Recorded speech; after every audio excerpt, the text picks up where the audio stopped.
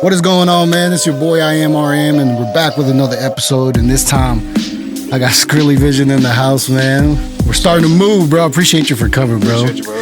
Highly appreciate you for coming, man. So if you guys don't know who Skrilly is, man, he's a music video producer, does photo shoots, also does interviews. Recently, he's been doing interviews. He was voted KC's best videographer in 2023, working on 2024, maybe. Yes. 28 million views across all platforms, and he's also the creator of Shooters Only clothing company. Yes, sir. How you doing, bro? Can't complain. Can't it's complain. cold outside. Tell me, bro. It's not as bad as it was a few weeks ago. Though. No. It's early, though. It's early? Yeah. So how's this year started out for you, bro? The year started off great, man. I've been working with a guy named Boogie Corleone. He's been pretty much the main artist I've been working with. We shot 5 videos back to back. We got billboards across the town for his album Bomb Squad. You got billboards? Yeah, we got billboards all downtown. Go ahead. So you're not just a videographer, man. Like you really, I've noticed that you really invest in the people you work with. Yeah. If I believe in you, I'll work with you, and if I don't believe in you, I won't work with you. Gotcha. I don't advertise. I don't need to do this shit. I do it because I like it. Right. Man, I did watch the interview you did with him. Yeah. And I learned something about you in that interview that I didn't know before. You said you had a music studio. Yeah. At some point. Yeah. Yeah? How long was that? Listen, man. Well, you know my boy Mafio. Yeah. Okay, so this is number 2 studio, but in 2019 we got a commercial building. We started building a studio, and then COVID-19 happened at the beginning of 2020. So while we was building it, we started running into a whole bunch of just bullshit, man. Like we couldn't get plexiglass because all the plexiglass prices went up so high because they was using the plexiglass to cover their cash registers. So plexiglass went from like readily available to unavailable completely. Really? You couldn't get any Wi-Fi installed, so that shit got pushed back like a whole year. We was gonna work with a dude named Tree. Yeah. Tree on the Slaps. He's a dope ass producer, dope ass engineer. But waiting for us, he ended up going to work with somebody else. Okay. That whole project kind of got sidetracked and then or derailed, and Mafio sold it to my boy Gotti. So that's Mafia Boy Studio. Okay, I think I remember stories about, or him posting about the studio, because I think you interviewed him too, and you guys were talking about that. We actually did 2 interviews at that studio. Oh, okay. One when it was... That's where I saw it. Yeah, one when it wasn't open, and then one right when we opened it. And then, but no, I had a studio before that in Overland Park. This is 10 years ago. You know, I've been doing this shit for 25 years. So how old are you, bro? I'm just turned 40. 40? Mafio's like, that fool's 65. But now he's turning 30. He's like, bro, I'm getting old. I got to start working on my health. No, I know. We talked about it on our episode. So did you do music, or were you just like in the production side of things? Okay, so I've been doing music since 2000. Excuse me, I've been doing music since 1999. But like actually writing music, not. No, I never rap. I mean, yeah, I try to be a rapper. You know what I'm saying? Like, cause I'm not like I never put any effort into it, but at that time, everybody I was around was rapping. Gotcha. But I was just better at making beats and recording and picking sounds out and shit. You know what I mean? And so you were more on the production side. Yeah. So like when I was 17 years old, I got like a little beat program. This is before Fruity Loops and all that shit. Like this is way back. I don't even remember the name of the program. And I started making beats for all my people, and then that turned into recording. Yeah. And then I invested in a little space to record at. And it's been a long journey, bro. Like I've done everything from I DJ'd for 10 years. Yeah. I was a mixtape DJ before that, like international mixtape DJ. Like if you go back to MySpace, I had like over 1 million followers on MySpace. Yeah. I did fucking music with people from Madrid, Spain, Mexico, all across the country. Like I worked with a lot of prominent artists in Houston, like Magno. I even worked with Big Syke from the Outlaws, Tupac's Outlaws. Okay. Gonzo from the Bay, Yuckmouth, AP9, a whole bunch of artists. You know what I mean? And that was as a mixtape DJ. So I wasn't in Kansas City. I couldn't break in though. Yeah, it was weird because I would reach out to Kansas City artists like, hey, let me feature you. I'm doing mixtapes with Gucci Mane and Charlie Boy and shit at the time, and I can't get even a Kansas City artist to send me a song to work with me and shit. And were you here at that time? Yeah. Yeah? I grew up in Kansas City, Kansas, but I've been living in Missouri, Kansas City, Missouri for like 13 or 14 years now. I got you. Why do you think that is, man? Because I feel the same way when it comes to features. Like I can get features easier outside than I can on the inside. Excuse me. I just think that Kansas City doesn't want to expand. Yeah. They're afraid of it. I feel like everyone's just kind of watching each other, and it's like I wanna. Well, I think everybody's doing it for each other. I wanna up that guy. You know what I'm saying? And it's just like there's no. That was one of the reasons why I reached out to Mafio, bro, because I've seen him. I had seen him for a while. You know what I mean? But I've never really made contact. We didn't know each other. I didn't really know anybody who knew him. So it was kind of hard to just reach out. And one day I was like, man, one of these days we're gonna meet. We're either gonna meet musically, we're gonna meet one way or the other. And I was like, and I'm more like I like to show my support. And if the dude's doing some shit, I acknowledge it. You know, and I hit Mafio up. It wasn't even like on some get on the podcast type shit. I was just like, hey, bro, I respect what you're doing. Like the dude's moving numbers. You know what I'm saying? So I reached out to him, and then he randomly saw me at a car show at Cinco de Mayo. Yeah. And that's where we linked up with the tattoo shop. No, it was a Cinco de Mayo on the west side. Well, yeah, I think that's Yeah, or not Missing Link, my bad, La Paz. Yeah, I was over there shooting footage. I was just getting car footage and shit, and he was over there, and we linked up, and that's how that situation happened. I met him in 2018. He has a dope, I'm not sure if he still has it. He had a dope ass Silverado at the time, and you know I'm real big in the car club culture. You know what I'm saying? I hear, and he pulled up to one of our events. We do a stop the violence type of cruise every year, and there'll be like 700 cars there. Oh. And we cruise from one side of KCK to the other, and then we go into Kansas City, Missouri downtown, then go to the Swell Park and like party. And so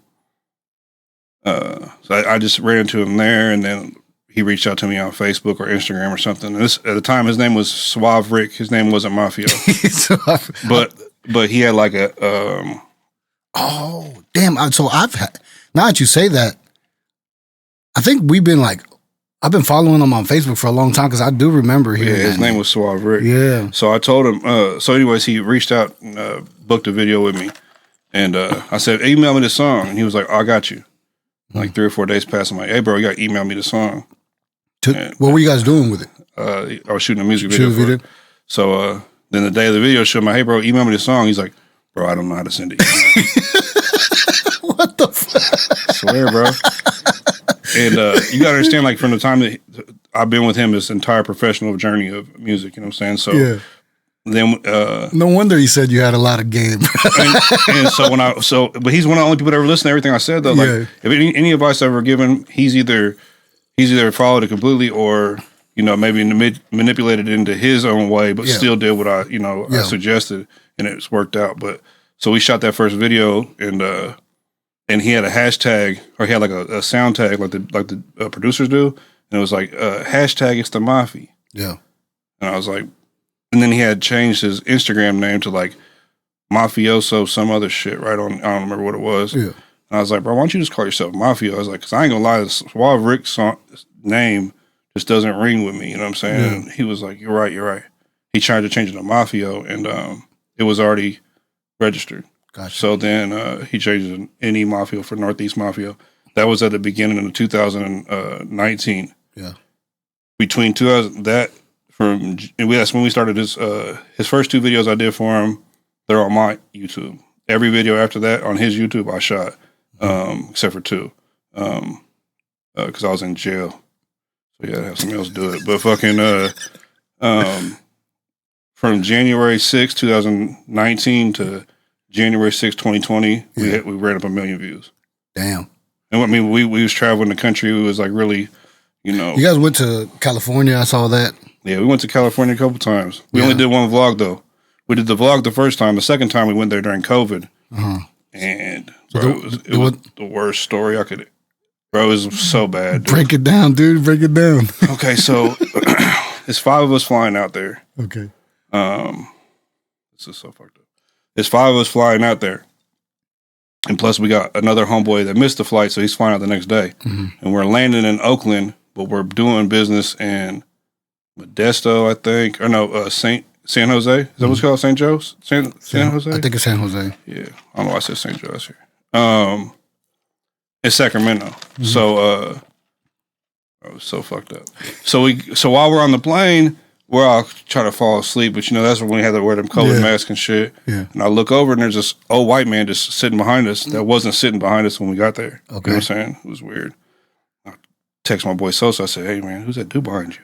He's like, "I don't know who he is." He just walked up and sat down behind us. So we get off the fucking plane. This dude's following us through the whole airport. We get to the baggage claim. The fucking feds rush us. Damn. Had the fucking dogs go through all of our shit.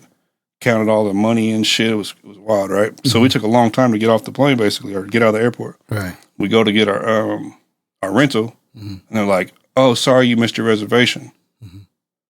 Supposed to get like a 9-passenger van, like a Dodge van. Like, "Oh, you missed your reservation." We got another one, but it's a 7-passenger. But since they had social distancing, we couldn't take it because they're saying you got to have if you have 5 people, 7-passenger van is not good enough because you got to be sitting away from each other. Because California is weird, bro. So, and of course, Gotti, my boy Gotti's the only person that had a driver's license. So we couldn't get 2 fucking rentals. We call it Uber. This whole thing is wild. We call it Uber and a taxi cab. We're like, take us to the cookie store. Once we get some weed, we'll figure this out, right? It's like not even the hotel. Yeah. Well, because we wasn't staying in Oakland. We was just, we flew into Oakland and we was about to go up to Modesto. We usually stay in Modesto. Yeah.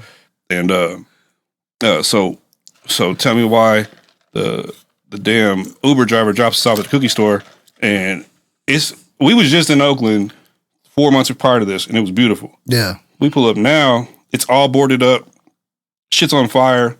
Oh. They're fucking spray painting fuck 12 and all cops are bad, Black Lives Matter on every fucking surface in Oakland, bro. It's a full on Black Lives Matter protest that the Uber driver drops us off in. Damn. So it's 3 Mexicans and a white boy jump out with hella chains on, hella cash on us, suitcases, right? And we're walking through fucking a Black Lives Matter protest with no gun on us. Damn, because we got people that pull up and take care of us, but we got to get up northern Cali a little bit further before we get them. Right, for sure. And bro, it was just bad. So while we're in the fucking cookie store, this dude's like, "Yeah, man, we can get you my boy's got underground rental cars." Yeah. Like, what the fuck is an underground rental? You know what I'm saying? Right. So he gives Mafio the number. We go to this little Mexican spot to start eating food. While we're walking to the restaurant, another Uber driver pulls up and was like, "Yo, y'all are fucking tripping. Why y'all walking with suitcases? They're gonna kill you." You know what I'm saying? Like, I've been in every ghetto in the country, bro. Memphis, St. Louis, Chicago, Oakland, everywhere. I've never felt uncomfortable. Yeah. Except for this time. Yeah. Because it wasn't like, shit, if it's a couple people, let's get down. Yeah. But when you got 700-800 people trying to, Nah, and you got suitcases, you definitely from outside. I got fucking $15,000 in camera equipment in one suitcase and $20,000 on me. Yeah. And so the funny thing is, they go get the rental. We're at the Mexican spot, eating food and shit and rolling up weed. These motherfuckers pull up in like a 2001 Toyota Camry, stolen. The motor's knocking. Damn. And there's 5 of us, right? Like I said, the homeboys. It's underground. The homeboys flying in tomorrow. Yeah. So we got a whole nother person. He's big. Yeah. That's going to have to ride with us 6 deep in this fucking Camry throughout California. Where'd you put the bags at? Bro, we had to stomp on the trunk to get the trunk shut. I swear to God, bro. I vlogged some of this shit, but we didn't use it because a vlog is like when you talk to the camera as well. Yeah. So I'm like, "Hey man, what are we doing? Man, get that shit out my face." I swear to God. It's not the time. It's not the time. We don't, it was, on top of that, if you remember, during that time, this is like September 2020, they had the wildfires out there too. Yeah. So the whole Northern Cali's on fire. So even when it's sunny outside, it looks like it's dark. Yeah. We went out there to shoot music videos in the sun. That's why we went to Cali. Right. It was just terrible, bro. Was and, it? And then so we end up getting another rental van. Somebody else got it for us, right? So then we're like, okay, the homeboy comes. You know, we're comfortable in the van, but then we got to think when we leave, we got to take this motherfucker back to Oakland to get our deposit back from the stolen car guy. Right.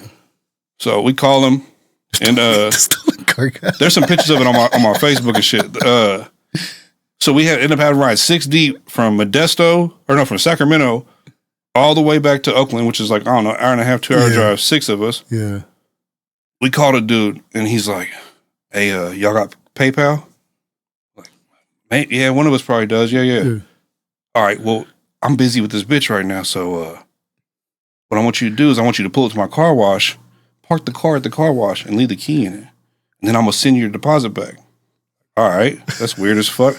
So we go to this like in the hood. So we pull up and park the fucking car in this car wash, call the dude back, and he's like, I can't give you a deposit because the car smells like weed. What the fuck? I'm like, bro, you didn't even smell the car. He's like, but the car smells like weed, don't it? Yeah. Like, bro, we should have left this motherfucking Modesto and took the rental van back down here. You know what I'm saying? Instead of riding 6 fucking deep. Right. The whole trip was terrible, bro. Did you guys end up shooting the video? Yeah, we did. We sold some features and shot some videos. Yeah. So the mission did get complete. Yeah, but we didn't have no fun. Yeah. Oh, also, I didn't bring no fucking clothes. Because when we land, we always go shopping. Yeah. So, and all I brought was my camera equipment. I had a suitcase full of cameras and lights and shit. Yeah. Bro, none of the malls were open. Damn. So we get out there, and so the whole city was shut down. And well, the whole almost everywhere was like. There's some spots in Modesto we found a shop at, but like I said, we started in Oakland. Oakland didn't have nothing open. Right. And when the cops are going through the bags, somehow my fucking belt got lost. So I'm up there, and I wore a sweatsuit like this when I got up, on the plane. Yeah. And then when I got up there, I put these jeans on, and they kind of fit. And then once I got to the video shoot, they was too big for me, bro. So I'm like walking around the video shoot trying to pull my fucking pants up. And what's funny is that never mind, I shouldn't go there. Well, we're at the video shoot, and it's like what's the Mexican restaurants where they had like the shrimps and shit? What's it called? Starts with an M. The mariscos. Yeah. So we're at one of them spots, right? And the dude that we're shooting video for, he's like a big, Northern Cali, Norteños or whatever. Norteños, yeah. So he's like, what's the matter, bro? Yeah. This the ops hood. Yeah. I'm like, bro, you brought us up here to shoot a video on the ops hood? Yeah. Like, fuck. Yeah. But Mafio said on it, because he talked a little bit about it. I don't know if he talked about the first trip or the second trip, but he said everyone showed love out there and shit. Oh, 100%. Yeah. Yeah, I mean, both times. We shit. They love us up there. And the second time we went up there, okay, let me rephrase this. We did have some fun up there, but it was like under shitty circumstances the second time, you know what I'm saying? But shit, we was like in I don't know what city it was. Oh, it was in Sacramento because we shot by that big ass yellow bridge.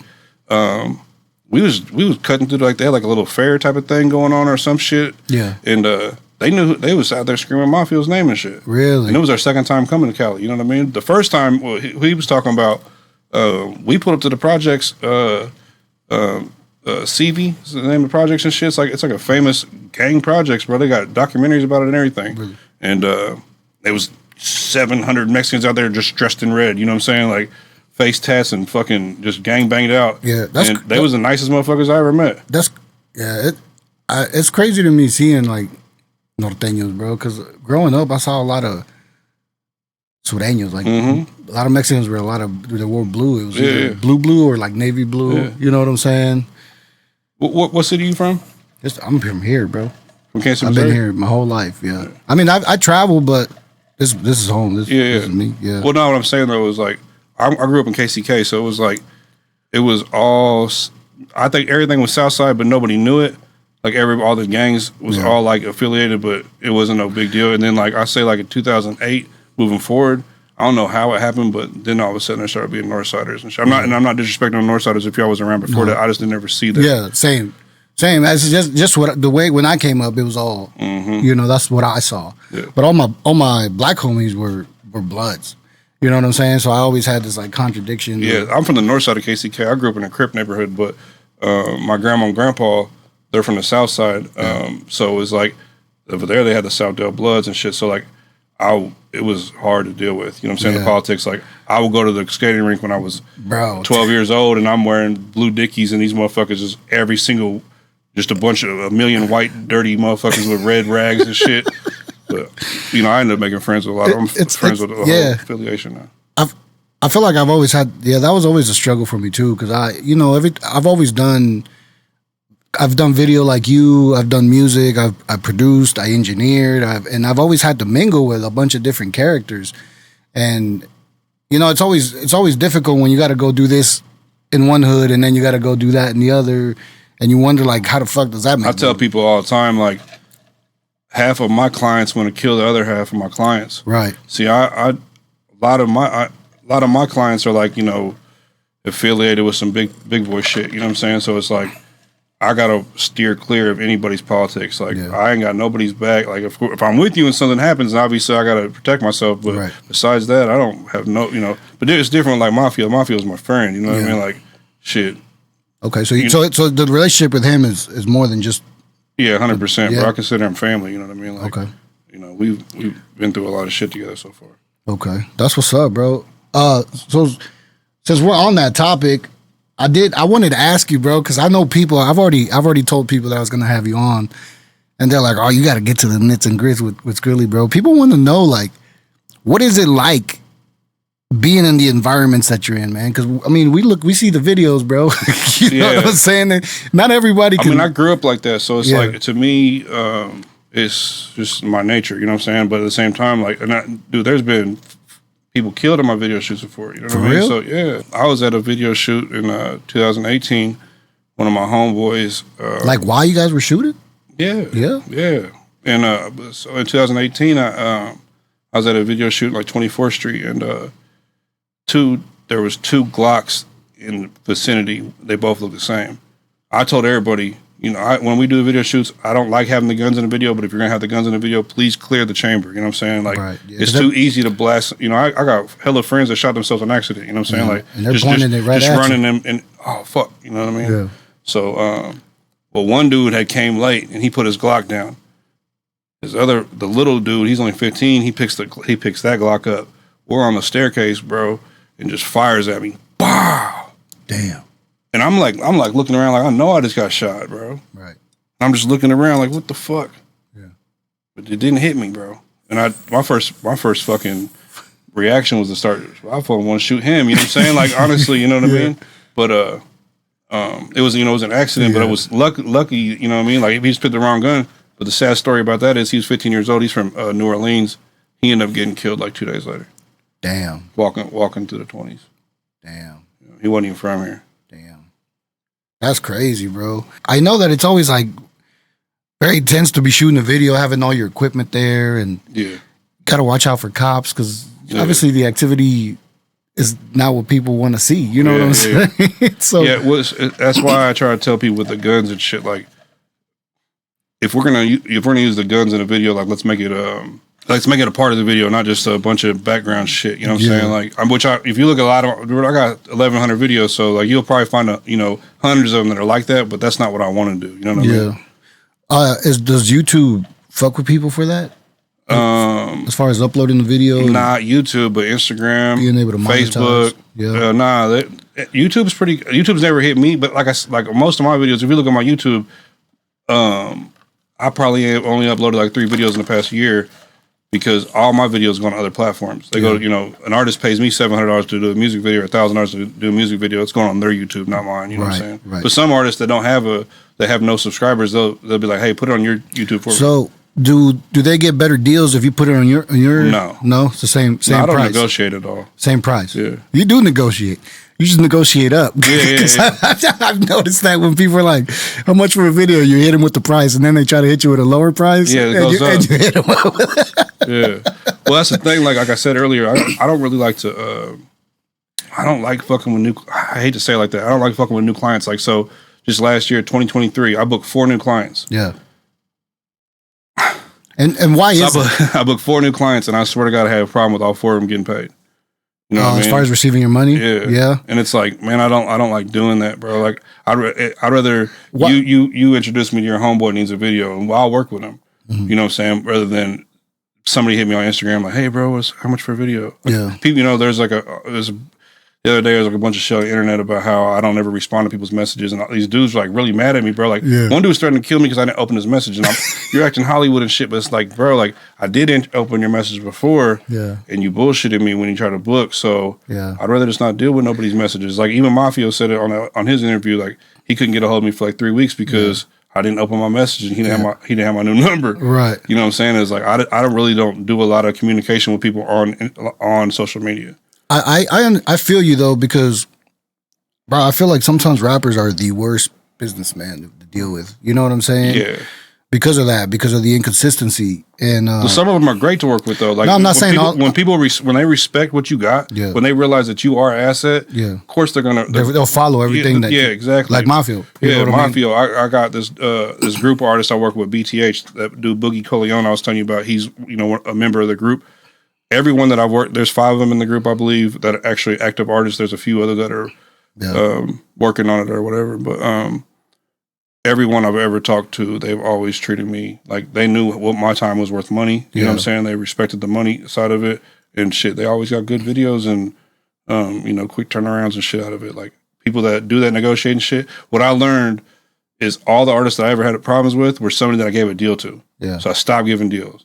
Like for real, like if you go back and any artist I've ever had any issue with is because I let them talk me down $100.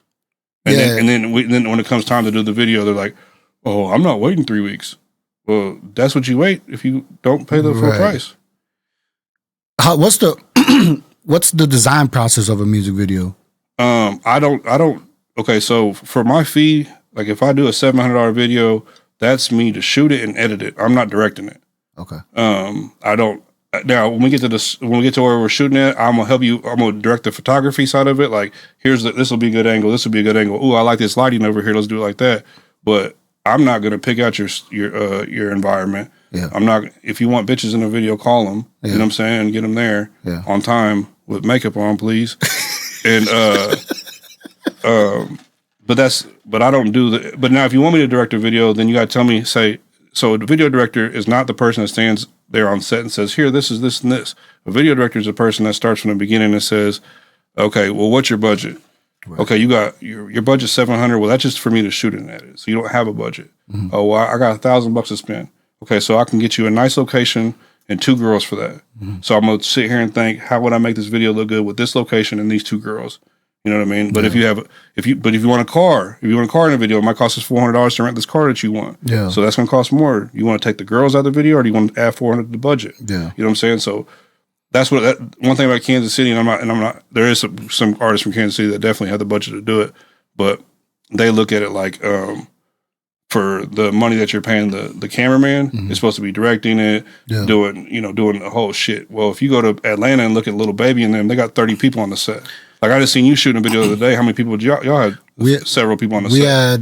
We had several people. We had the cameraman. I was directing. We had 3 actors. Like it was a lot. It was a big video. Probably one of the biggest I've done so far. I like the way it looked too. I like the aesthetics. Yeah, that shit look good. I haven't seen it yet. I'm not editing that one. Yeah. And we'll see how it turns out. But I'm hoping it turns out good. So when I started SKRILLY Vision, I have been doing videos for a long time, and my moniker was just Bill Hughes. You know what I mean?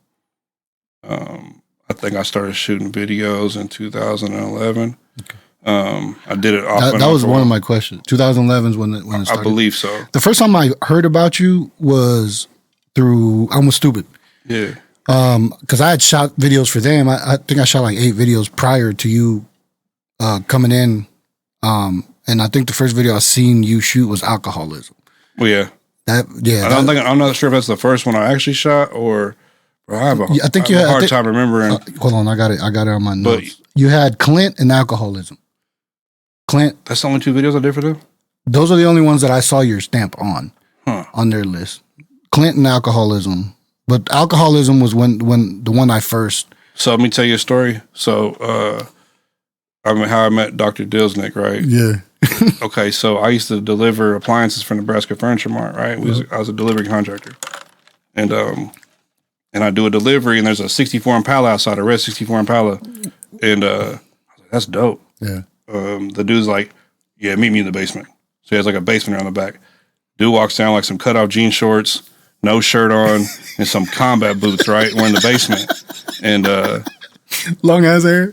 nah, I don't remember. I don't remember what his hair looked like at all. It might have been long. This is years ago, bro. This is like. This is MySpace day, so like 2009, 2010. Oh yeah. And so I'm downstairs, and he had the wrong plug for his dryer, and I'm trying to explain it to him, and he was like, "Yeah, don't worry about it." He's like, "You listen to rap music?" I was like, "Yeah." He's like, "I'm a rapper." And I'm like looking at him like, "Yeah, fucking right, bro." And he gave me a CD, and it fucking slapped, dude. I'm like, "This dude is hard as fuck, bro." Yeah. And then and I lost contact with him because MySpace ended. I'm not sure what happened when we went from MySpace to Facebook, but and then he did a song with JP from the West Side, and the song, and he was singing on there, and I'm like, this dude is so fucking dope. Yeah. And then I started catching him on the show circuit because I was still DJing live at that time, and I must have DJed a couple parties, and they was there, and I'm like, these motherfuckers are so dope, dude, live. Their ground game was crazy. When I stepped in to do their videos, I felt like the only thing they were lacking was like social media. You know what I'm saying? Because when I met them, bro, they really taught me how to move music in the street. You know what I'm saying? Because they were popping up at First Fridays. They were fucking going to shows with hundreds of CDs. You know what I'm saying? Versus other artists, they weren't showing up with shit. They were just showing up, rapping, no merch, no nothing. You know what I'm saying? But when I showed up, I was like, bro, you guys need to attract all the young people that are scrolling through Facebook and all that shit. And that's how we started shooting videos. But I got plugged into them by SG. Yeah. And I remember SG too from Empire. Yeah. The Empire album back in the day. Yeah. With Grant Rice, Luna. Rest in peace, Panic. Panic, yeah. Yeah. That's crazy. Yeah. I love that album, bro. Like I used to listen to that shit, and then they had a producer, I don't know what the guy was, Mike Savage. He was at the time like we're at 95.7, the radio station. Yeah.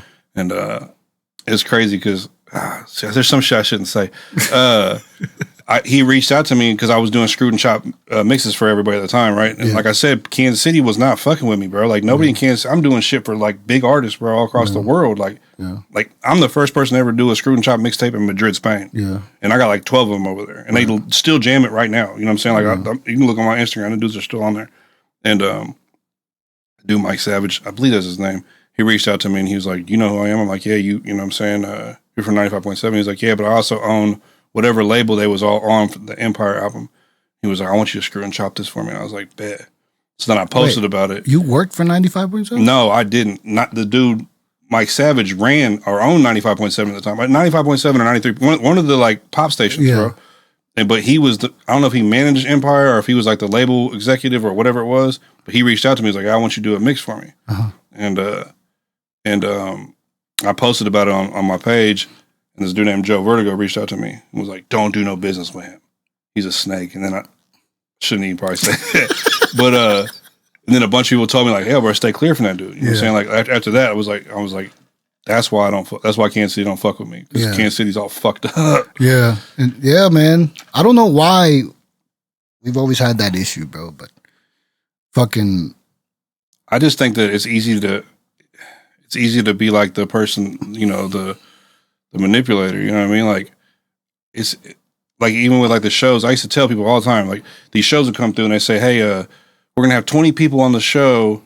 The 10 people that win go on to the next level, and then you eventually get a song with Young Jock and $5,000 record deal or some shit like that." And I used to watch this shit, and I would see them doing the same shit in every city, and there'd be no winners. And I used to tell people all the time, you go back and look at my Facebook, like I've been giving game on this shit. Like these are fucking frauds, bro. Like they're not. You'll never get the verse, even if the verse was worth anything. It's not worth shit anyways because it's not gonna get cleared. And then you're never gonna get the money. All you're doing is you're paying them $100 or $150 to enter the competition. They're running up, you know, a few racks this night, and then plus whoever comes to the door has to pay to get in. Then they move on to the next night. They run up a few more racks, and they're doing that shit until they promise you a fucking thing, and then they're gone. Right. Like the Kansas City used to buy, you know, like the BET Awards. Do you want to perform in the BET Awards? You're gonna have to do this and this and this, bro. Ain't nobody fucking from Kansas City ever performed at the BET Awards. Yeah, or not the BET Awards, but there was I think there was a guy from Kansas City that won a beat battle. or not a beat battle, a rap battle. But did he ever go to the BET Awards? Nah.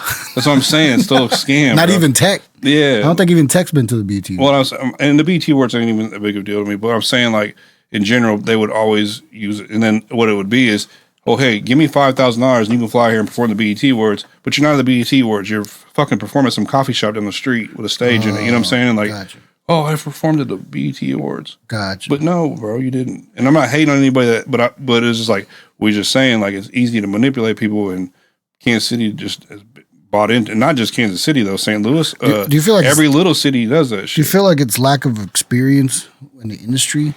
Because like I feel like a lot of us. I feel like it's more like something to brag about. Like people like, oh, I can use this to brag about, but it's not real. You know what I mean? And I feel like I said earlier, I feel like everybody's doing it for somebody else. Like not everybody, but the people that are doing it for themselves are the ones that are winning. The people that are like, oh, I'm gonna be a rapper and I'm gonna do this and this and this to get myself this much further. There's other people that are, I'm gonna do this and this and this so I look good to this person, or I can shit on this person. I'm in competition. The bitches are the same way. You know what I mean? Like you gotta look at, like we was talking about the other day. You know, all these women think guys want women with BBLs and fake lips and shit, but these bitches are doing that shit to compete with other bitches. You know what I'm saying? Nobody ever looked at these bitches with these big old lips and be like, oh yeah, she's hot. Yeah. No, that's what girls say to each other. Oh, right. They're in competition with themselves. Yeah. Same with artists. Same with everything. You know what I mean? Social media just did that because it's like before when Facebook was designed, it wasn't called social media. It was called a social validation group. Mm-hmm. Because what's it do? It makes you feel validated. Right. That, you know, whatever you're doing, oh, yeah, that's good. Keep doing it. Yeah. Oh, yeah, a little pat on my back. Right. That's what it is. You know what I'm saying? And now it's got out of control where motherfuckers is like celebrities and shit, but nobody knows who they are. What advice would you give artists, especially like an artist in Kansas City right now who's starting and trying to develop their art? What advice would you give them? In what direction to take? Marketing. That's it. Like people have this misconception. There's a lot of it's an old model of the game. So like the old model is let's get our fucking our demo tape together and we're gonna submit it to the labels, and then the labels are gonna come sign us and change our lives. Which, you know, worked out for a couple people, but most people end up broke anyways. Yeah. But it looks like people think that that's what's going to happen. Like if you get popping, the label's going to come just grab you up, but it's not going to happen like that. The only time the label's going to come grab you up is if they can make money off you and you don't make shit. You know what I mean? What we have right now, the tip of our fingers is marketing. Mm-hmm. You can drop your music video or your vlog or whatever it is, short form content or whatever it is, and then spend $50 on your Instagram and boost it. And get it around to 50,000 people, so, and instead of just like I tell people, like if you post a music video and you don't promote it, all you're doing is leaking it. There's a negative look to that sometimes because people don't understand the difference between boosting and paying for fake views and fake likes. Oh, it's totally different. Totally different. It's 100% different. If you're not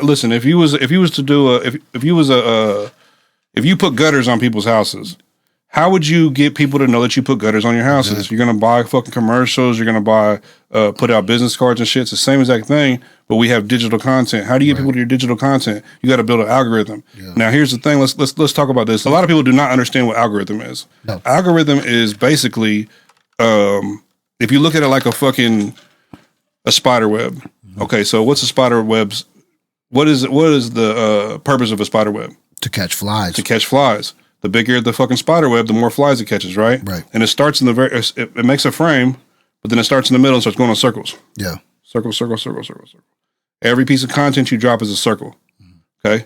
You start here, you got 30 views. You drop another piece of content, you get 70 views. You drop this, keep on going. Now, as the bigger the spider web gets, you get to catch more flies, but flies being fans. You know what I'm saying? Yeah. So the bigger your algorithm is, the more fans you got in your spider web. Yeah. The bad thing about the spider web is if you stop making content and you don't post no content for a couple of weeks, spider web starts getting smaller. Yeah. Okay. Now here's the thing about the buy and the views thing. Mm-hmm. Here's what people don't understand. Okay, yeah, we look at artists like Sleazy World and shit like that from Kansas City that obviously when he came in, like you could look at his, and I'm not hating on dude, I don't give a fuck about that dude, but it's just a good example because people use him as an example. If you look at his Instagram followers, it was a bunch of dudes named Muhammad from the Middle East. Mm-hmm. Okay? Because when you buy fake followers, that's what you get. You don't get, you don't get regular people from Kansas City. You get people from bot farms and overseas.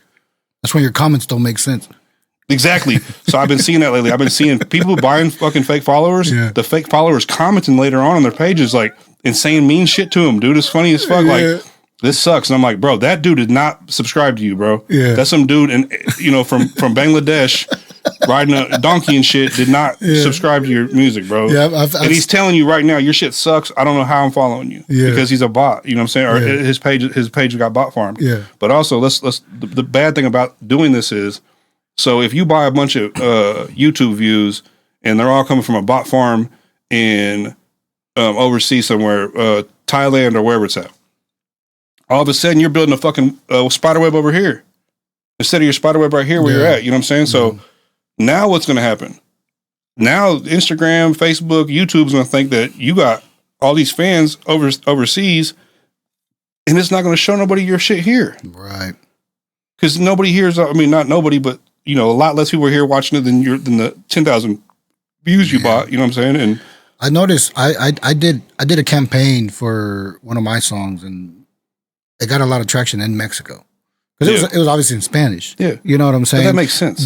So I was going to ask you, do you think that I should advertise down there? Okay, so here's what we did with the Mafio shit. So we're looking at where his shit was already getting played at, and Sacramento was listening to it. So we went to Sacramento and started doing verses. Because if you're already making a headway in certain areas, then go there and work. Yeah. You know what I'm saying? Reach out to the DJs there, see if you can get your record spun. Reach out to the producers there, see if you can get a beat from whoever's hot there. Reach out to see who's the next dude coming up in the rap game. Do a song with them. You know what I mean? Because for whatever reason, if you're getting more views there than you are in any other little area, that's your area, bro. That's your audience. Right. Go there and start working. You know what I mean? But that also affects the audience that you create here. Because right now, like I'm here, right? I got to do shows here. Mm-hmm. I mean, I can do shows out there, but it's obviously a lot easier to do them here. That marketing outside will definitely impact the amount of people I can bring here. Yeah. You know what I mean? Well, but also people, we were just talking about people doing it for each other, like the way shit looks. When people see you getting a bunch of spins in California and they see you go out there and they're tapping in with you and they're shooting vlogs of your video shoot while you're there. Yeah. People back here want to work with you. Yeah. People back here want to listen to you. You know what I'm saying? They dude. Okay, so the way music is now, it's like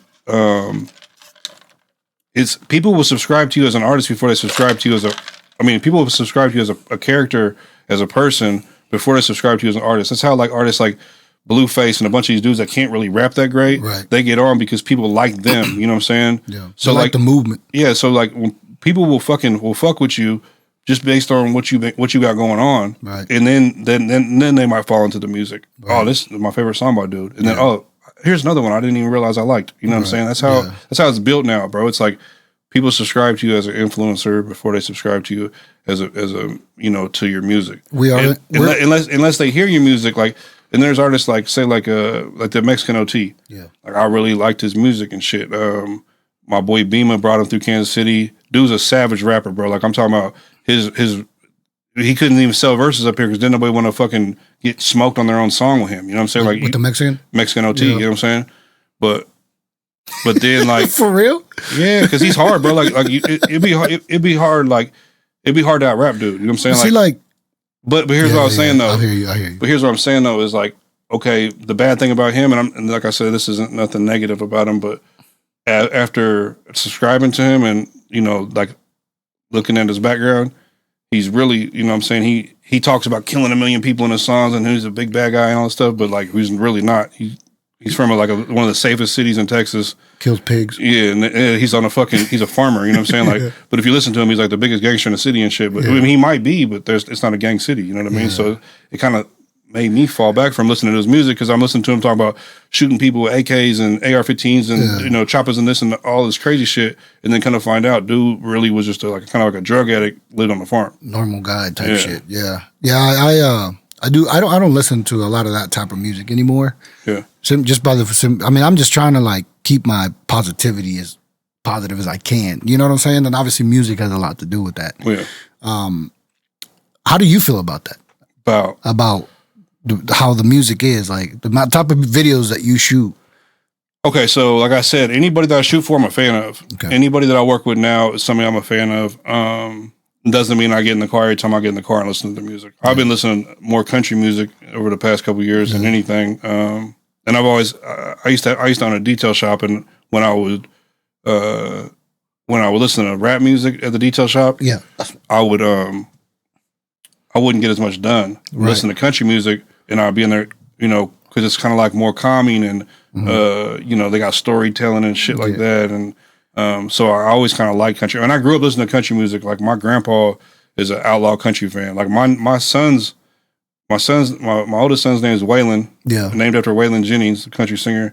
My baby son is named Hank Williams after Hank Williams Jr., the country singer. You know what I'm saying? Like I got Waylon Jennings lyrics tatted down my back. Like I've always been into country music, but nothing locally. You know what I'm saying? So it wasn't. And actually, I went down to my boy Sickness. Man, it was crazy. There's this artist named you know who Jelly Roll is, obviously, right? Yeah. Okay, well, the artist that he grew up with, and his best friend is named Struggle Jennings.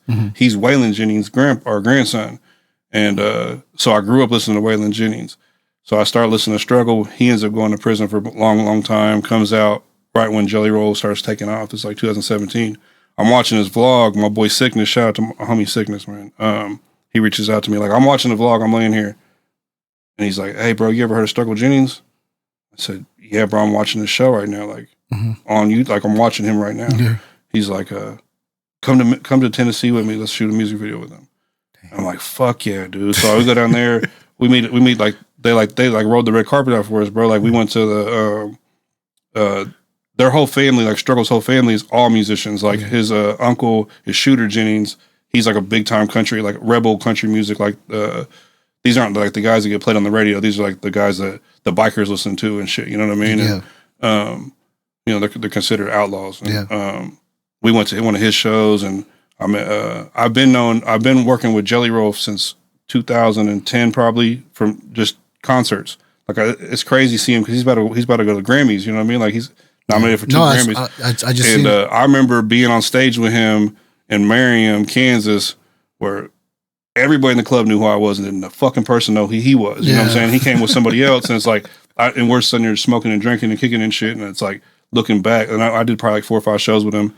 And then I ran to him down in Tennessee when we was down there with Struggle. Yeah. But it's crazy watching like the development and the fact that he just stayed consistent and where it got him. Like, bro is a fucking superstar now, bro. Like he's like he'll probably end up, performing at the Super Bowl one day. You know what I'm saying? Like, dude's fucking huge. Yeah. And he used to be a local rapper, bro. Yeah. Like doing shows for free, like coming to Kansas City just to get his name out. Seeing that definitely puts a lot of motivation into a local rapper. You know what I'm saying? The thing is, what's crazy about it is like I had this you know who Woodgrain is? Yeah. Woodgrain is an engineer. He's the one that does all Mafio's music. I was out there having a conversation with him one day, and we was talking about longevity because I think he started recording in early 2000s. Yeah. And we was talking about like, staying in the game. He was like, it's all it's about. He's like, if you just keep going, everybody that's competing with you will stop. And the person that's still going is the winner. It's like like Nipsey said, it's a marathon, and that's really what it is. Like if you just stay consistent and you don't stop, you ain't got to work your fucking ass off every day, all this shit. But if you just keep going and keep going and keep going and keep going and keep going, eventually you will be the one that wins. Yeah. And look at Jelly Roll. That's a perfect fucking example of it because dude went from, like I said, living in a fucking bus, driving around, or living in a van, driving around, just trying to do local shows so he can get a couple dollars off tickets, and dude has 3 mansions in 3 different cities now. Yeah, that's insane, bro. And he's going to the fucking Grammys, bro. So, seeing what you've seen, this is a funny question because a lot of people think that you have to do something to get there, right?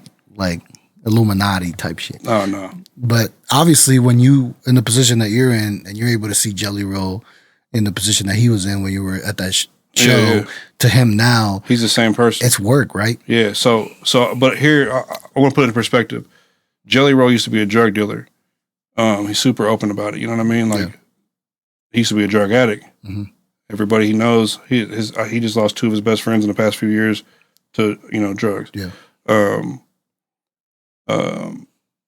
He's speaking at Senate hearings right now, trying to get fentanyl I saw restrictions. That. Like that. That's not selling your soul. He's going against the big pharma. Right. So when people say stuff about selling your soul, I don't look at it like, obviously it's not the devil, or you know what I'm saying. Right.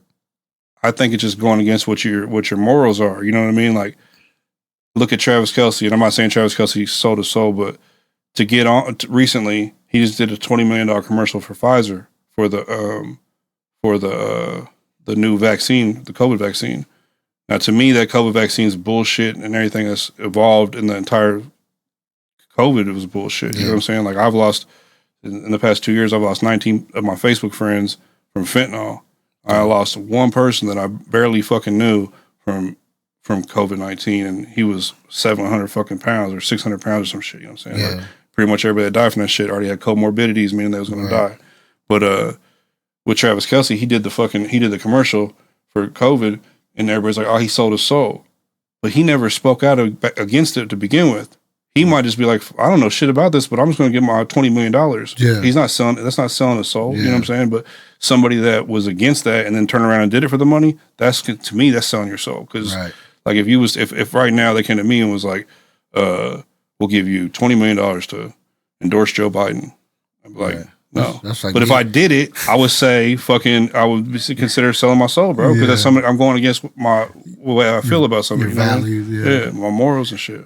That's like me. Yeah. That's like me supporting Trump, or I can't. Yeah. I don't have nothing against the guy, but it's like, bro, when you come out and say shit about Mexicans, it's kind of hard. But you know what I'm saying? But the thing about it is, you gotta also look at how shit gets filtered to you. Yeah. When I was pretty much, I don't want to get too much political shit, but I was pretty much a Democrat, or thought I was, until around 2017, 2018.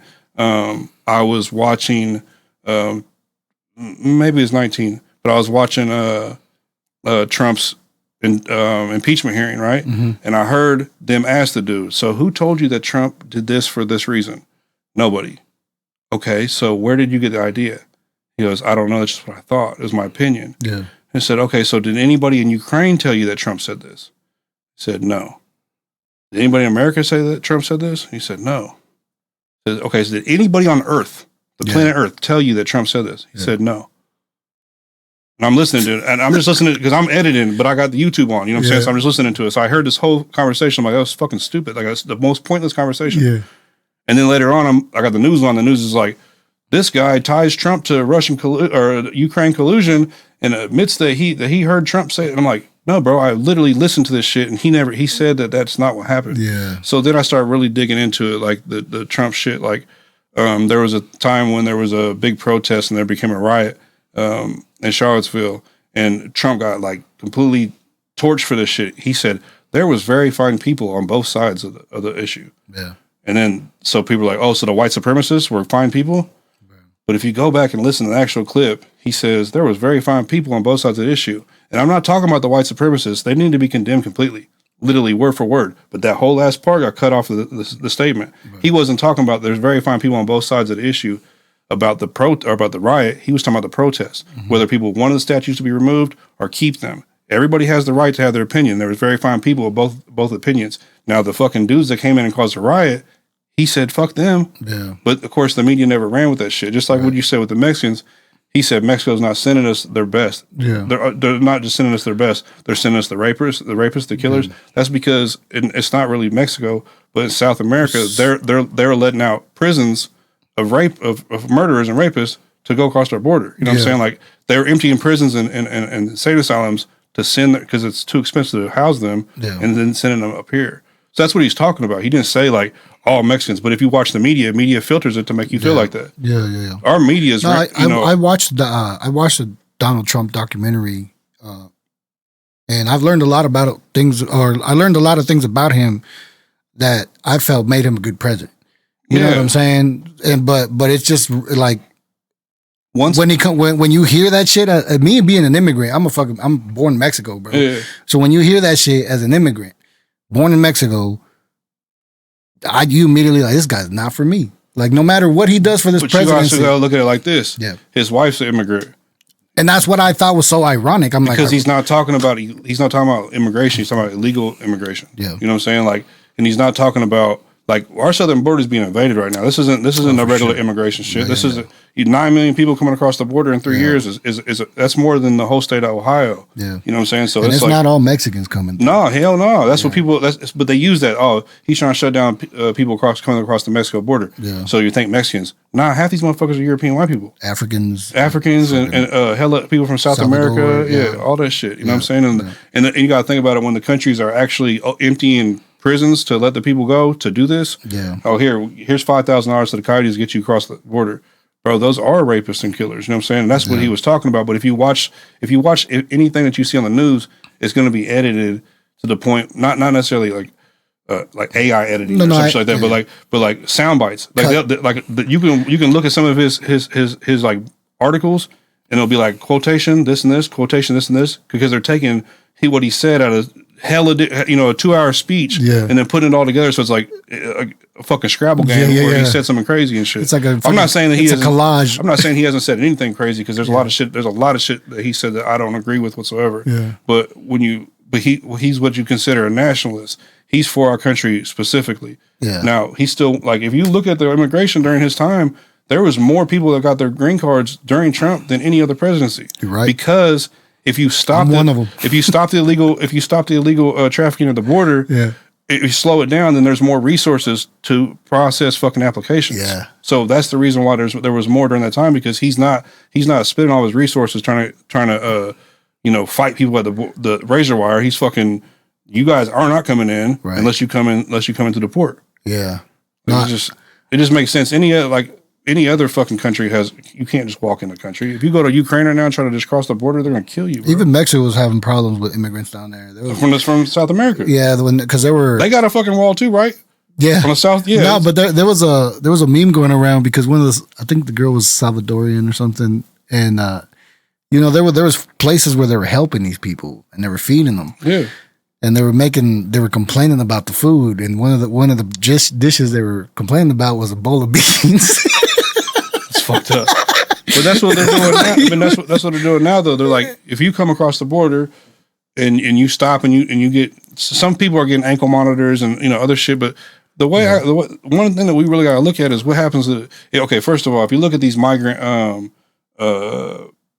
what are they called? Where there's like hell of them coming and shit, bro. They're all men in their 30s, 20s, and 30s. These aren't families. There's not a bunch of women. There's not a bunch of children coming across, but these are all military age men that are coming into our country. You know what I'm saying, from different countries, which is it could lead to something terrible. But also look at how many. Okay, so everybody was upset about Trump's cages. Putting kids in cages and shit, which is fucking sounds terrible, right? Yeah.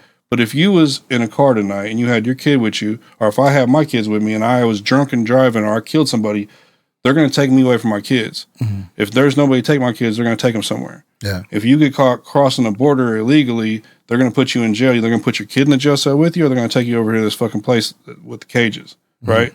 Now, bro, there's been like 80,000 fucking kids just pushed into Texas in the past year. I was just looking at the thing yesterday.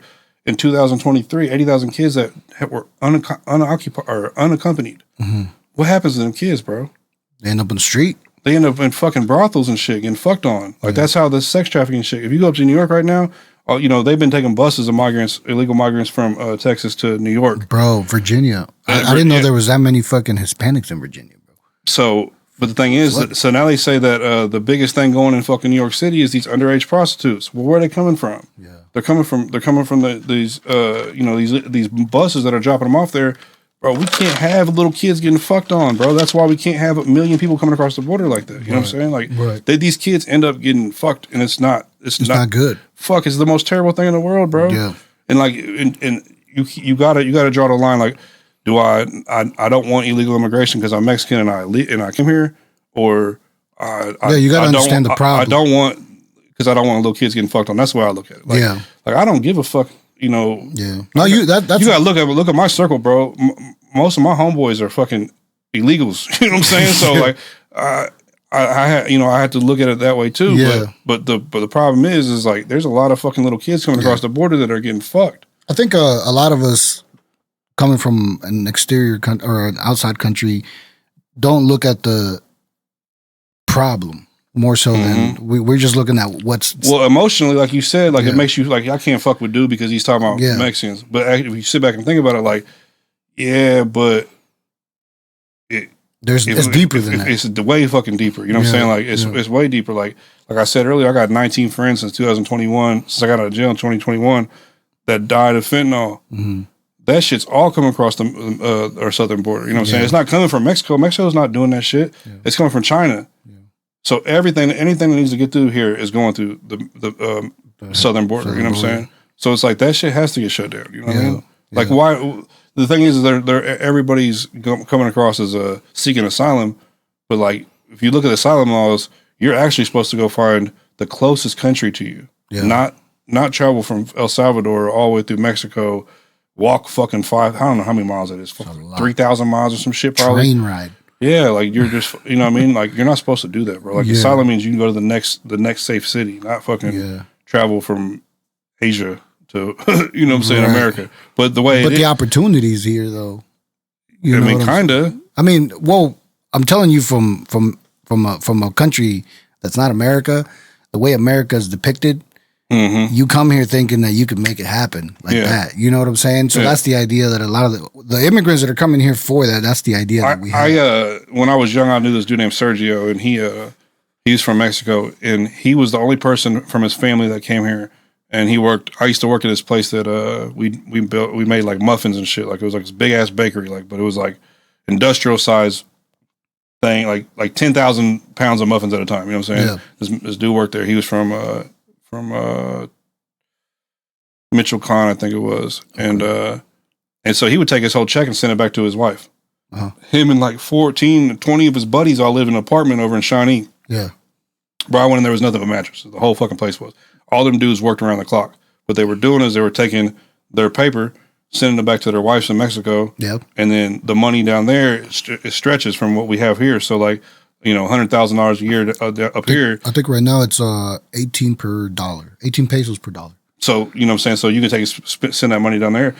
I'm sitting there talking to the dude like, you know, what's your plans, blah, blah, blah. He's like, shows me this fucking dope ass ranch. Yeah. That he's built with his money from working at his muffin place. And I'm like, I got a lowrider. You know what I'm saying? Like, you got this whole fucking ranch. You've been working here the same time as I have. You got this whole fucking ranch down there, bro. Like with fucking cows and the roosters and all that shit. And I think that's where people get it messed up when they think of the opportunities here. Yes, there's opportunities here to build back home, but if you want to stay here, it's gonna be this. You're gonna live the same. Yeah, your house might look a little better. The quality of life is a little better, but as far as like, it's not as big as you think it is. You know what I'm saying? Fuck, I'm spending $2,000 a month on a goddamn little ass house. You know what I'm saying? Like it's not, it's fucked. Like, and we live in Kansas City. Like my house in California is be like fucking $5,000 a month. You know what I mean? Like America's expensive to live, bro. Especially now, bro. With the rent's fucking high, bro. Yeah, because all this shit's going on, bro. High as hell. Like that's why I'm here, bro. Because it's like it's just dumb. I'd rather just stack my bread, you know. But fuck, bro. I didn't think we was gonna get into politics, bro. Yeah, I don't like to do that. A lot of people don't see eye to eye with me on that shit. I don't either. I try not to stay in there. I'm open to talk about it, but I'm not gonna sit there and debate with people. You know the thing about me is like I actually pay a lot of attention to this shit because I have kids, and I look at you have to. I look at like our life in the 90s. Yeah. I feel like America peaked in the 90s. Yeah, oh for sure. Like honestly, you know what I'm saying? Because that was a one income household. Yeah. You know what I'm saying? Like, I remember we came in 95. My dad was the only one that worked, and we were able to survive off of that. I'm scared to like have my kids grow up now. You know what I'm saying? Like we've already the school we got my daughter in right now is like the best school we could. You know what I'm saying? Like they don't do no politics shit. Like I don't think kids, dude. I grew up in an all black area.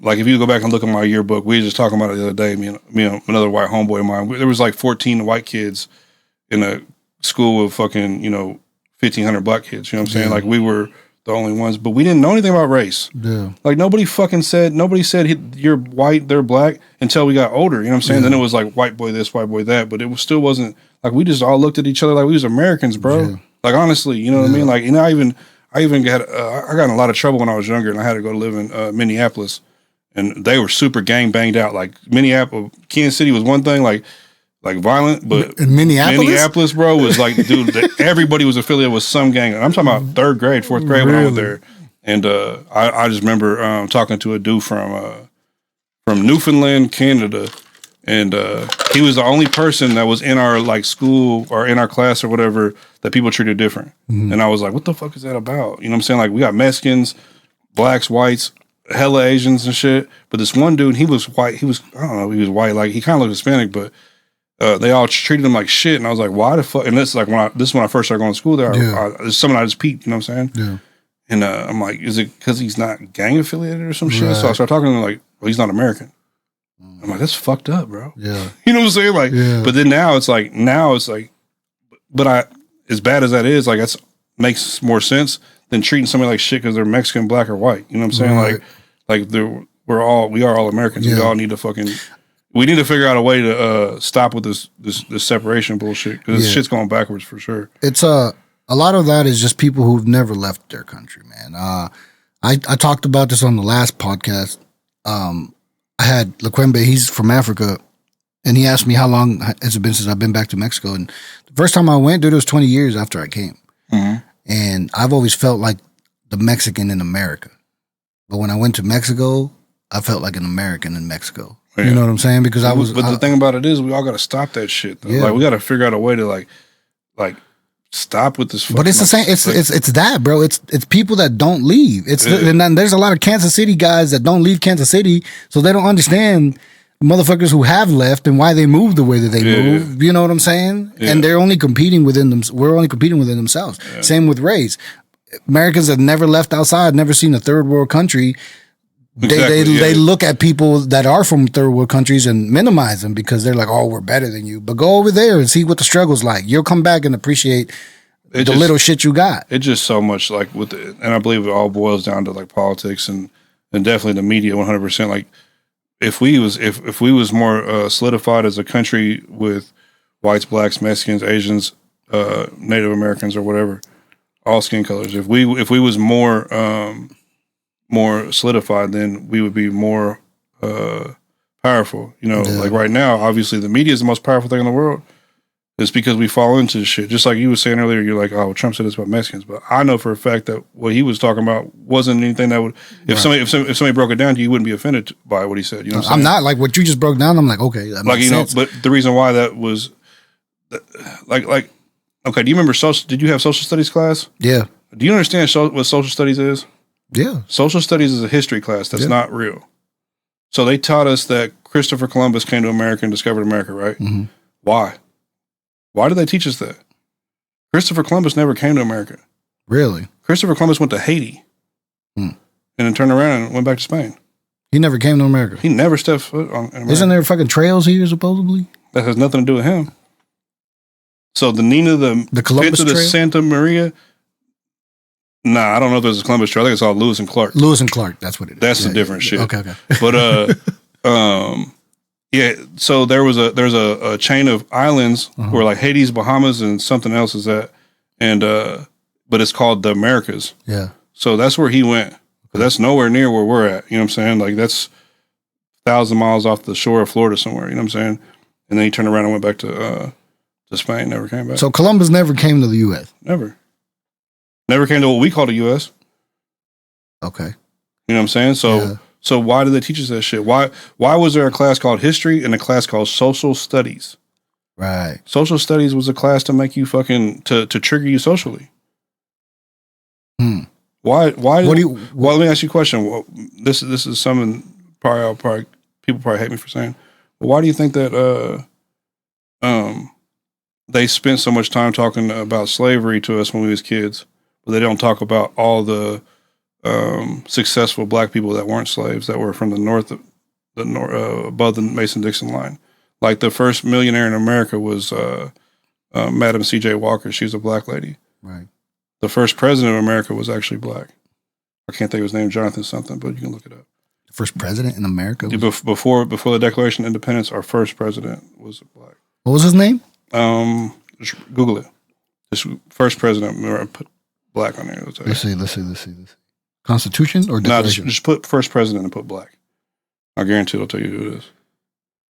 It's this type of shit's hidden, bro, from us. It says, oh, that's Barack Obama. John Hanson. There we go. John Hanson, 1791 through 1860. He has been, I don't even know how to say that word, erroneously. But that's the thing. So like, think about it like this: why wasn't we doing stories on Madam C.J. Walker and all these other? Because I feel like social media was, not social media, but social studies was created to trigger us later on in life. Yeah, you know what I'm saying? Like we learned about the Native Americans. Yeah, the Native Americans, and the Spaniards came here and they killed everybody. There was this big fucking genocide and shit. But what they don't tell you is that there was like 300 tribes of Native Americans in America before it was America. Mm-hmm. They were all at war with each other. They were scalping each other, cutting each other, killing each other, eating each other way before the Spanish came here. Now, a lot of them did. Okay, so like Manhattan, the island of Manhattan, the Spanish people bought that originally, right? They bought that from the Indians. They traded them like, I don't know what it was called, like shekels or some shit. Like, I don't even know what the fuck that is, but like 1,000 shekels, 10,000 shekels for this land. Yeah. And then after a few years, the Native Americans came back and was like, yeah, we want our land back. So that was the first war between the Spanish and the Native Americans. Yeah. Of course, the people from Spain, they got fucking sticks. They got guns. You know what I'm saying? So they win the war. They start killing these fucking the Native Americans, and it just goes on through like that. It wasn't like these motherfuckers came over and just started just slaughtered everybody to take the country. Right. 90% of the Native Americans were killed by famine, which is like a disease because they didn't have like plumbing and shit. So when fucking we can't, or not us, but I'm actually Israeli, but so I'm not from Europe at all. But you're Israeli? Yeah, Jewish. Yeah. Yeah. Okay. Well, my father isn't. But their the fuck is it called? Their immune system and shit was set up different because they came from a place with plumbing where they shit in toilets and wash their hands and shit. Yeah. And they come to over here and these motherfuckers are shitting in a hole in the ground or wherever. They're eating each other and all types of shit. So the immune systems didn't match up and they ended up getting called famine, I believe it was called. And it just ended up killing like a lot of them people, you know what I'm saying, a lot of the Native Americans. That's how the Native Americans lost the war. But if you go back and look at social studies, it was about like slaughtering all these people. But really, the Spanish bought most of the land that they took until it became a conquering situation. You know what I'm saying? That's when more other like the British and shit started coming over and different countries from Europe. I got you. But it started off with them buying fucking pieces of land, right? Like trading horses and whiskeys and shit like that and spices and taking this part of land, and then later on them coming back and like, well, no, fuck, we want our land back. Yeah. Oh no, we're gonna kill you. Right. But I feel like that's the reason why our country has so much about separation, because we're taught here's what these evil Mexicans did, here's what these evil Europeans did, here's what these evil Native Americans did, here's what these evil Asians did. But what about all the great shit that happened, bro? Right. Like I talk to people about Madam C.J. Walker, and they're like, "Who the fuck is that?" Yeah. Well, she was the first millionaire in America. Yeah. She was a black lady. Yeah. Bro, that's completely true as far as the media goes, because I have and schools. I mean, and our school, like, we don't trust the government, but we send our kids to a place that's indoctrinated by the government to think whatever the fuck our government wants them to think. Like, here's the thing. Like, so. I had my baby's mom. She had an older kid. We put her in. This is like a few years ago when we were still together, or 5 years ago. We put her in a school in the first year. I think she was like in second grade or something, bro. And they're like, oh, there's a little girl there dressed like a boy, or whichever way it was. Maybe it was the other way. Yeah. And so she's like a trans second grader. Yeah. And they threw a big old assembly for the kid in the auditorium. Mm-hmm. And my stepdaughter was like, why is he dressed like a girl? And I'm like, I don't want to sit here and explain that. You know what I'm saying? Like, he couldn't afford boy clothes. Right. The next year she's going to school there. There's like 5 of them. Mm-hmm. 5 kids transitioned. They're going in 3rd grade. Yeah. Well, yeah, because you give them a fucking assembly. Right. You make this kid the most, you know what I mean? Like you celebrate it, you know what I'm saying? And when I was getting my tattoo apprenticeship, I tattooed next to a girl that was transitioning to a boy. I'm 100% supportive of that. He's a he now to me, you know what I'm saying? I call him, you know what I mean? Even though when I met him, he was a female. I respect that 100%. Like, this is what you're going through. But I don't respect adults putting fucking second graders to that shit. Right. Like, when I was a kid, I knew a guy that thought he was Ray off of fucking Ghostbusters. Like, he literally thought he was Ray off Ghostbusters, bro. His mom called him fucking Ray. He wore the Ghostbusters pack all the time. Right. And my mom was like, that's fucking weird. Yeah. Like, you know what I mean? Yeah. Like, think about it. Like, if fucking, there was like, oh, you get an assembly if you cut your dick off. Right. You know what I'm saying? Like, right. It's just, it's kind of like the serial killer syndrome. It's scary. Exactly. You get famous if you start killing. Exactly. So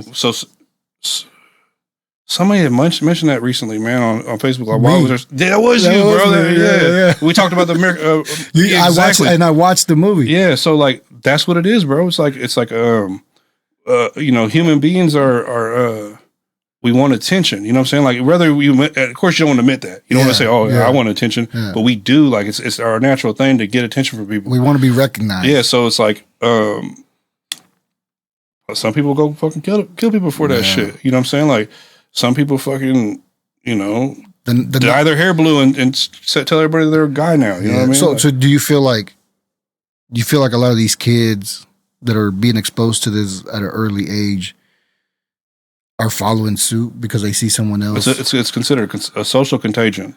Yeah. Okay, so I'm gonna give another example. Tourette syndrome. Mm-hmm. Okay, so this girl gets famous on TikTok for having Tourette syndrome.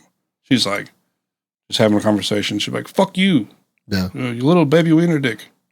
Yeah, you know what I'm saying? Do you know that fucking Tourette syndrome cases have went up 4,000% since TikTok started? Mm-hmm. Because these kids have fake Tourette syndrome. You know what I'm saying? Like, we're watching it happen. You know what I'm saying? Like, okay, so I got an example. Okay, Billy Milligan. The fuck is that? You ever heard of Billy Milligan? No. Billy Milligan raped. I can't remember exactly how many women he raped, but he raped a few women in a college campus. He goes to prison and convinces everyone that he has multi-personality disorder. And at the time, that disorder was becoming more and more popular. You know what I'm saying? Because the media had, or there was already 2 movies or a book about it. Mm-hmm. People were starting to get into it. And then Billy Milligan goes to jail and starts getting interviewed, and then they diagnose him with multi-personality disorder and gets famous. No shit. Famous, bro. Like he didn't even go to prison. Like, he was literally fucking Chapo in a house where they were studying him, interviewing him, giving him all the, and then he ends up free again and kills again, bro. Look, Billy Milligan. Yeah, I'm going to. Here's an example. But that's I was tying that into like how that just 100%. You know what I'm saying? Because people see it. Like, so here's an example. In the 90s, the gang shit. Like, I was just showing my wife this. Like, he would turn on, like, there was like a talk show called Ricky Lake. Another one, I can't remember the bitch's name, but Sally Jesse Raphael. There was like 3 of these talk shows, and like once a week they'd have these gangbangers on there, and they would like talk about how, like, hey, this is Sarah. She calls herself Ace Puto, and she's from the South Side, and you know what I'm saying? Like, then they would sit there and she's like, yeah, I got a gun and I kill people, blah blah. Yeah. Well, we grew up watching that shit. Look how many of us got lost in that gang shit. You know what I mean? Like, I'm not gonna lie, bro. I was gangbanging when I was in 3rd grade. Bro, the first time I ever got arrested, I was in 3rd grade. I got arrested for a robbery. My mom just sent me the news article. I got arrested for robbery when I was 9 years old. In Mexico, we protected the block, bro. When I was little, like we already knew that side of town, if we walked over there, we was gonna get rocks thrown at us. Yeah. It was like that from the jump. You know what I'm saying? And then coming down here, but that's just being a product of your environment, though. Yeah, I think that the gangbanging shit that happened to all the kids in the '90s wasn't a product of our environment; it was a product of entertainment. Like we seen the fucking Snoop Dogg and all these Crips, and then Suge Knight and all these Bloods and shit, and fucking. There was a million gangbanging movies, bro. That's why I started wearing Dickies. That's why I started wearing the 4X. I promise, bro. Like honestly, like that. I've always. So I look back like this. Like if that type of shit influenced me to shoot people and stab and all this other shit I got in trouble for when I was a kid, what would happen if I was a kid in these days? Yeah. Would I be one of these little blue-haired kids that are fucked up? You know what I'm saying? Yeah. It's a whole different generation, bro. It's just like it's the same thing, bro. Kids are impressionable. Yeah. I know they're impressionable. Yeah. Like I remember, I could literally sit back and remember the first time I ever seen a gangster in my life. Like in real life, we had a duplex, and there's this dude lived next door to us named Moses. He was like he's a Blood, and he was a super gang banged out dude from Condero. And I remember he had diamond teeth, and I was just like, that's so fucking dope. Like that's so fucking dope, dude. Like it's so like he had Dayton's on his car, bro. It's all I wanted to do. For some reason, when I seen him and I seen that he was powerful and he had fucking influence and shit, I was like, and I'm talking about I was 5 years old, bro. Like maybe 6, you know what I mean? But I was in fucking first grade, however old it is. Yeah. And not even first grade, probably kindergarten, bro, when Moses lived next to us.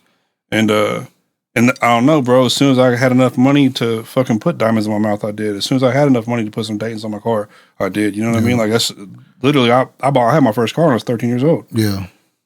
No, I hear you. You know what I mean? But what I'm saying is like we're influenced by shit. Whether we like it or whether we like to admit it or not, we're influenced by shit. So if you constantly got Coco Melon talking to our kids about fucking transgenderism, talking to our 2-year-old kids about it, of course they're going to be influenced by it.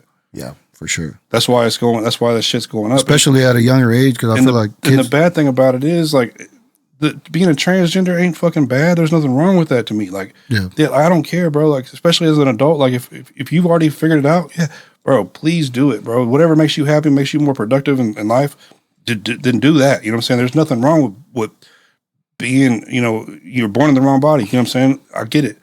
But it also leads to suicide, like a crazy amount of suicide. Yeah. And most of these kids, or most of these people that, statistically, the suicides are after the transition. You know what I mean? There was a study, I'll cite it if somebody needs it, I'll send it to you. But what's the name of it? I don't know, but okay, I got it though. But like if anybody wants to call me out on it, I'll show you a link. But it's a study showing that before kids that identified as trans before this movement to push it, most of them just turned into being gay men in their 20s and just being happy gay men. Mm-hmm. And the reason why they felt like they was trans in their teenage years is because of the hormone transitions of puberty. You know what I'm saying? So while you're going through puberty, you go through puberty from you start seeing physical effects of like around 11, 12 or whatever, but you're really going through it till 25. Like that's when your hormones start leveling out, your brain's fully developed, etc. Before this was, they would push the transitioning, like the hormones and shit, like these puberty blockers and hormones and shit. These guys would grow up and just become, regular gay men or gay women. But now that they're starting these kids on fucking these hormones and shit, they're fucking them all the way up. And then when they're, when they would be, look at themselves as regular, gay people, they're wanting to kill themselves. Yeah. It's fucked up, bro. I don't like people dying, bro. Like the number one cause of death in transgender is suicide. Yeah. You know what I'm saying? Like it's fucked up. Suicide is high in men too. I see another thing. I can show you this too if anybody wants to call me out about it. But middle-aged white men are the number one people who commit suicide, like 40%. Like it's higher than any other statistic. Do you know that if you go to like our national suicide prevention website, there's not a place for white men? So they got a place for transgender men, transgender women, Mexican Americans, blacks, Native Americans, Asians. Everything has a tab. There's not one for the white man. And I'm not saying like, oh, it's oppression. What I'm saying is like, if it was a problem that you was trying to fix, wouldn't you try to target the people that are most affected by it? Right. And I didn't know that. Yeah. It's all political, bro. It's to separate us, bro. There's no reason. Why would there be? Why would preventing a black man from suicide be any different than preventing a Mexican? Why is there tabs for that? Right. Why are we separating ourselves? Should just be it should just be one tab. Yeah. Call here. Exactly. Like it's all like we're fucked politically. You know what I'm saying? Like, Right. there's definitely an agenda, and if we don't, I'm not a conspiracy theorist, bro. Like all this shit I'm talking about, like I can go into some weird shit if you want to talk about it. Let's go. No, I'm just saying. So now I'm just saying. But like these are just like normal. Like if you just sit back and look at it, like if you take the time and don't look at it through the news, you know what I'm saying? Like everything that the news talks about, you have your own access to all that information yourself. Right. What you're doing is you're letting somebody tell you a story about what they learned, and they're with their own bias. You know what I'm saying? When you can just go learn it yourself. Yeah. Like you can literally go look at fucking anything. Yeah. I got paperwork on so many rappers in Kansas City. Go search it. For real? Fuck yeah, bro. Like I fucking know about everybody's shit. It's not hard to like. Is that something you have to do when you're getting involved? Oh yeah, I do background checks on everybody I work with. Yeah. Like not like background like police backgrounds, but like hey, you know him, right? Yeah. You know what I'm saying? Like give him a study. yeah. Yeah. All right. I've noticed some of the weirdest shit with Kansas City. Like, okay, so like all these hoods that are like going against each other, like the 30s and the 50s and the north side and the 20s and shit. Yeah. I noticed when I was shooting videos that I would see guys like the OGs and the ballers and shit from these neighborhoods. They're all friends with each other. Mm-hmm. You know what I'm saying? Like, I'll be at this video shoot and this dude's over here. Well, the last video shoot I was at, they was talking about these dudes, but you're here. Yeah. You know what I'm saying? Yeah. It's just weird. Like it's almost like It's a facade. Yeah. It's like the fucking. It's weird, bro. It's not just Kansas City. It's like that in every city. No, I feel like it's like that in the rap game. Yeah. You know it's like that in the street politics. Period. You know what I'm saying? Like I feel like it's easy but it's the youngins too. Like so it's the young guys that are killing each other. And it's the older guys are all fucking sprinkling the bricks around the city and fucking getting paid. Right. That's fucked up. You know what I mean? That's fucked up, bro. You know? Yeah. So, fuck, bro. Yeah, we got derailed on that. We did. We Don't talk to me about Trump. Don't talk to me about Trump. No, but I voted for the last 2 times I voted for Barack Obama. I didn't vote for Trump, you know what I'm saying? But I just, like I said, don't talk about Trump.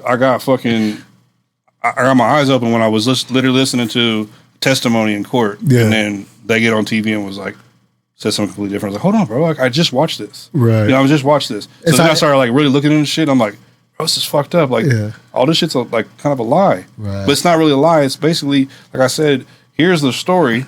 I'm going to read it. And because I'm the media. Yeah. I'm going to take this story. I'm going to understand it. But I'm going to tell it to you in my own bias. Yeah. How it would benefit me and my agenda. Here's my version of the story. Yeah. I can do that. I can flip these podcasts in a crazy way if I really wanted to. No, you can make me look like a white supremacist from everything I just said. Yeah. I realized that when I really started cutting them into, because I was trying to be funny. You know what I'm saying? I'm trying to, but at the same time, I was cutting these reels so bad, so I was making my guests. I could make my guests look stupid, and I was like, "Ooh, I don't want to do that. Yeah. That's not the point of this shit." You know what I'm saying? But that relates to what you're saying when it comes to the media and what the presidents say and all that. They can literally copy and paste certain parts of the conversation and make it sound like it's completely. That's why if you watch these debaters, they'll be like, "Give me a direct quote." What did he say directly? Not that means the whole thing. What do you think he meant? Yeah, because that's what the news does. The news will just, and they know that's not what they think he meant.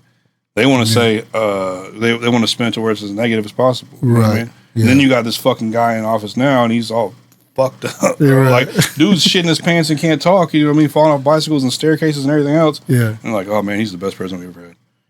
Look at the economy. Like, no, bro, look at the economy, bro. Like, shit's fucked up. Fucked up. Like, there's a house by me that in 19 was for sale for like 150. Yeah. Right. And then 2020, when the pandemic came, it went up to 200. Right. And nobody bought this house. I don't know if there's something wrong with it or what, but then it goes up over the next 2 years. It goes to 275. Yeah. And somebody buys it right when they go from 275 to 300. Somebody buys it. Yeah. And I'm like, 3 years ago, that was a $150,000 house. Yeah.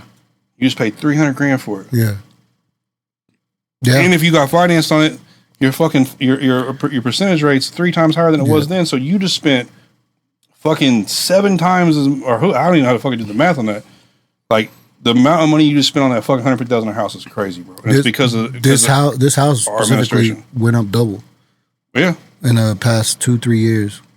In the condition it's in. So here's the deal. The crazy part about it is you're thinking like, oh, my house went up double, so it'd be a good time to sell it. Yeah. But if you sell it, where the fuck are you going to go? Exactly. That's when people tell me, oh, it's a seller's market. I'm like, who the fuck's buying? Yeah. You know what I mean? Yeah. Like, who the fuck's buying this shit? Well, dude, so the interest rates are crazy. Like 7-8% interest on it when we were just paying 1.2, 1.4. I got a homeboy that bought a house in Grandview, and even on cars, he got it right at the right time. I think he's paid like 1.6% interest on his mortgage, and I'm like, bro, like you got such a good. Not just such a good deal. Like he was able to put a bunch of money into the house, and I don't even know what it's worth now. He got a fat pool and shit. Yeah. But it's like with the next year, the interest rate was 6%. And it's like, yeah, well, think about that. If you're spending, either your interest rate goes up 400% basically. Yeah. So you're paying 400% more on a house. Yeah. That's what I heard in the cars too. Like I heard it's really hard to get anything below 4. Oh, bro. You know. Well, yeah, it's definitely hard to get anything before 4. I got my car loan was 6, and it was like the lowest they could fucking do, and I had to do all types of stipulations to get it to 6. My dad he got like a 1 point something when he got his. I didn't have good credit. I ended up getting like a 6. Yeah. And then I was recently looking into trading my truck in, and the guy, I was like, how's my credit way higher than it was back then, and my interest rate's still the same? He's like, oh, bro, it's hard to get anything below that. I mean, think about the old school cars, bro. Like you've seen how I do. I usually do a couple of old schools every year. Mm-hmm.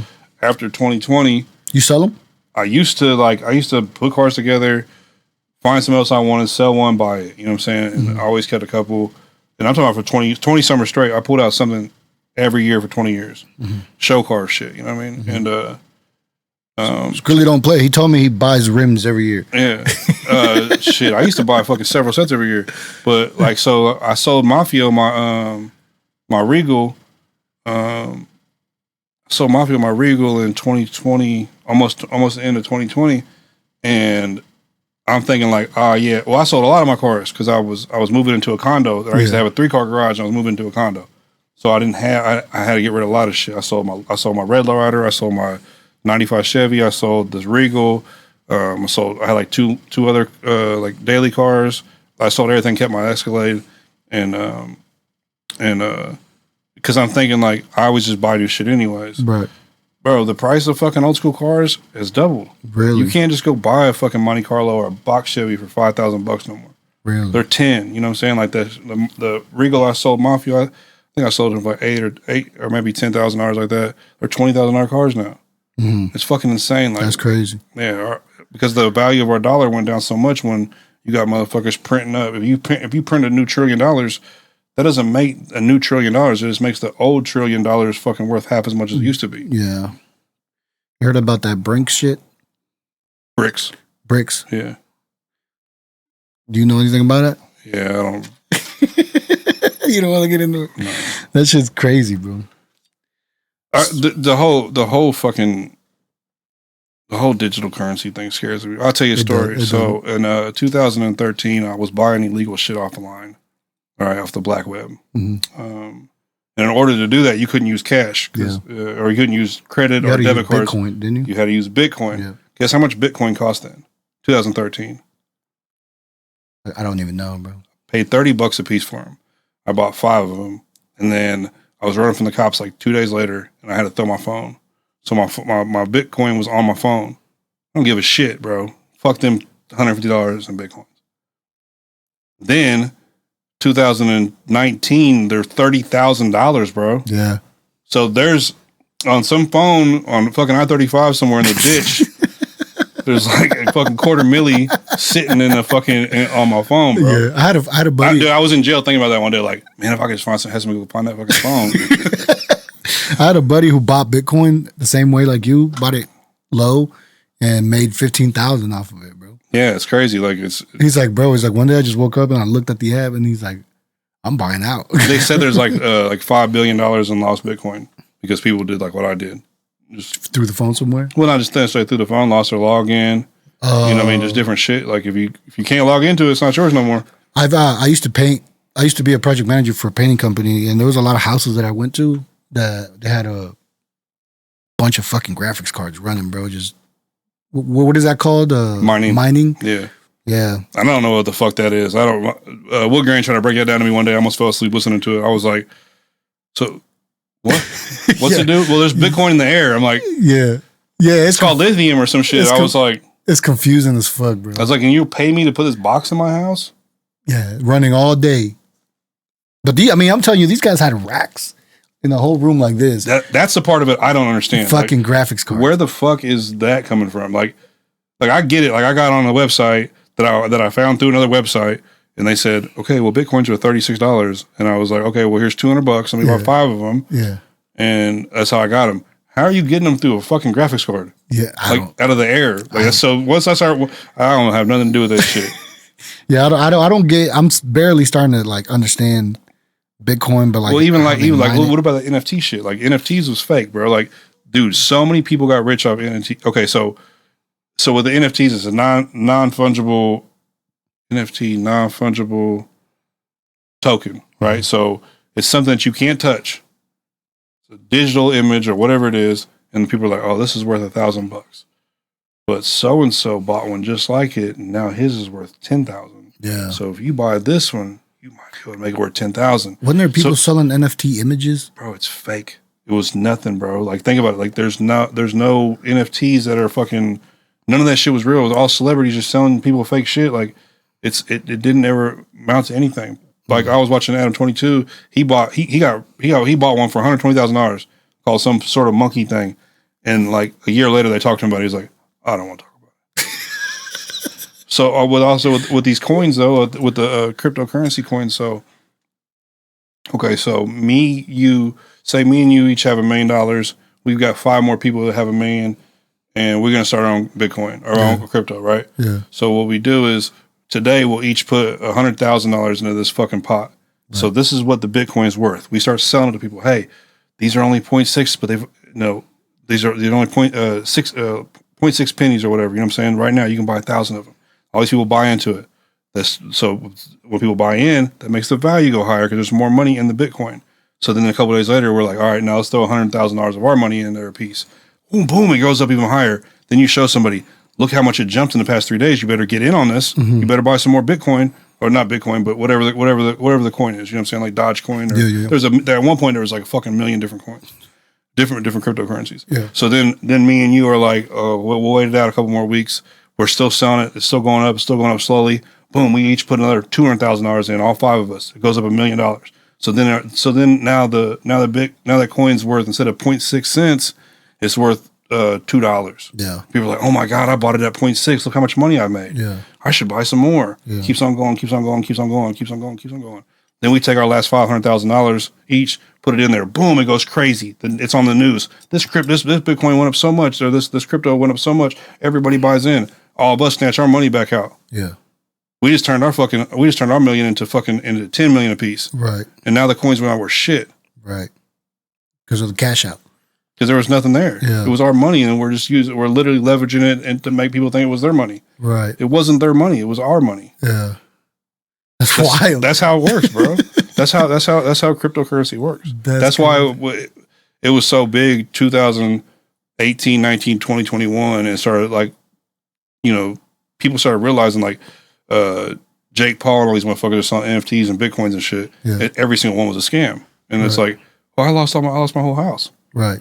Yeah, because it wasn't your money, bro. Right. It was a facade. Right. That's insane. So there is it's just. I mean, Bitcoin's obviously real because it's standing the test of time. It's like I said, I bought my Bitcoins in 2013, maybe in 2012, and it's fucking 2024, and they're worth $45,000 now. You still got some? No, I threw the fucking phone out. And I didn't even know I didn't know they was worth. Dude, I didn't know this was gonna be worth anything. I thought they was to buy illegal shit online, and that's all it was for, because it was like a non-traceable form of currency. Gotcha. So then when somebody was like, "Yeah, man, you ever heard of Bitcoin? It's just worth like $25,000 now, Or it's like $25,000. It's went up $2,000. Like, Yeah. hold on, for how much? And he's like, for a coin. I was like, so a coin is worth $25,000? That's crazy. And then I was like, I started telling a story that I had fucking 5 of them on a fucking trap phone. And then the dude broke it down to me. He's like, yeah, he's like, between like this year, whatever year it was, he showed me like the scale. Yeah. It started ramping up, and it went from if I would have had them $30 coins still, like right now there were I think 46,000 a piece. That was risky business, bro. Having to buy a coin that you didn't know much about to buy from the black web. That's crazy. But I was buying legal shit. I remember Joe Rogan talking about dimethyltryptamine being able to be purchased. What is that? DMT. Oh yeah. Yeah. Oh, you can buy everything on there. Yeah. That's where like a lot of our before the pressed pills started getting pressed here, the fake like Xanaxes and fake blues and shit. Like you buy them on the black web. You can get on there, and I don't even know what was in them, but you could buy fucking Xanax bars, shit like that. You buy like 2,000 of them for fucking $1,000. So you're paying 50 cents a piece for these bars, and then you turn around and sell for $3 or $4. You know what I mean? Yeah. It'd be even cheaper if you bought more. You could buy a fucking million of them, bitches. That's crazy, bro. But then some of them be fucking super heavy and fucking make you crash your car. Yeah. And some will be fucking Really wouldn't have good. no effect at all. You know, you didn't know what you was getting. You know what I'm saying? Because you don't even know the fuck you're buying it from. It's the dark web. Right. I never. You don't know what's in it. Yeah. You don't. I mean, I'm sure that's what it was fentanyl. Yeah. We just didn't know that. Because they've been using fentanyl for a long time. It just started getting popular as the fucking border got more open. Really. Yeah. That's wild. So like I was talking to another vlogger. We was talking about doing So hold on. So fentanyl, I thought fentanyl was deadly. Fentanyl is deadly. It's an opiate, but like I thought it was dead. Like you couldn't even have that much of it. no, like the pencil lead. They said the lead of a piece of pencil, or like you know what I'm saying when you sharpen a pencil. Yeah, that's enough to kill you. So how are people addicted to it? Okay, so because they're not putting that much in the pills. They're taking one of them the fake fucking Percocets, and it's got like a little bitty bit of it that's chopped up with a bunch of other shit. And it's putting there just enough. It's just enough to give you more of a high than the actual Percocet did. Because think about it, it's like 40 or 400 times more stronger than the opiate that they use for Percocet. So if a Percocet is a solid pill that's full of whatever that opiate is that they use to make it, this shit's 400 times. So you got to cut it 400 times to make it as strong as a regular Percocet. Wow. But the thing is, people overdose. But you don't know. That's why people overdose. Yeah, because you don't know if these motherfuckers, how much they cut it, what else they cut it with. So they say like, so is fentanyl only in pills? Nah, like, it's a powder form drug, but so it can be cut into coke. But you can, it's definitely cut into coke. Yeah. I guarantee, I'm going to say this. Have you heard about the story about them fucking 3 people found frozen to death outside of a Chiefs party in North Kansas City? No. Okay, well, it's all over TikTok. It's all over the news and shit. I guarantee. Wait, when? Recently? Yeah, after, it was like 2 games ago. It's real weird, though. I don't want to get into it on here because I got people that are involved in it, but I got people that loved ones passed away. But I'm imagining it when it comes down to it, they're going to say that they died of a fentanyl overdose while using cocaine. But my thing about it is why are y'all cutting cocaine to keep me awake with shit that puts me to sleep?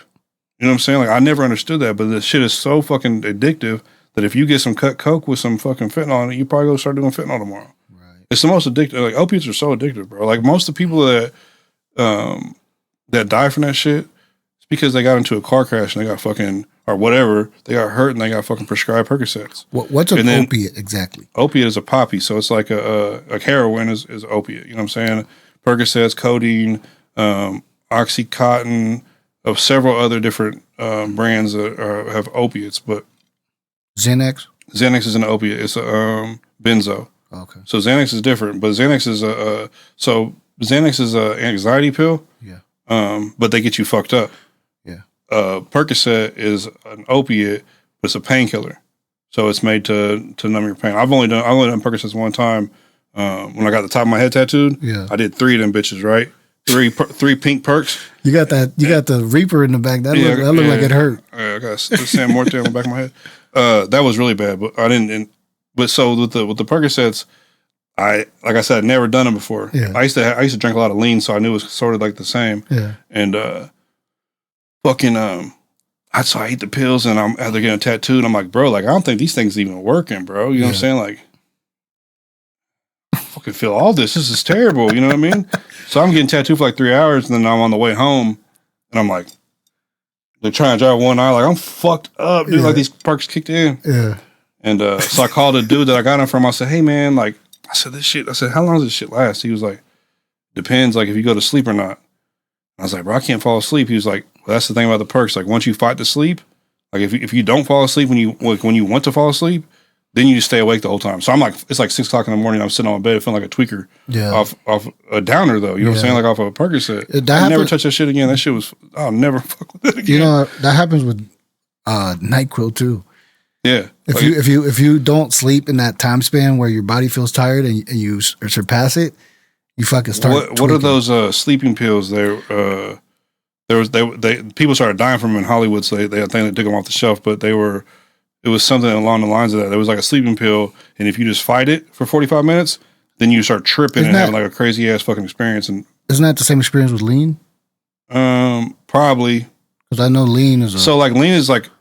So I used to be big on lean. Like I've done a lot of drugs in my life. I don't do any drugs now, but so I smoke weed. But with lean, it's like a euphoric feeling. So it's like just like the most calming, peaceful feeling. You know what I'm saying? Like I fucking fell asleep on lean, bro.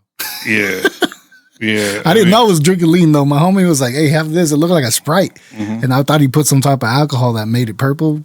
Because I wasn't really registering what was going on. Yeah. And I started sipping it, bro. I was like, this is kind of sweet, bro. The fuck is you can definitely nod off lean, though. Like, I remember being in Tulsa, Oklahoma, and like going like this, like with everybody in the room. I had like a sweet. Yeah. And like the next time I blinked, everybody was gone. And I was like, what the fuck? Damn, how long was that blink, bro? You know what I'm saying? Like, fuck. But I used to be heavy on that shit, though. You know, like, that shit's so expensive now. Like syrup used to be $20 a line, $20 an ounce. You know what I'm saying? For good syrup, like Activist. This is 10 years ago. And then I'll tell a story without putting anybody's names in it. But I was touring with Jay Diggs, I think, or no, Rich the Factor. We was with Rich the Factor, and we went from like Joplin to Tulsa to Wichita. So at one of them shows, the dude that sold lean was on stage with me, and he was like, I said, let me get 4 lines of lean. He was like, bet. And I think he charged me $100, $25 a line. It was Activist. The next day, we're at another show, and I said, man, I came with $100 in my hand.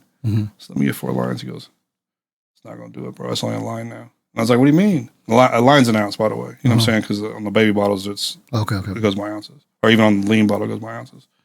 I said, what? He pulled his phone out. Justin Bieber got fucking Activist taken off the shelf because he was talking about doing it. He was talking about drinking Activist so much that fucking people in Hollywood were like, yeah, we got to shut this Activist shit down. Yeah. So they took it off the shelf. So it went from being $25 a line to $100. You know how much Activist costs a line now? If you can find it? No. $2,500. For 1 ounce of codeine, bro. Damn. There's more. $2,500? There's more, yeah. There's more fucking, there's more codeine in So that's a flex at this point. 100%. There's more codeine in a Tylenol 3 than a half a line of syrup. So it's not even about the high, you know what I'm saying? But now it's so expensive, bro. I know people paying like $200 for Qualitas, or not Qualitas, but Tris and shit. So over the time, there's been like, it used to be Watson's, Bar were the 2 top ones. And then they kind of got booted off. And then it was Activist and High Tech. And then they kind of got booted off. And every time it gets a little bit weaker. Yeah. There was Activist and High Tech, and then Qualitas, then Quagan, Walk Hard, Tris, and you know all these are different brand names that were making syrup. But it started off like super strong shit, and it was cheap. Yeah. And then now it's like getting weaker and weaker and weaker as it goes down, and it costs them more. Like I don't see how people can even do this shit no more. That's the reason why I stopped, because it got too expensive. Yeah. I'm not about to spend a fucking $500 to get high. So you said it's a euphoric feeling? Yeah, like it's the most peaceful. Like it makes you feel great, bro. Yeah, and it's like I haven't drank none of the new syrups. I haven't drank anything since like I've never had Quagan. I've never had Walker or this shit. Like the last syrups I drank was Qualitas, High Tech, and and activist around that time. So like about 10 years ago. Is it addicting because of the feeling? It's an opiate, bro. Opiates are just addictive. That's what they're that's what they're made of. That's what they're made for. So it's the same thing as a Percocet or fentanyl. You know what I'm saying? Just there's just different levels of how much of the ingredients. I haven't done a lot of drugs, so that's the reason I'm asking you these questions. Is there like a withdrawal from it, or fuck yeah? Yeah. How do you feel when you're not? So I've done everything, bro. I dabbled in cocaine for a while. I did ecstasies for a long time, ecstasy pills, bro. Weed. You know, I used to be a heavy alcohol drinker. I don't drink liquor at all. I haven't drank liquor in almost 3 years. I haven't done any hard drugs since, like I said, I did do some Percocets when I got this tat on my head, but that was 4 years ago. What is that tat? The Virgin Mary. The Virgin Mary. Same. You got the Virgin Mary, and then you got something. Let's not go there. I can explain it better off the camera. But yeah, people would like have a problem. Which one hurt worse? The back of my head. Yeah, it was terrible. But with the withdrawals though, there was no withdrawal like an opiate withdrawal. Like, and like I said, I wasn't doing no pills. I didn't do no Oxycontins or none of that shit. I never fucked with any of that shit. But I did drink syrup. You know what I mean? And just getting off that was like quitting heroin or something. Like, like if this is something you do every day, it might take you months to get off of it. It might take you 2 years before you're gonna stop feeling the actual effects of it mentally. Really? I mean, like, bro, like. There was a time when I was getting off lean that I was super violent. You know what I'm saying? Like, where I could not deal with like small situations at all. Every small situation I turned into a big situation because fucking was withdrawing. I didn't understand what I was going through at the time. Because I mean, you have a physical withdrawal that you feel that makes you sick. You know what I'm saying? It might make you itch and shit like that.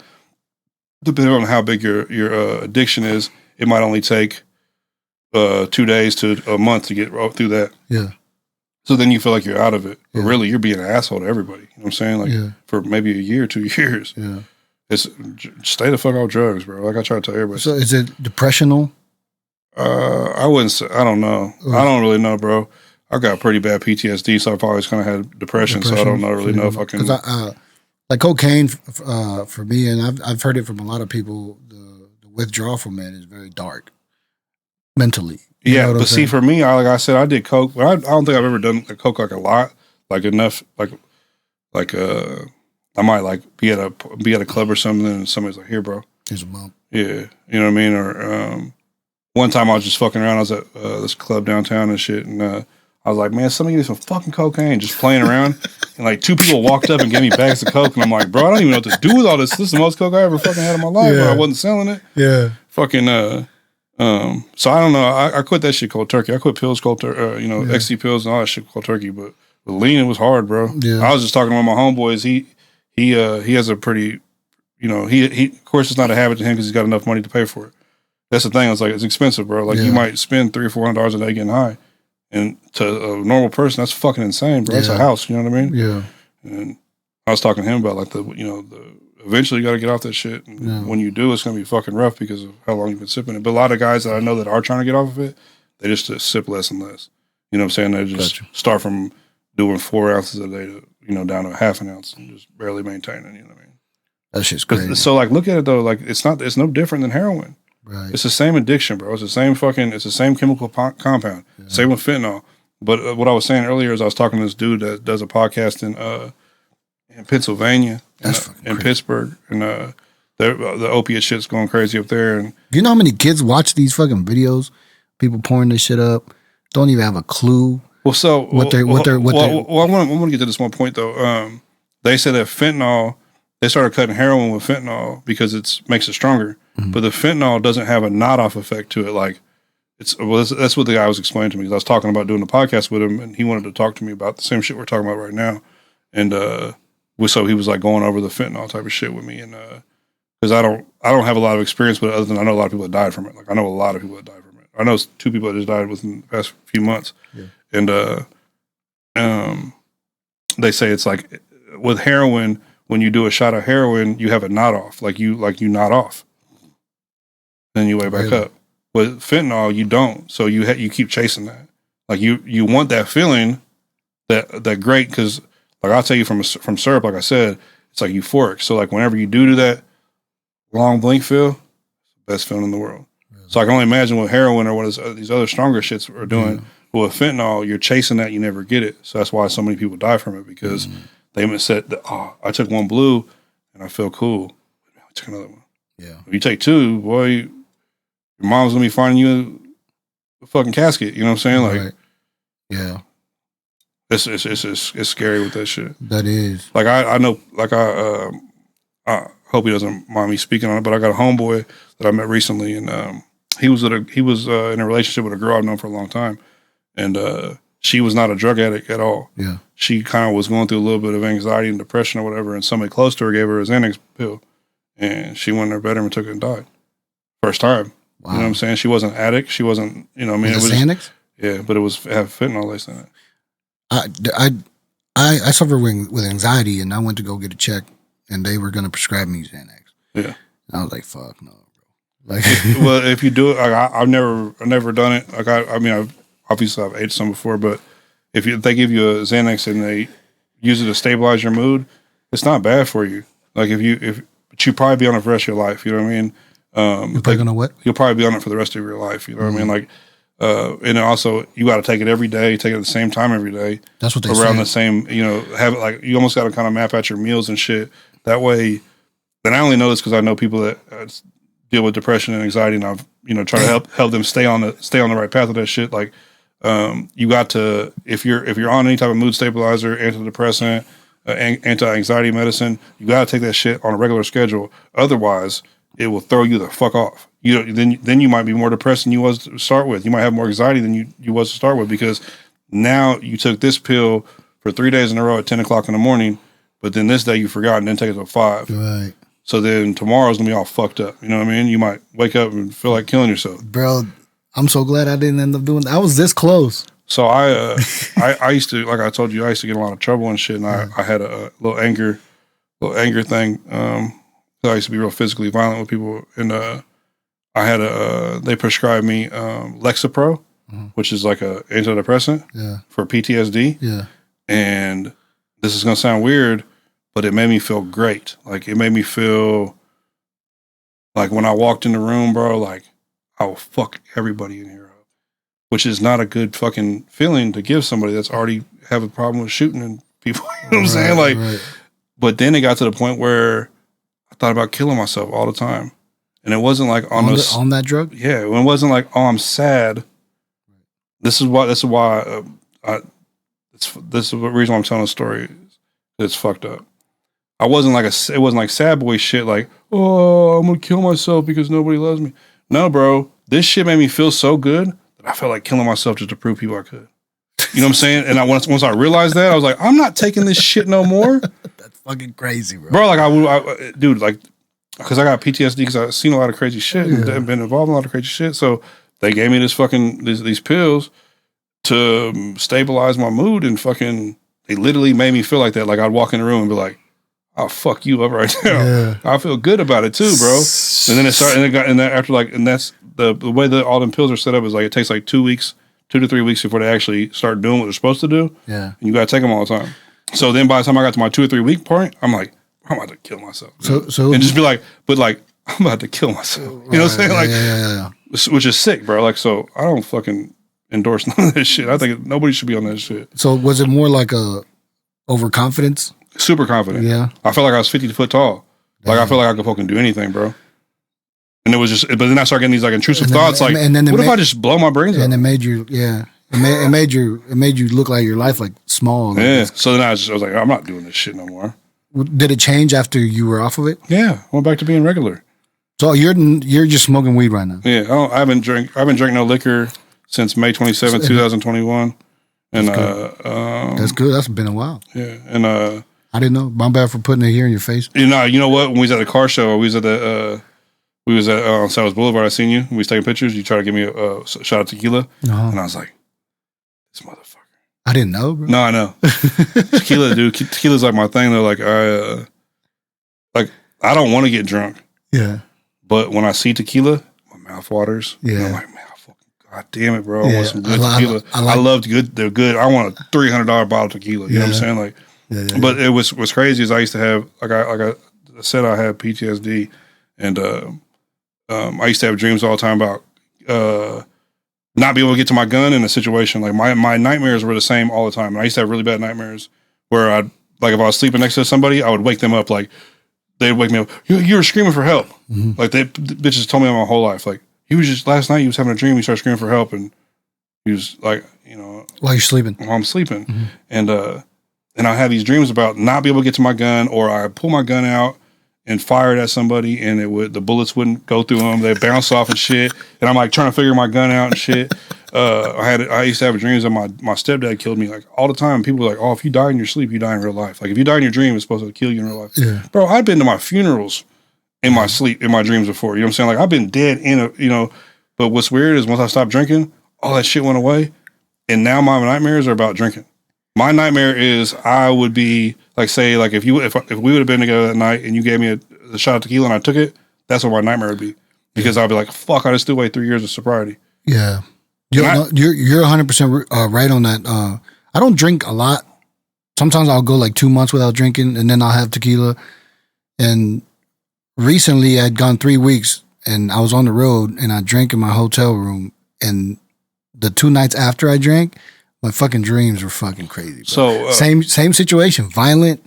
I beat the fuck out of somebody, dead. Like I was still beating their face while. It's wild, bro. So like in 2018, it was Thanksgiving, and the day before Thanksgiving, and I was shooting a video, and I was with a popper at the OnKC store, and I was shit faced drunk. Yeah, and I was on the way home, and I got lost. Yeah, like driving to my fucking own house, and I'm like, where the fuck am I? Like I'm lost. And I woke up the next day and said, I'm not gonna drink no more. Yeah. So I stopped drinking. This is 2018. I stopped drinking this is 2019, my bad.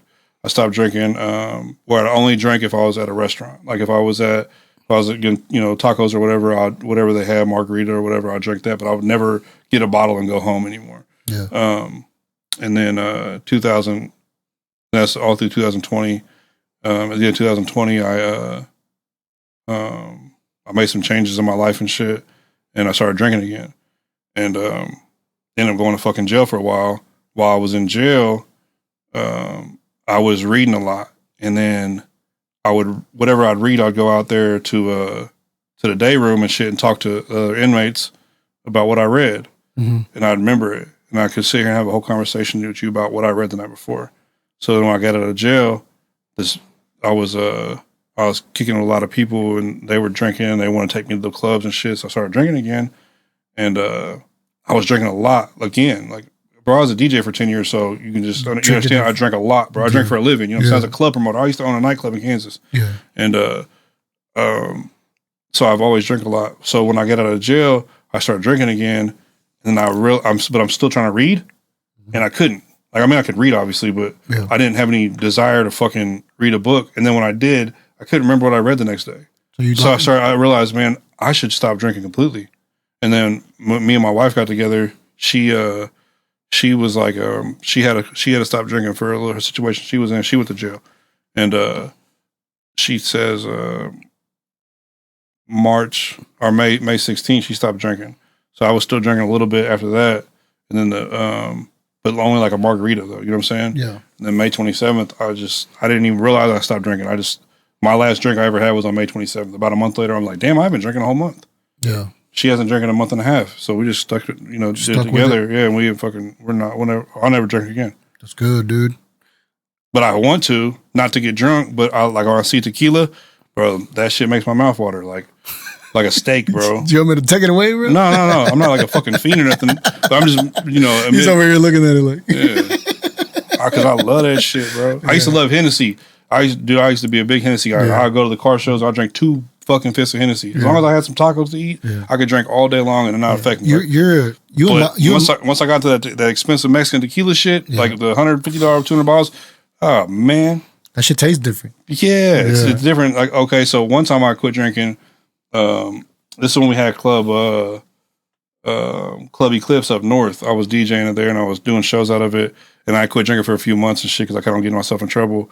And they had one of the Patron coolers with like 3 bottles of Patron on top of it, and then it fills the cooler up. So when the Patron comes, that's all thick and like, bro.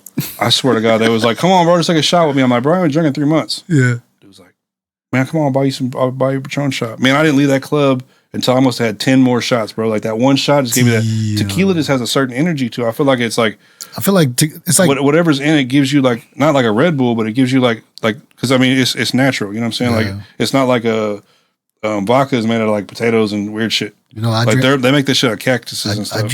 I drink Don Julio with Red Bull sometimes. Yeah, and I'm fucking going.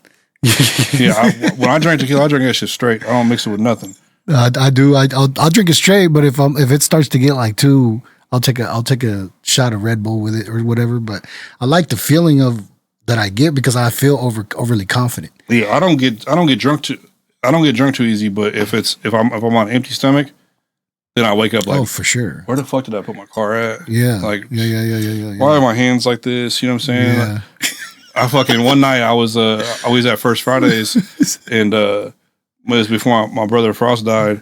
He was drinking syrup and then this other dude was drinking moonshine.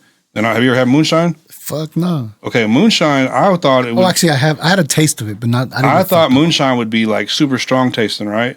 So this dude gives me some moonshine. It's like a peach, I think it was. Mm-hmm. Bro, this shit was delicious, dude. Like it tastes like fucking peach juice, right? Mm-hmm. Yeah, peach.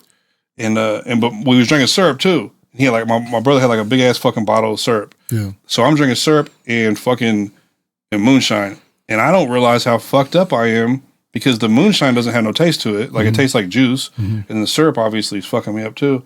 I'm driving home, and I had this Cadillac, this long Fleetwood on Dayton's and shit, and I'm driving home, and I'm like this, and I open my eyes. I said, "Oh shit, I almost hit that curb." Right, and I'm going up 40 highway. Yeah, and the bitch that I took home with me, she's asleep, and she was drinking the same shit with me. So we get to the next median, and I must have fell all the way asleep by the time I went from this median to this median. I said, "Boom!" Hit the median, broke the fucking wheel. Fuck. This bitch wakes up like this, gets on Facebook and types out "we lit," and falls back asleep. Bro, I drive like my house is like probably like 7 blocks from there, so I drive all the way home with with the wheel mangled, right? Yeah. The next morning, like the syrup is like a medicine, so when you wake up off of syrup, like you feel good. Uh-huh. You know what I'm saying? I guess the moonshine, probably because it's all fucking fruits and shit, makes you feel good too. I didn't remember I crashed my car. Really? I woke up, I said, "I'm about to go to Hardee's. You want something?"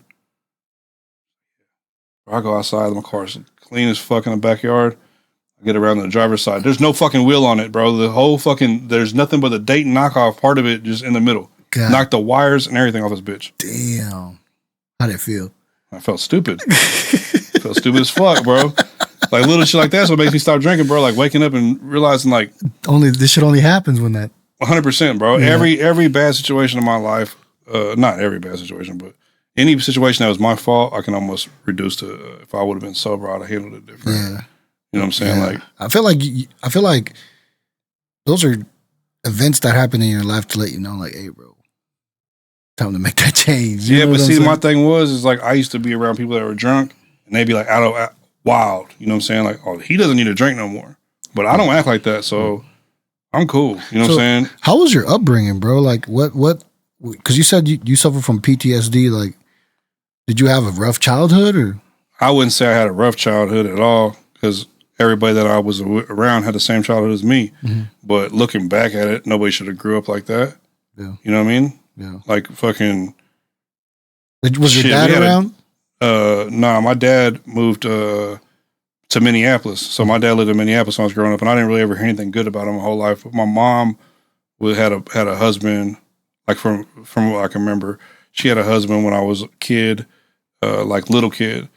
And he had some kids too, so he had older kids. Well, they was gangbanging. I think we had a drive-by on our house when I was like 4. You know what I mean? Like at your house. Yeah. Mm-hmm. That she was fucking some my stepsister at the time was fucking some bloods or whatever. And it was just, we grew up in a bad neighborhood. Like and probably like it's funny because recently I met somebody, a dude that I know. He lives around the corner from that house that I grew up in, and I said, "Bro, I grew up right around the corner from here." Mm-hmm. He was like, "Where?" I said, "Right here on Cernich, 59th." He was like, and I grew up, but my first childhood home, you know what I mean? I think we lived there until I was like 6 or 7. I said, right there on Cernich. He was like, "That fucking crack house?" I was like, "Hey man, like, yeah, that's where it's a house. It's a fucking crack house, but shit, that's where we was at." But but to me, like, I I don't say I would. I was around a lot of violent shit because where I, you know, I don't know. I don't know if I had a bad childhood or not. Now that you ask me, I kind of think about. But yeah, some bad shit went on. But to you, it was probably it was normal. It's normal, yeah. You know, but to somebody else, but I wouldn't want my kid to grow up like that. Yeah, like I used to have an uncle, my uncle Danny, rest in peace. He it's crazy because he's such a big influence on my life. But dude was ultra violent, bro. Like the most violent. Stepdad? No, my uncle. Your uncle. My stepdad at the time, that guy, I don't really know. I really don't know a lot about him because my mom ended up leaving him for another dude lived next door to us, and he's been my Andy Gonzalez. He's been my dad since I was second grade, probably. You know what I'm saying? Is he Hispanic? Yeah. And I mean, he's my dad. I don't know my fucking biological father, and I don't even know about the other stepdad that I had. I'm not even sure if he's alive anymore or nothing. But you know, he was young. He was like, I think he might have been like right out of high school when my mom met him. She was like 24, 25 or something like that. Yeah. And but you know, he did his best, but he was a kid, you know what I mean? Like he definitely got better. He definitely tried harder and harder and harder as I started fucking up more. Yeah. But bro, I was a fucked up kid. Like the reason why I had to go to Minneapolis is because my mom had I kept on getting in trouble. My mom transferred me to a school on the south side, and I ended up fucking bringing a pellet gun to school. Not because I was going to shoot the school up or nothing like that, but my mom lived in one neighborhood, my grandpa lived in another neighborhood, so I would have to take everything that I wanted to go to my grandpa's house. I'd have to take it with me. So I brought a gun to fucking school. So they kicked me out. You know what I mean? So my mom was like, I can't deal with it no more. You're going to Minneapolis. Yeah. So when I get to Minneapolis, like I said, it was like, bro, it was like super gangbanger, bro. Like we lived in a trailer park. So you got to think like trailer parks like the white projects. You know what I'm saying? It's like 25 trailers on one block. They say the average trailer has three children in it. You know what I'm saying? So like, it's not like where most neighborhoods where they got kids. You go 5 more houses down, they got kids. In a trailer, everybody's got kids. You know what I'm saying? So it's like, it's real territorial and shit. And fucking, I didn't even know nothing about the Crips and none of this other shit. I ended up stabbing a fucking kid, slicing a kid when I was in 4th grade for telling on me. Like I went to the, they had like a school supply office thing where you can go like once a week. You can take like $2 or $3 or whatever your parents will give you, and you can go to this place and get pencils and if you had some money, you can get like a backpack and shit. You know what I'm saying? Like, and the bad thing about this neighborhood was like just like any other trailer park, there's a nice neighborhood right by it. You know what I mean? So it's like, so some of the kids got fucking backpacks and shit others, but fuck, you know what I went there and got some pencil sharpeners. And I took the razor blades out of them and put them on the side of a pencil with some fucking glue and made a shank. And dude fucking told on me, and I fucking ran up and sliced him leaving school. You know what I mean? Like, but I was in 4th grade, dude. Like that same summer, I went to jail for a fucking robbery. I was between the summer of 3rd and 4th grade. I went to jail for robbery. My mom just sent me the fucking news article from it. Dude, you had like, bro, you was 9 years old, and I was 9. What the fuck? It's super gang. It was like I said, it was like I was saying earlier, like how influential or how that was back in the 80s? No, 92 maybe something 92? Like that. Yeah, that was those times were different. So there was like it was like this is like right around the time of Snoop Dogg, Doggy Style, Dr. Dre the Chronic, and so like the whole world was being in Menace to Society, the movie, Boys in the Hood, you know what I'm saying? Like, this is what our culture was being influenced, American culture was being influenced by this gangbanger shit. So when I get there, I don't know fucking anybody at all. Yeah. Period. Like, don't know a fucking soul in Minneapolis at all. I didn't even know I was moving to Minneapolis, really. My mom kind of just dropped me off. Was like, yeah, you're staying here now because you keep on fucking up in school. Right. What's crazy is, this girl at the end of the block, she was what they call the East Side Crip. Yeah. She actually banged the St. Paul gang, because St. Paul and Minneapolis are right next to each other, like KCK and KC Mo. Yeah. So she claimed East Side St. Paul Crips, right? And she was a Hispanic chick. She was fine from what I remember. But my dad used to hire her to babysit me, right? And so she was 16, I was 9. Yeah. Bro, she would fuck the shit out of me, bro. And she would suck my dick and all this shit. And it was funny, it's like, this is how you're reacting right now. It's not that big of a deal to us, right? Yeah. So then, like, when I'm going through that anger management shit, I start telling the story, like, dude, that's called molestation. He was molested. And I'm like, I never looked at it like that. You know what I'm saying? Like I used to get my dick sucked and listen to Snoop Dogg. You know what I'm saying? Like wasn't that big of a deal to me. You felt like a gangster. Bro. Yeah, fuck yeah, I did. I was wearing Dickies by then and shit, fucking stabbing people at school and robbing shit. And it was all like part of the process and shit. Right. I didn't think that this 16-year-old girl sucking my dick was an issue at all. I was fucking telling everybody about it. I told my dad about it afterwards. Street cred, bro. Yeah. He was 9, she was 16. Yeah. Like Billy got his dick sucked by Tina. Are you serious? There's probably guys that were her age. Yeah. Ain't even bro. Dude, I got into one of her boyfriends one day. I'm 9 years old and shit. That's wild. You know what's crazy is I thought I had a young start sexually, but that's fucking young, bro. But then, like I said, looking back on it, people were like, yeah, that don't count. Which I never counted that as like losing my virginity. I mean, I never looked at it as like that, though. You know what I'm saying? Why? I don't know, bro. It just didn't count. Because she wasn't my age, I guess. You know what I'm saying? Like, I don't know. Because he was molested. Because I was being molested, bro. It's fucked up. But so like I said, I got arrested there. I got kicked out of school. Yeah. We had what's funny is I looked all these people up not too long ago on Facebook, and she's so busted now. That's usually how it is. She looks terrible. That is how it is. But yeah, it was just, I mean, I don't know, bro. Like, it was all about gang and shit. So then I moved back to Kansas City. I didn't even know I was coming back here. Like, my mom came. How old were you when you moved back? Come back in 5th grade, whatever old I was. So I come back. 10. My mom picks me up to come visit. Like, she didn't tell me anything. Well, actually, she calls me one day and she's like, hey, this guy gave me a ride to work. And he was listening to some rapper. It's fucking terrible. Do you listen to Too Short? And I was like, nah, Mom. She was like, I don't want you listening to that Too Short shit. That's fucking terrible. And I'm like, dude, Too Short is my shit. You know what I'm saying? Short, and so when my mom picks me up to visit her, we get in the car. And I leave half my shit in Minneapolis because I'm coming back. You know what I'm saying? Like all my tapes and all my shit. Yeah. There's a lot more to this story, bro. Like, I spray painted the kid's face. Damn. Like colors type shit. Like it was fucked up. Like I don't know what I was thinking. You know what I mean? But like I said, it was like it seemed so normal back then. You know what I mean? And fucking but she tells me like we're like passing out of Minnesota, and she's like, yeah, you're moving back with us. Yeah. I'm like, fuck.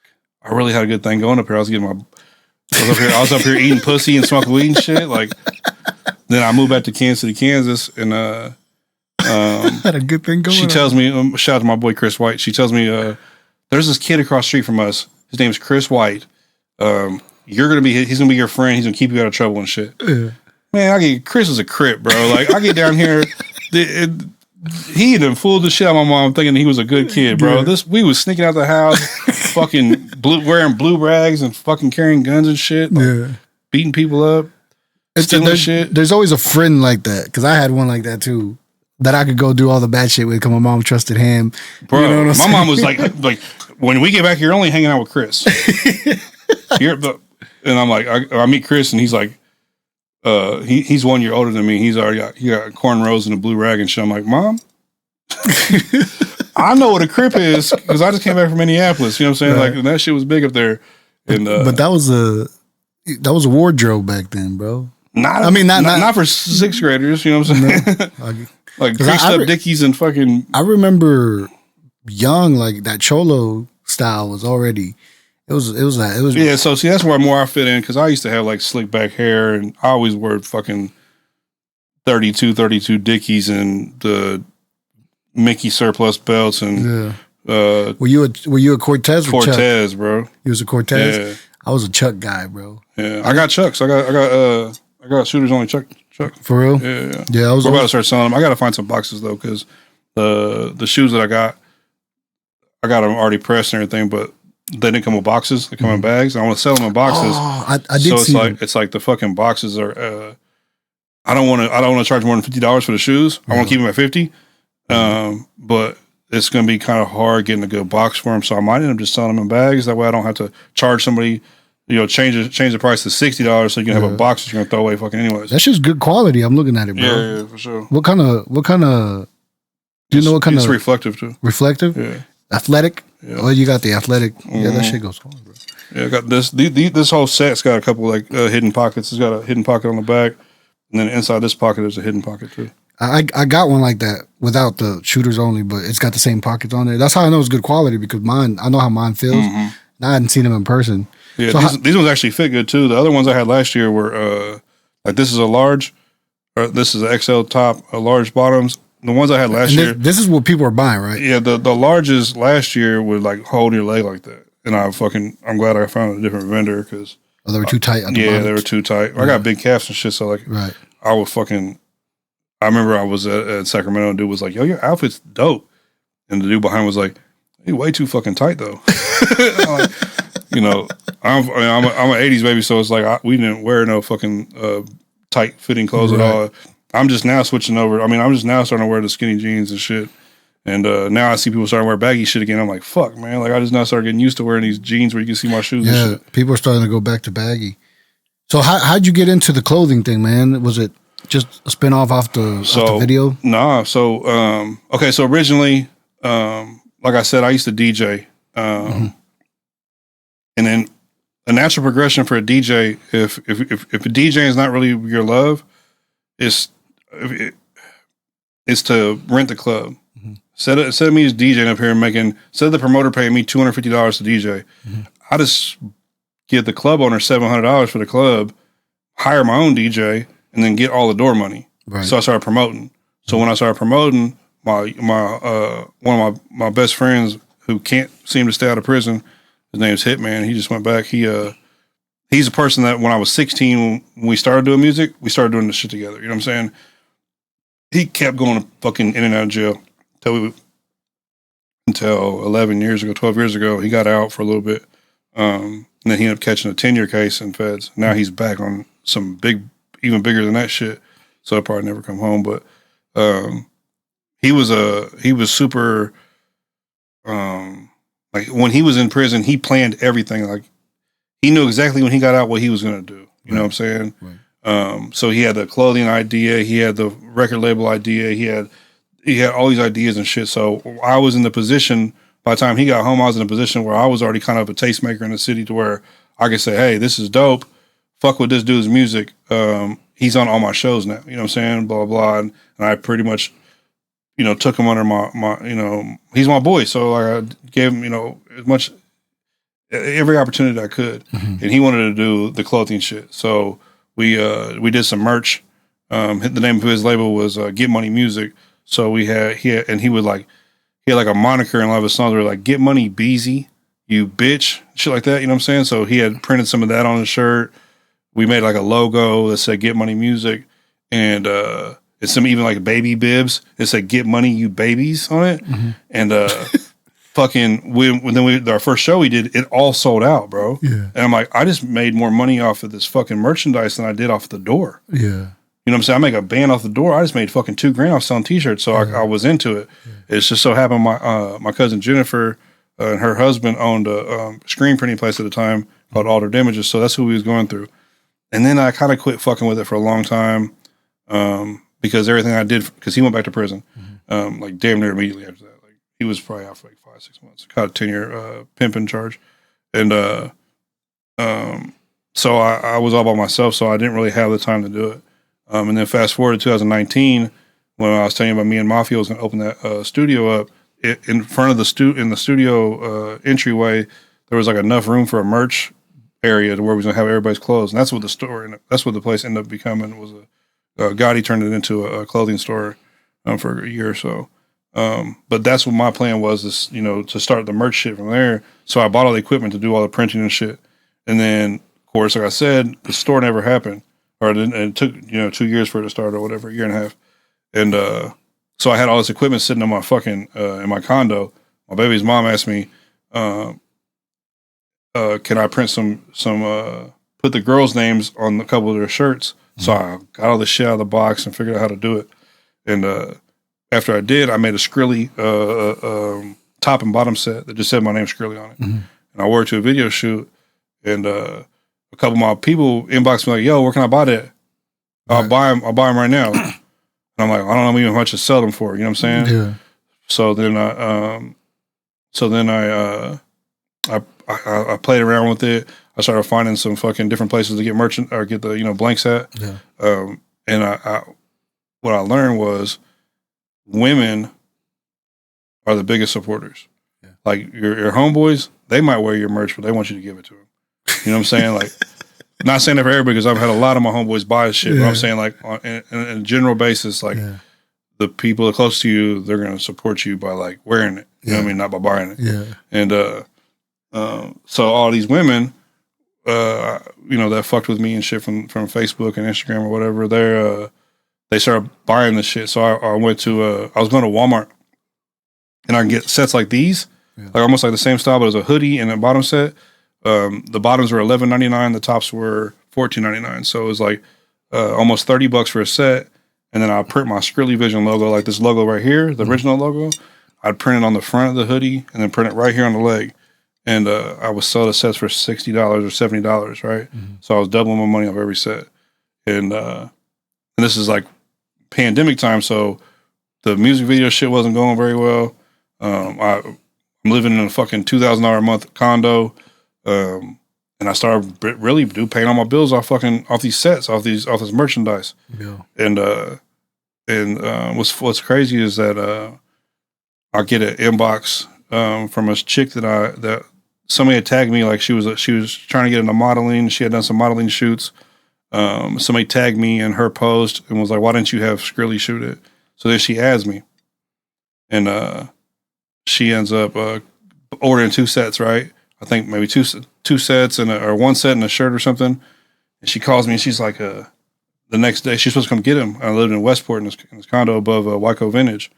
She calls me the next day and was like, "Hey, sorry I didn't make it last night. I got a DUI." I was like, "That's fucked up," you know? Yeah. So then she ends up coming and gets the set a couple weeks later, and I'm like, "Yeah, you're fine.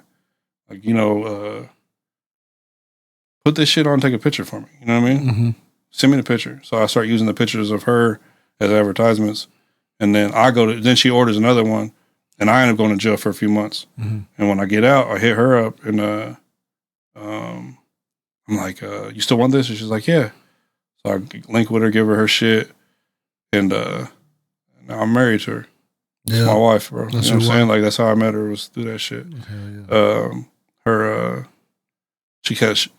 I was living different, you know what I'm saying? I was a hoe, you know what I mean? I was, it was crazy. I was, you know, doing my hoe shit. Yeah. So I didn't really have no time to like take her seriously. So I kind of blew her off for a long time. And then fucking one time one of her friends hit me and was like, "Yo, you know, my homegirl was actually blah, blah, it's her birthday." And shit, we linked that night, and we pretty much been together every day since. Oh yeah. How is the experience now in this relationship compared to all the other ones? It's weird because you look happy, bro. No, I am, but the thing about it is like I used to have addiction to toxic bitches. Like and I'm also I consider myself up until that point a toxic dude. Like for one, I don't know, bro. I never took. I hate to say, like I have a lot of experience with women, bro. Like a lot. You know what I'm saying? Way more than a healthy amount. You know what I mean? And from that, I'm real good at manipulating bitches and shit like that, and which is nothing to brag about at all. Just, you know, part of the game. But I just dealt with some real terrible people, bro. You know what I'm saying? Yeah. Because of the way I was, I attracted that type of person. You know what I'm saying? So with her, it's fucked up because I trust her 100%, but it's like almost not natural feeling. You know what I'm saying? Like me and this girl's been sharing our locations on iPhone since we met because she was like, here's where I am.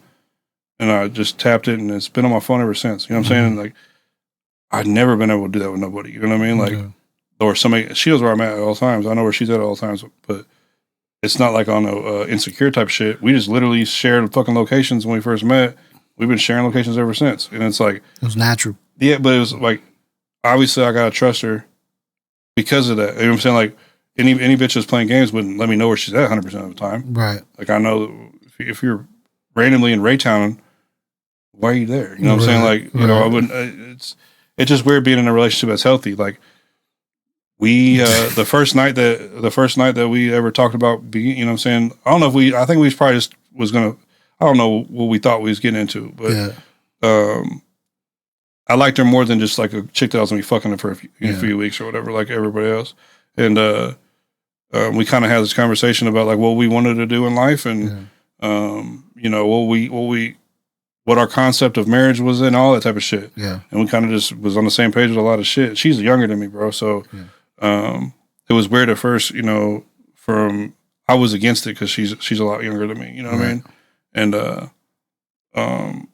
And then once we stopped drinking, we started putting everything into play that we talked about. Like we do have a family. We just had our second son. We're done now, but she's been my daughter's mom since the day she met her. You know what I'm saying? Like she's, because you had a daughter before you met. Yeah. And with that, she helped me go get custody of my daughter. You know what I mean? Like, which in turn helped my baby's mom out, because now my baby's mom's on the right track. I'm not saying because of my wife, but my wife helped me get custody of my daughter, and that changed my baby mom's life. You know what I'm saying? Mm-hmm.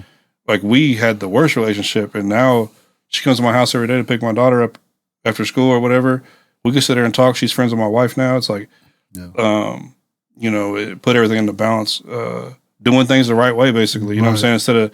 Instead of like having all that toxicity. Instead of like letting one person control the situation, because she's a manipulative person. Like I said, I attract that type of person. So when I met my wife, it was weird because she wasn't like that at all. You know, it's like she followed you, or waited for you to make the choices. Yeah. She's fucking. She's great though. Like she's 100% like. She's the reason why I'm so much calmer now. You know what I'm saying? And I'm happy. Like, but what's crazy, the sad part about that is like, you know, not being used to it, or not like being able to appreciate it, but not being ready for it. Maybe, you know what I'm saying? Like having like a stable life. You know what I mean? Like, bro, I got my license now. I've never had a license in my life. Your driver's license? Yeah. Bro, I've never had a driver's license, bro. I had 20 when I met her. I had warrants in 20 cities. Yeah. Do you feel like she's the cause for all of this, or? Yeah. I mean, she's the one that made me. She's the one that made me fucking. As far as like getting my shit together, like getting rid of like I'm legal now, bro. Like I can go talk to a cop. You know what I mean? Like I've ran from the cops my entire life. You know what I'm saying? Like, thing what's fucked up is that when we first got together, I had 2 felony charges in Kansas. 2 felony indictments for. Basically running from the cops, you know what I'm saying? Like two different charges for running from the cops. They were Wyandotte County charges, and they got upgraded to state indictments. And that my lawyer was trying to get it down to 3 years in prison, and for a plea. And I told her, I said, so what's going to happen if I go to prison? She's like, I'm gonna be right here. You know what I mean? I'm gonna be right here. And what's crazy is that luckily for my case, my trial was during COVID. They only had one piece of physical evidence. So when you go to get a charge, the DA can or the investigators can present evidence summary to the DA and say, okay, we got this evidence, and the DA is going, okay, well here's this charge, felony, whatever it's called, whatever the fucking running from the cops. You know what I mean? Right. I had 2 $35,000 bonds. But in order to go to trial, you had to have the physical evidence. You can't just have a summary of the evidence. Right. So inside the car that I was running from the police in, they found a name tag with my fingerprints and my DNA on it. During COVID, they lost the actual physical piece of it.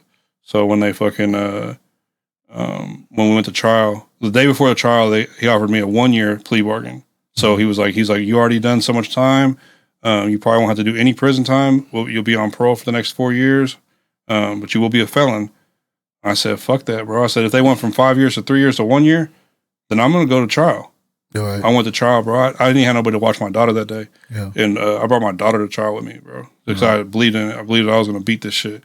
And fucking my lawyer came out and was like, hey, they don't have the evidence. They don't have the physical evidence. So we're going to go in here and go to trial. He was like, so we got a good chance. I went in there and had my daughter sit on the fucking wood bench and went right up there, took the stand. They said, they asked two of the cops, they was like, can you identify this man? He said, no, the windows were like 5% tint. We couldn't see in the windows at all. Yeah. We know it's him from social media. Because some guy basically when the cops found the car, because I got out of the car, allegedly I got out of the car, they found the car and all these cops around the car. So this guy pulled up, was checking on me. He thought I got killed. Right. This dude pulls up and was like, yo, is Billy all right? Well, now you know who I am because this fucking guy from fucking Facebook just told you who I was. You know what I'm saying? So that's how they found out who I was. But the cops were like, "No, we can't identify him, and all the physical evidence is lost." The DA was like, or the prosecutor was like, "Well, unfortunately, we're forced to withdraw the case," and I beat it. Beat that shit, bro. I was so fucking happy, bro. I fucking grabbed my daughter, hugged my daughter. My lawyer was like, I still owe my lawyer $1,000. And he was like, if we go through trial, it's another $1,000 whatever. So I brought it with me, and I fucking just was excited and handed it to him. And he was like, put it in his pocket. And I'm like, so then I walked out of the car. I was like, bro, I was not supposed to give him that money, but fuck it, you know what I'm saying? Like, that was because I did not. I just started having some good shit going on in my life, so I was like, I did not want to go to fucking prison. How was that feeling, bro? Of like turning around and picking up your daughter and bro, it was amazing, and like. Okay, so like I've been dealing with this shit for a long time with just bro. I had, like I said, I had warrants in 22 cities. Yeah, and God damn. Yeah. So when I hired my next lawyer, because when I went through my custody shit, I had to get all that shit cleared up. Yeah. I had to pay taxes for 10 years. I didn't pay taxes my whole life. Yeah. I paid 10 years back taxes. I got rid of every fucking warrant that I had. I got rid of every case, and my lawyer was like, where do you think you have open cases at? And I was like, and these are all like driving on suspendeds, failure to appear, hit and run. I had a couple hit and runs that were pretty bad, and she was like, well, I'm just gonna call every city. She's like, just sit here with me. She called every fucking city. Yeah, we got him on this and that and that. Okay, what do we need to do? Well, this one's so old, $250. You know what I'm saying? So all right, well, we're sending it through. Boom, boom, boom. Oh, this one's actually already been dropped. We'll go ahead and put the little order or whatever it's called, a compliance letter, and get this one taken care of. And slowly but surely, by the time I went to my fucking custody trial, I didn't have a warrant at all. And I was supposed to get my license back, but I had a DUI in Kansas City, Missouri in like 2011, 2012 or something. And I already went to jail for it and everything. I did a sentence for it. Yeah. And so I thought it was all cool. And apparently in Missouri, if you had a DUI at any time, you got to put one of them fucking boxes in your car that you blow in. So right before I went to trial, they put that thing in my car for my custody trial. And so I got my driving privileges back, pending that I was blown into this box every day. Yeah. And I just got that off in last month. Damn. This month, actually. So you're still kind of going through it. No, I'm done. 100%. Everything. I'm 100% legal. Cool. I got my driver's license in my pocket. Hell yeah, dude. Well, congratulations. Yeah. Man. But it's all like I just wasn't taking care of my shit though. Like if I would have showed up to court, no, I didn't. But I don't want to talk about that too much. But all my taxes are paid up to date. Fucking, I was just living dumb, bro. I had too much money. I've always been successful, semi-successful. Yeah. So where if I go to jail tonight, I'm gonna bond out in the morning and never come back. Yeah. Oh, it's $700 here.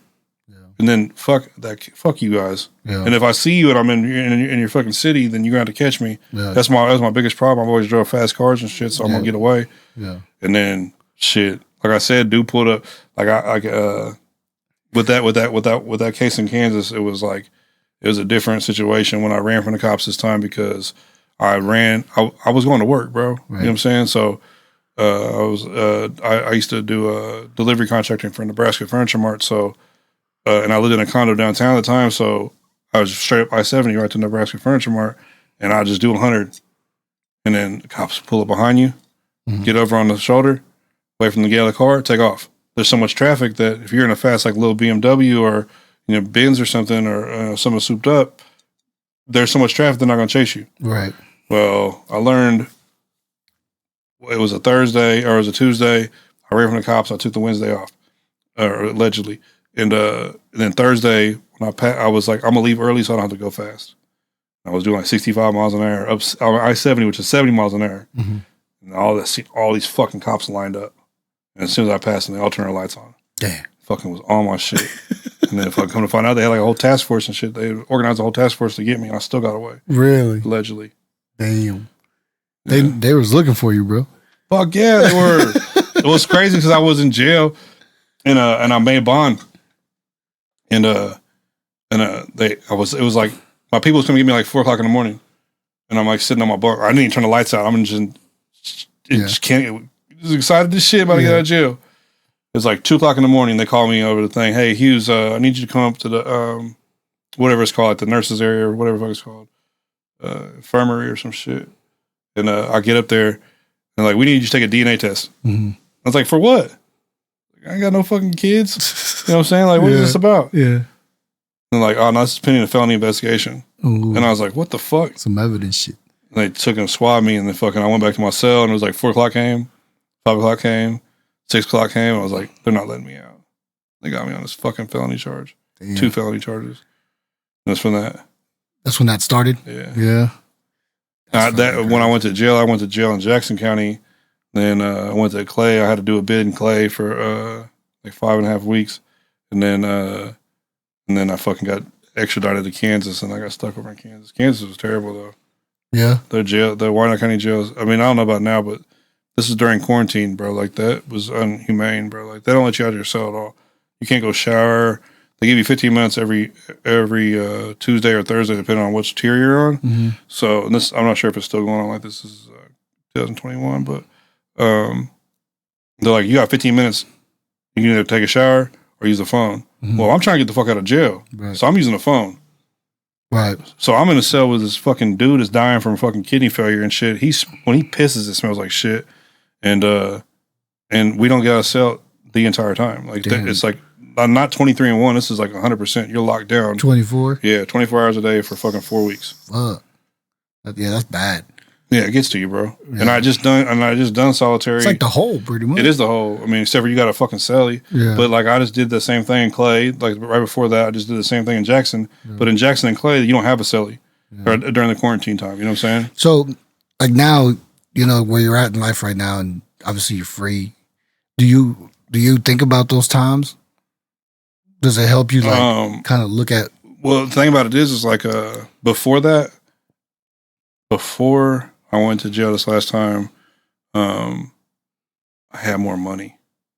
And one thing that bothers me now is like, I don't have the type of income or the type of residual like paper on deck. Mm-hmm. But at the same time, I just went through a fucking 2 serious cases and a fucking indictment. You know what I'm saying? So like, and I also just went through 22 fucking cities getting all this shit taken care of. So like, I feel like financially, it's fucked up feeling like, if I look back to when I was doing bad shit, I had more money. Yeah. You know what I'm saying? Right. But, moving forward, like, do I feel better, like, being legal? Fuck yeah. Yeah. Dude, I can talk to a cop. Yeah.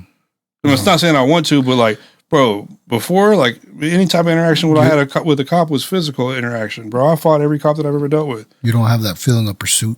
Dude, listen, man. My fucking wife was with me, and we're on 29 highway, or the 169 highway, and I seen this cop just get off the fucking shoulder and just start chasing me. Mm-hmm. I just take off, whoa, hit the corner, fucking throw my gun in the trunk through the thing, or something. I maybe I put it in the seat or told her to put it in the seat, and and then I pulled over real fast, and I was gonna get out and run. The cop just passed me. And she was like, what the fuck is you doing, bro? Yeah. Like, you're legal now. Yeah.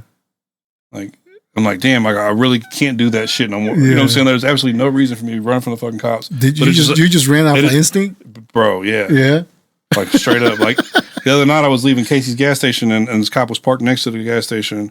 And then when I left, he was parked behind the gas station, like, waiting for me. Yeah. And I panicked, bro. Yeah. Then I pulled up to the line, I'm like, man, let him pull me over and just see how this goes. Yeah, because you're used to... Fuck, dude. I swear to God, anytime I've ever dealt with the cops, ever had a cop approach me in person, it became physical. Anytime I've ever had a cop try to pull me over, it became a chase. 100% of the time. I've never pulled over for a cop.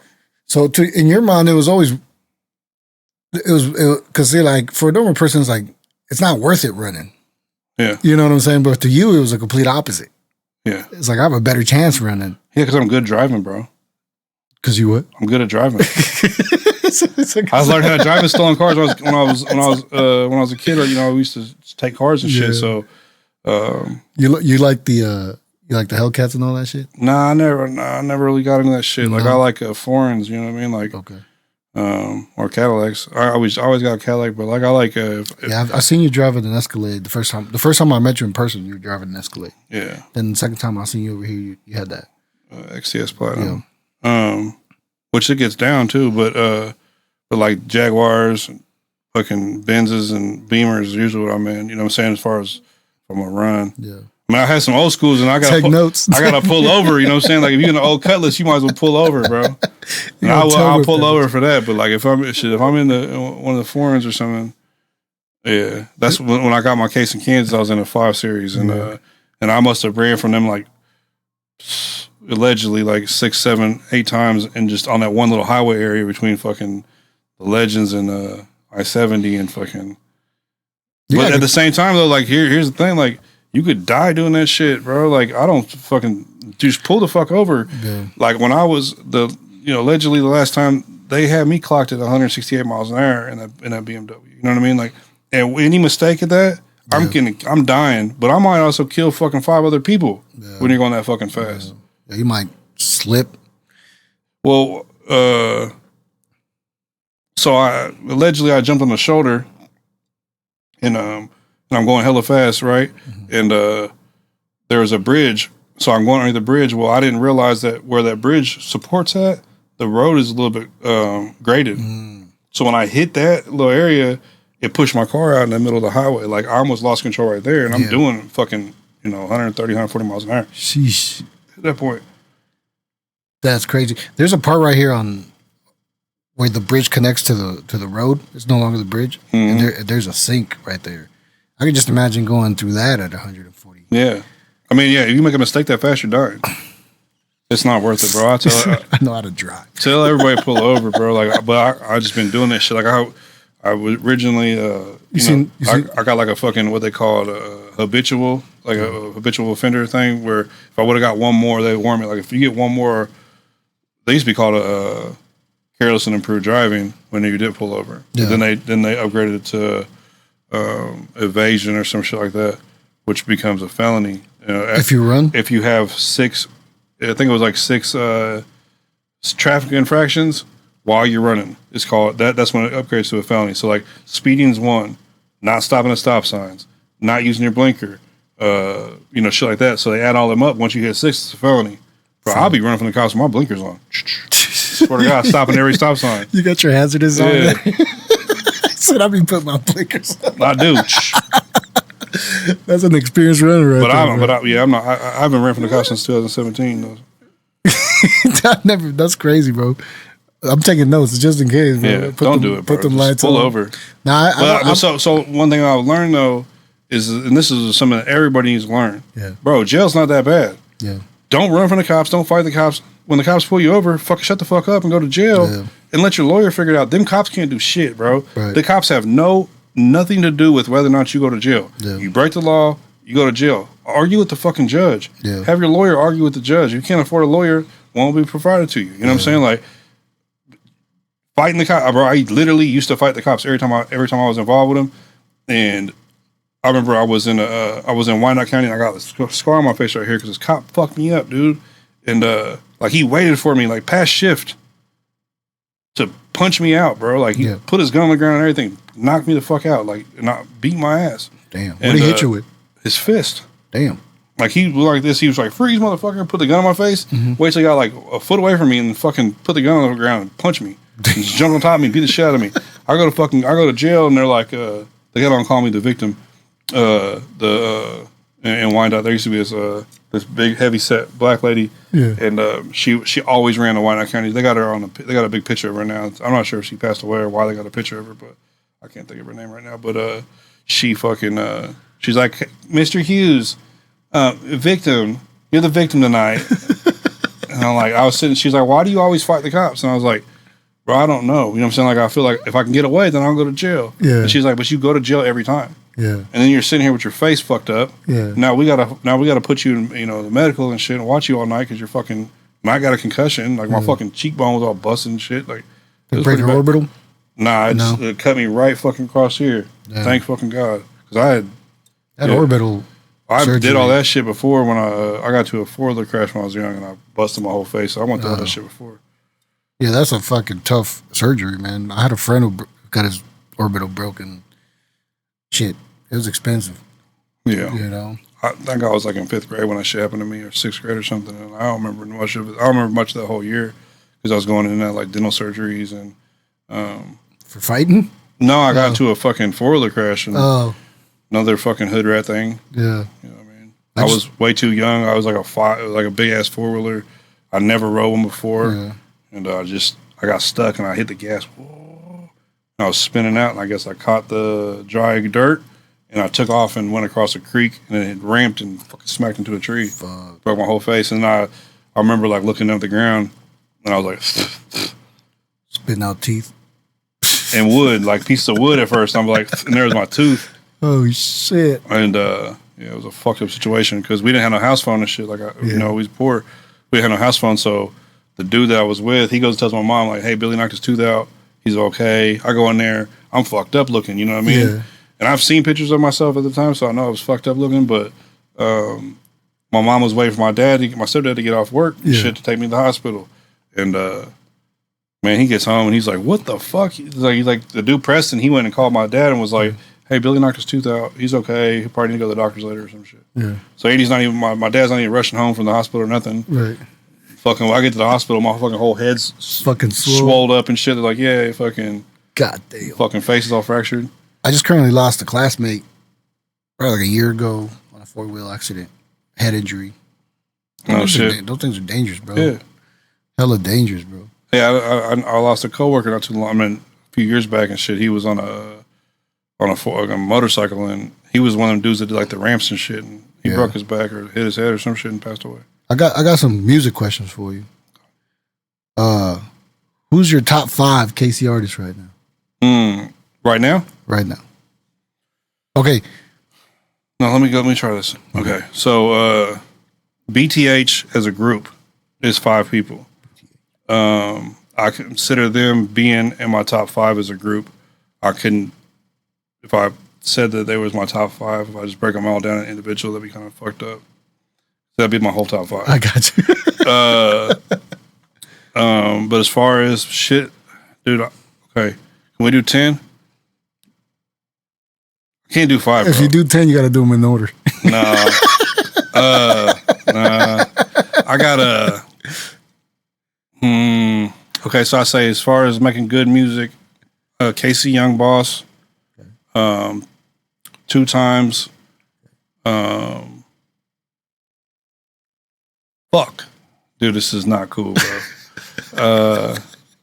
You know how to ask yourself. Like, yeah, BTH is a group is in there, which includes Boogie and Rose and everybody. Here, this is not cool.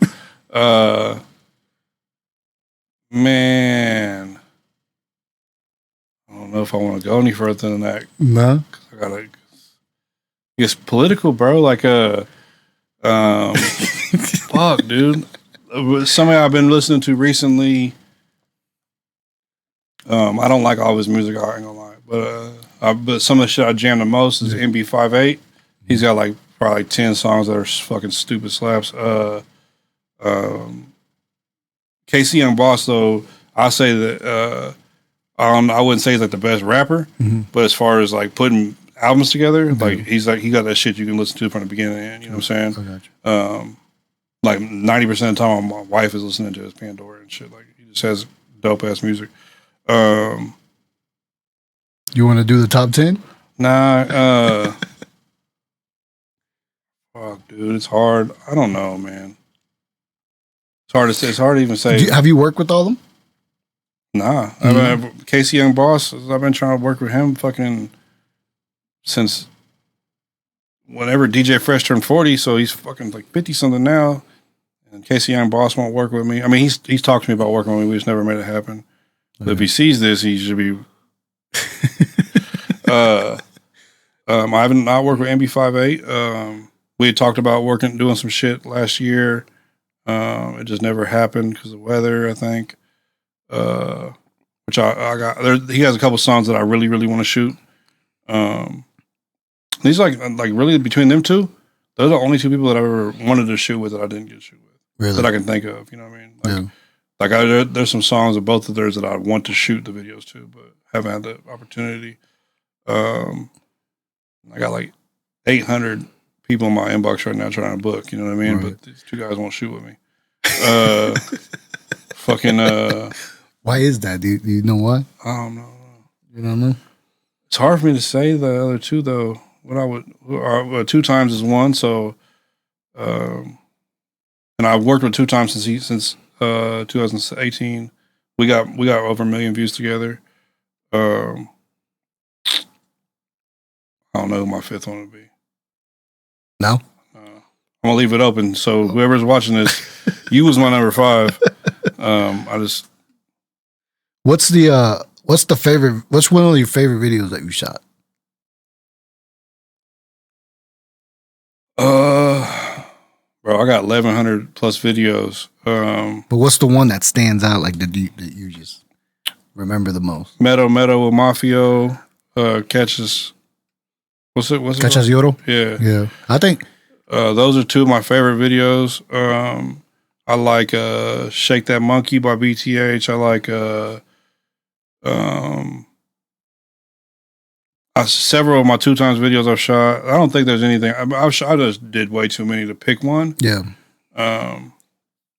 But cause I've done something, bro. Like look at my YouTube. I know. If you go to if you just type my name in on there, like the amount of videos that pops up, like I forget how many videos I've done. Yeah. And I just type my shit in there, and I actually had a playlist on my channel.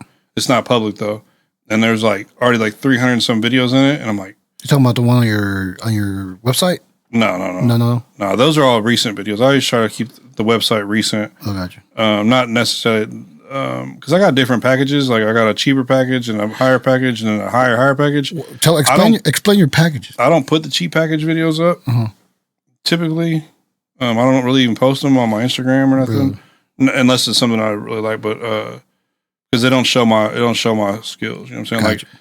But I will shoot a video for you for cheaper. Yeah. You know what I'm saying? Like, but you're not, I mean, I'm obviously not going to do a 20-hour edit on it. You know what I mean? Right. Like, you're going to get some, what they call it, snickle fritz. They get Kush, you get snickle fritz. Yeah, I wanted to get that. But you still get a good video, though. You know what I'm saying? Like, I'm not going to lie. Like, some of my $500 videos are fucking beautiful. Is that your lowest package? Yeah. It's $500? You don't shoot nothing less than that? No, hell no.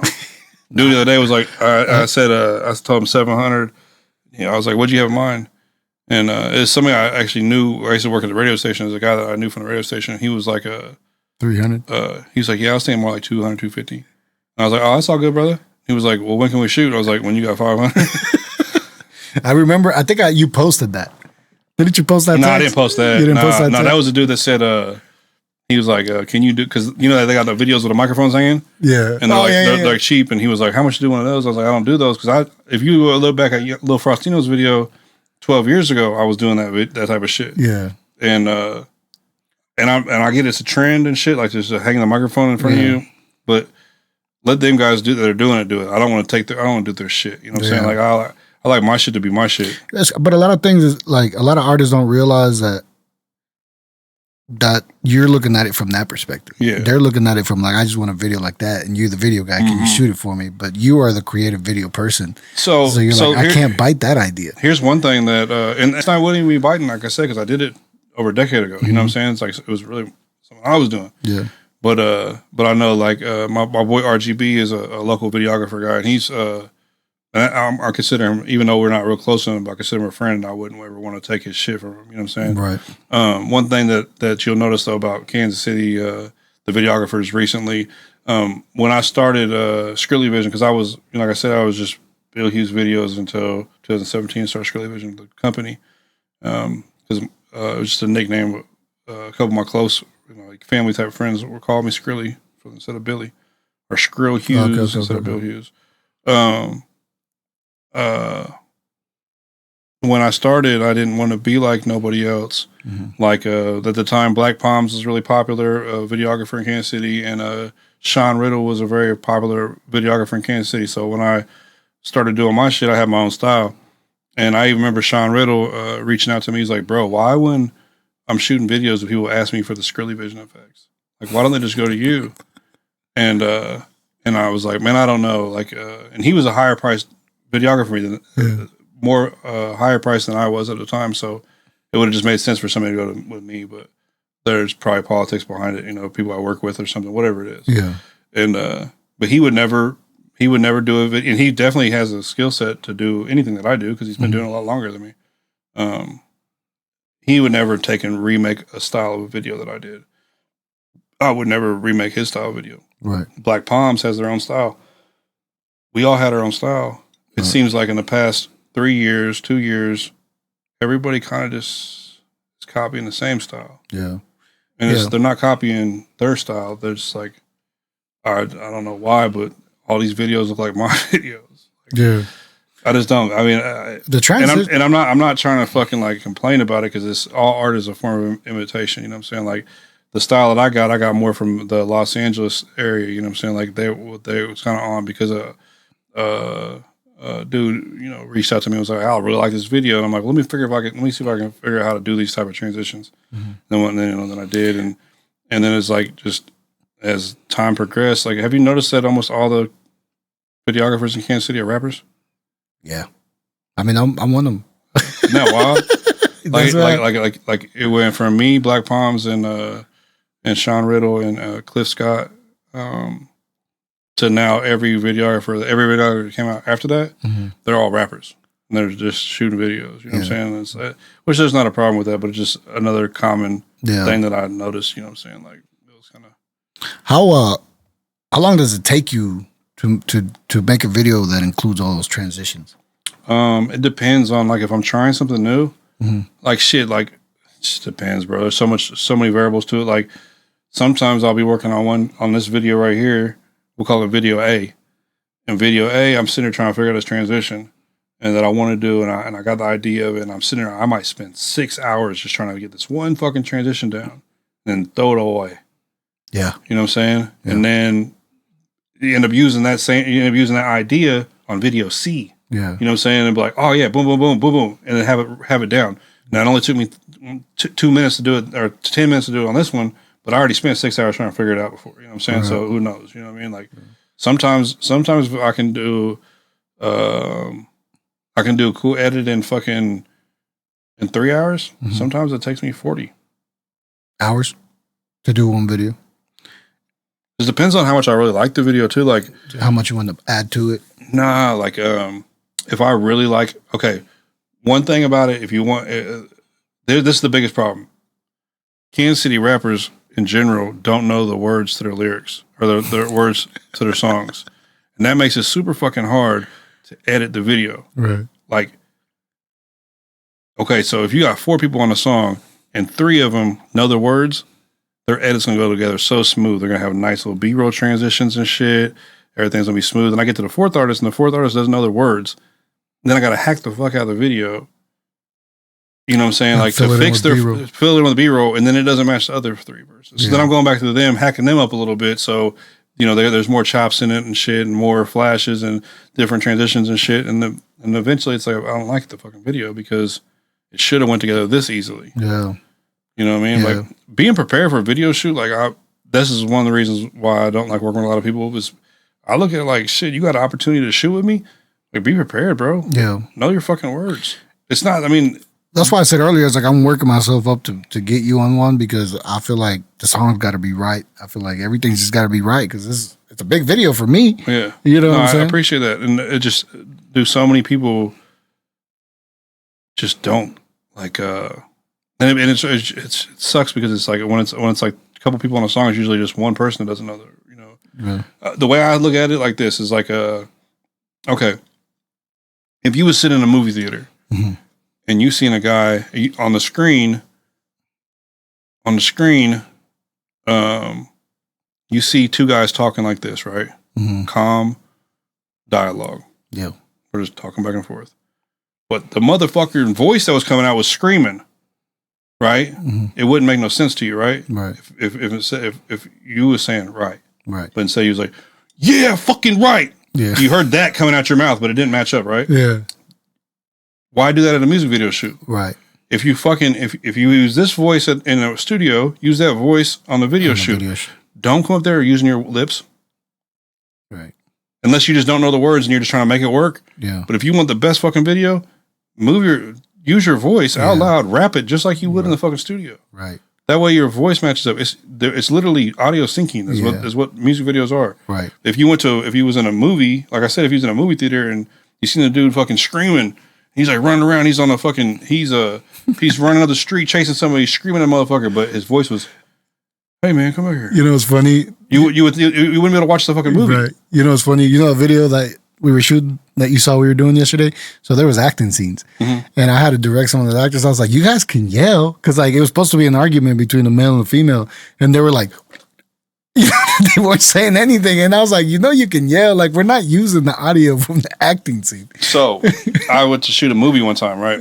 I've had a couple of opportunities to shoot movies and two of them turned out terrible situations around the movie. And then one movie, I actually shot most of it. And then I'm not sure whatever happened with their finances or what happened, but the dude was like, okay, now this scene, because I wasn't directing, I'm just shooting it, right? Yeah. Dude was like, all right, now this scene is me one of them scenes where we're talking, but we're not saying nothing.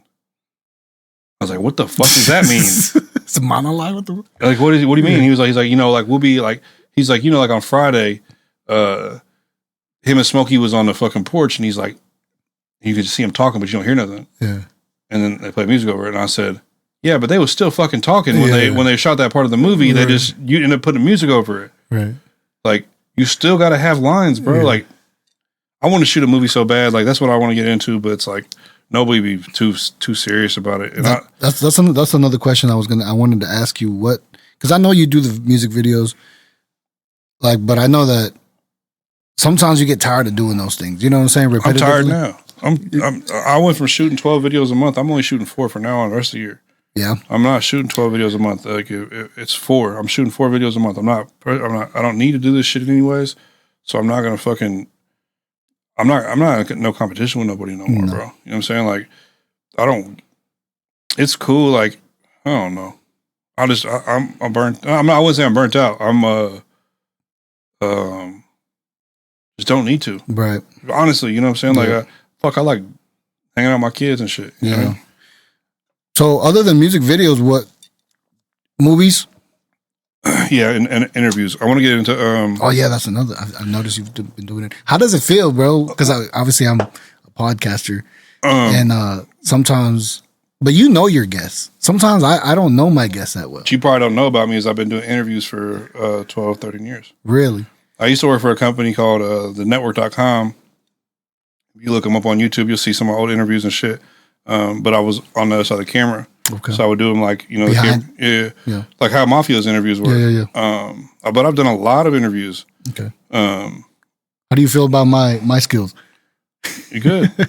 No, you're dope. I mean, this is the first podcast I came on. I mean, besides Couch Talk, which is my best friend's fucking podcast, you know what I'm saying? Or, that's the only shit I've ever done. I get asked to come on these fucking things every day. What made you want to come here, bro? Because I did look to see if you've been on others, and I'm like, what the fuck? You know what I'm saying? Because I like the setup. I like the way this looks like a radio station rather than a fucking living room with a table. I got you. You know what I'm saying? Like I like the setup. Like look at this. This looks like the old Howard Stern show. I appreciate it. I tried because I wanted my guests to feel like I didn't know it was gonna be set up like this. I didn't know. I thought I was gonna be on the side of a desk somewhere or something. I didn't realize. I mean, you be right sitting, here, bro. That's the best way to do it. You know what I mean? And I seen your shit through Mafio. Yeah, you did 1 or 2 interviews with him. I did 1, and then when he released the last album, Escalade hit me up and asked me if I could do another one. Which obviously, of course. Yeah. You know what I'm saying? So you did do 2? I did 2. Yeah. Yeah. He's one. Him and Muggsy are the only people I've done 2 in the same year. You know what I'm saying? I try to keep them at least a year or give people time in between. That's another one I talked to about doing that I've considered that I will. I mean, I will do it whenever he's ready. Is Esco Wave? Yeah. Me and Doom go back. Esco got connections, bro. Like out of Kansas City, when I started this shit and I started seeing other podcasts. When I seen Esco Waves, I was like, okay, that's. Yeah, his name is Doom though. That's his name. Sorry. SKRILLY is the podcast, but he used to be a real influential artist in Kansas City, Kansas. When I was coming up, when I was transitioning from being a mixtape DJ to an actual live DJ, we just had this conversation the other day. He dealt with a dude named DJ Loon, and DJ Loon was a little bit older than all of us, but he was super fucking talented. Like, I wouldn't say as a DJ he was super talented, but like as a graphic designer, he was super talented. He shot music videos. He was super talented. He had his own recording studio in his house. Super talented. Like, if me and this dude would have linked, we would have put our side of town would have splashed hard. We would have really made a wave. But instead, we started beefing. You know what I'm saying? So it was like, I never really had no problem with the dude, but I did a lot of the same shit he did, and I don't know why. But one day I woke up and this dude made a diss song about me, and the name of the song was like "Fuck Bill Hughes" or some shit. Like, it was like hella blatant. You know what I'm saying? Like, it wasn't like nothing. There wasn't no subliminal or nothing. Dude did not like me. And I never really understood why and shit. But so we kind of went back and forth for a while. I never responded personally, but what I would do is like I told you, I was working with people all across the country. So I would get like DJ drops, like, you know, when they say like, you listen to Bill Hughes mixtape such and such. Like, fuck DJ Loon. You know what I'm saying? Like,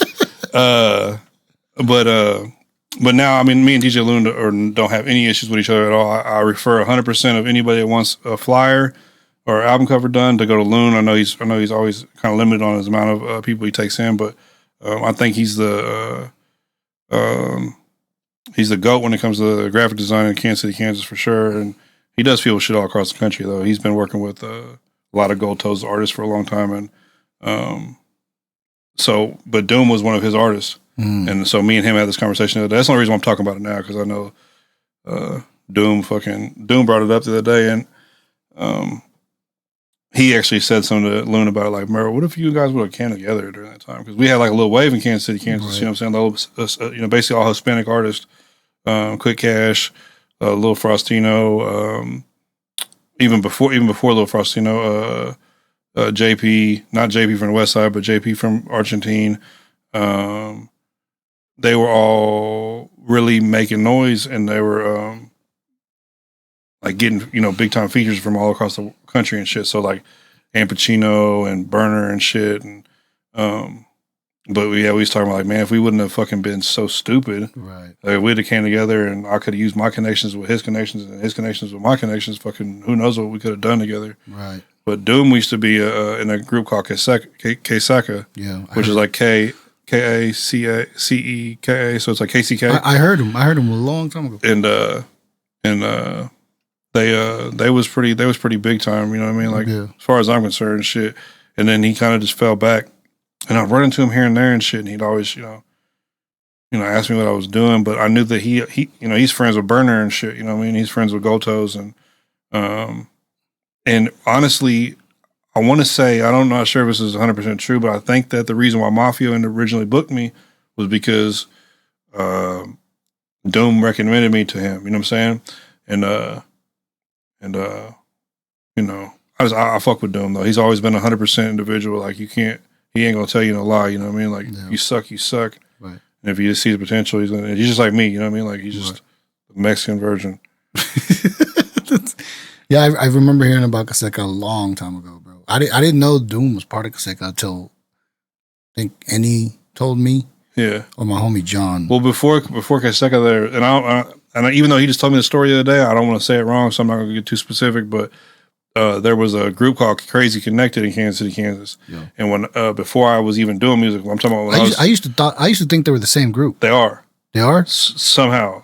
Like I said, I can't be too specific about it. Yeah. But I think one of the dudes from Crazy Connected is part of Kaseka, but it's like they're all like different families, but like from the same area, like Argentina, Armadale, I believe. Mm-hmm. And but Crazy Connected was kind of popping before I ever did any music and shit. I remember being at a party and fucking they walked in, like we was like way out, like in like West Wyandotte County, like in the countryside of like the white area of Wyandotte, and they walked in, everybody's like going, oh fuck, there's Crazy Connected. Yeah. Like, you know, everybody's like they're big fucking celebrities, and I came in there like freestyled and like shit on everybody, freestyle and shit, and fucking. That was like the first time I ever seen any like Mexican rappers for real. You know what I'm saying? Like this is probably like 96 or 7. Yeah. I met SPM in 1998. I used to do the Lowrider magazine shit with my homeboy. We used to like go to all the with my big homie. The dude that kind of took care of me when I was a kid. Got me out of a lot of trouble. We used to travel around to all the like Lowrider magazine car shows. Yeah. SPM used to open up or do his shows there, and it was cool. SPM was such a fucking or he is, but he was. He would buy booths, like the merchandise booths. Yeah. He'd buy like 4 of them and be like, I need all 4 of them in a row. Yeah. He would set a fucking stage up instead of having a merchandise booth. So if he couldn't get on the stage to do the show, like the actual Lowrider magazine concert, he would just do his own concert in the middle of the fucking car show, bro. And dude was just so fucking dope, man. And I just watched his hustle. Like there's like it's like one of my biggest musical influences is a South Park Mexican. Yeah. I don't know nothing about his case or no shit like that. I know some people that was involved, and they say it's 100% not true. But I remember fucking he used to just give us game as kids, like what we was talking about earlier with the race shit. Like we're all brown, bro. Yeah. Like we're all just different colors of brown. Yeah. Like we're all, like you can't look at a person like he's black or like he's black. He's just a different color of brown than us. He's like, you just told us all that. He's like, you're light brown. He's like, I'm a little bit darker than you. He's like, we're all got the same blood. Right. And like that type of message is the type of message you should be giving kids. Yeah. You know what I'm saying? Like but his merchandise shit was crazy. Like he had fucking, these towels that had the dope house on them and shit. And, he would sell the towels for like $5. Because the shirts were like $20. So if you couldn't afford a shirt, at least you can get a fucking towel. Yeah. And he told me that. He's like, shit, I put the towels out. He's like, I only made no money on the towels, but he's like, I'd rather have the kids that can't afford, or the adults or whatever, that can't afford to buy a t-shirt for everybody in their family. Yeah. Shit, here's a towel, put on your shoulder, homeboy, and you fucking represent Dope House. You know what I mean? And fucking, I just remember that. Like, some of the merchandise I sell now, I don't make that much money on it, but I'd rather you be wearing it. Yeah. You know what I mean? Like with the hoodies. Right. This all goes back to the merchandise shit. Like with the t-shirts, I fucking the t-shirts I got $3 or $4 or $5 in each t-shirt. I can sell them for $20, $25. So I'm making 500% profit. With the hoodies, I might have $20 in a hoodie and sell for $40. So I'm only doubling my money. You know what I mean? After shipping and taking losses on product getting fucked up or whatever, I might not make any hardly any money at all. But I learned that the reason why people buy the t-shirts in the summer is because they wear the hoodies in the winter. Yeah, you know what I'm saying? Like I swear to God, like when the hoodie season comes. I'm completely out of stock right now on hoodies. Yeah. I was going to ask you what sells the most, hoodies or shit? Hoodies. Hoodies. I mean, well, so okay, well, like I said, originally I just put my logo on the shirts. Yeah. And then, so the story behind the Shooters Only shit is I made a post and was like, I was downtown shooting something, right? And I got blocked from Facebook.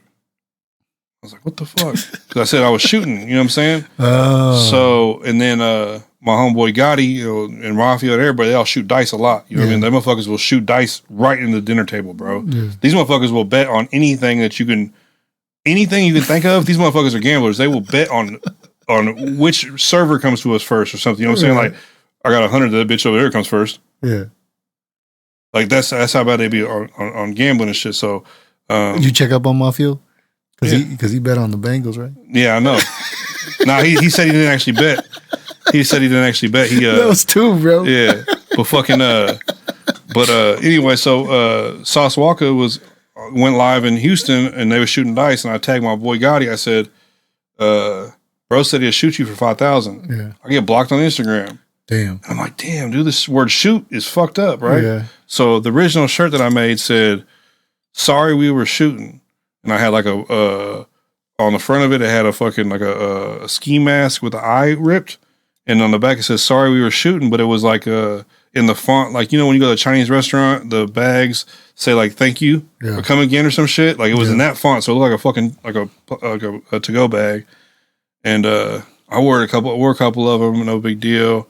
But then I found out there was a company called Sorry We Were Trapping. And they used the same, and I might have been influenced by it and not even realized it, you know what I'm saying? But once I seen their shit, I was like, I'm not using this no more. Yeah. So I started the Shooters Only shit, and I swear to God, I printed it on a burgundy t-shirt, and I wore it. Where did I go first? I wore it to the gas station and to get some backwoods. Yeah. The dude was like, bro, where you get that shirt? I'll buy it right now. I want some. I was like, I just started making them. I ain't selling them yet. Mm-hmm. He's like, all right. And this dude doesn't know me from fucking anybody. He's just like, that shirt's dope. He just saw the shirt. Yeah, it was burgundy, had the white letters on it. He was like, that motherfucker's dope. I went to my fucking wife's work. She works at a Mexican restaurant. She did, and she does sometimes now. She used to work full time. And I wore that fucking shirt, and somebody was like, "Yo, where'd you get that shirt at?" Blah, blah. I was like, "Yeah, it's my merchandise." Mm-hmm.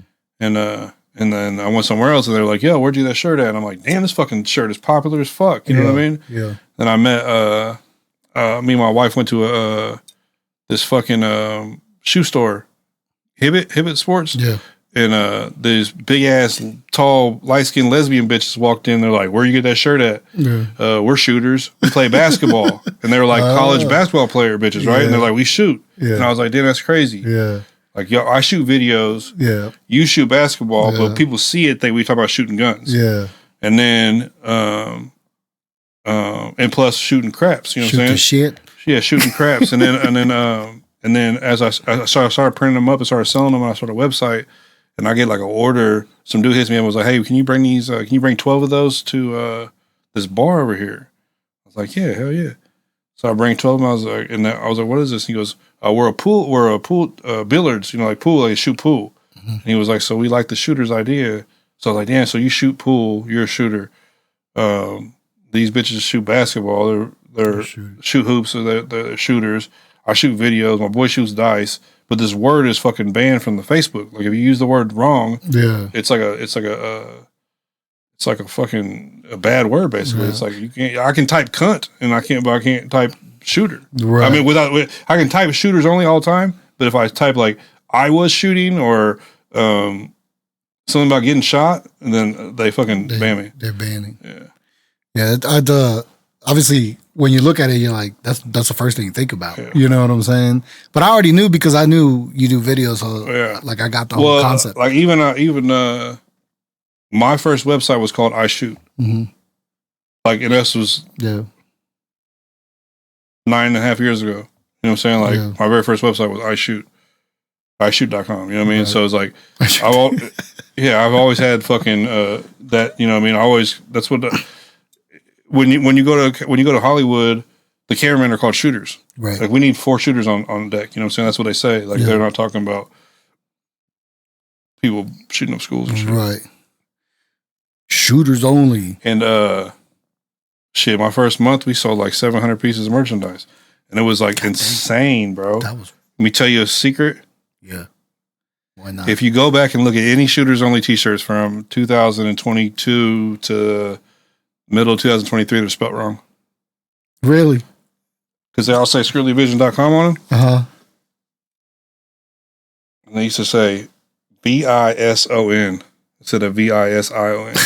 So if you got one of them motherfuckers, hold on to it because it might be worse than one day. That's crazy. This shit goes public. Was that the one with the logo on it? They all the same. I use the same exact fucking... this when you talking about when you came out with the shooters only. The shooters only shit. Everything, every one of them. The breast plate right here. Yeah. Has this exact logo on it. In the back, it says Shooters Only, Killer City, Missouri on it, right? Mm-hmm. Every one of them is misspelled. I mean, until like middle of 2023.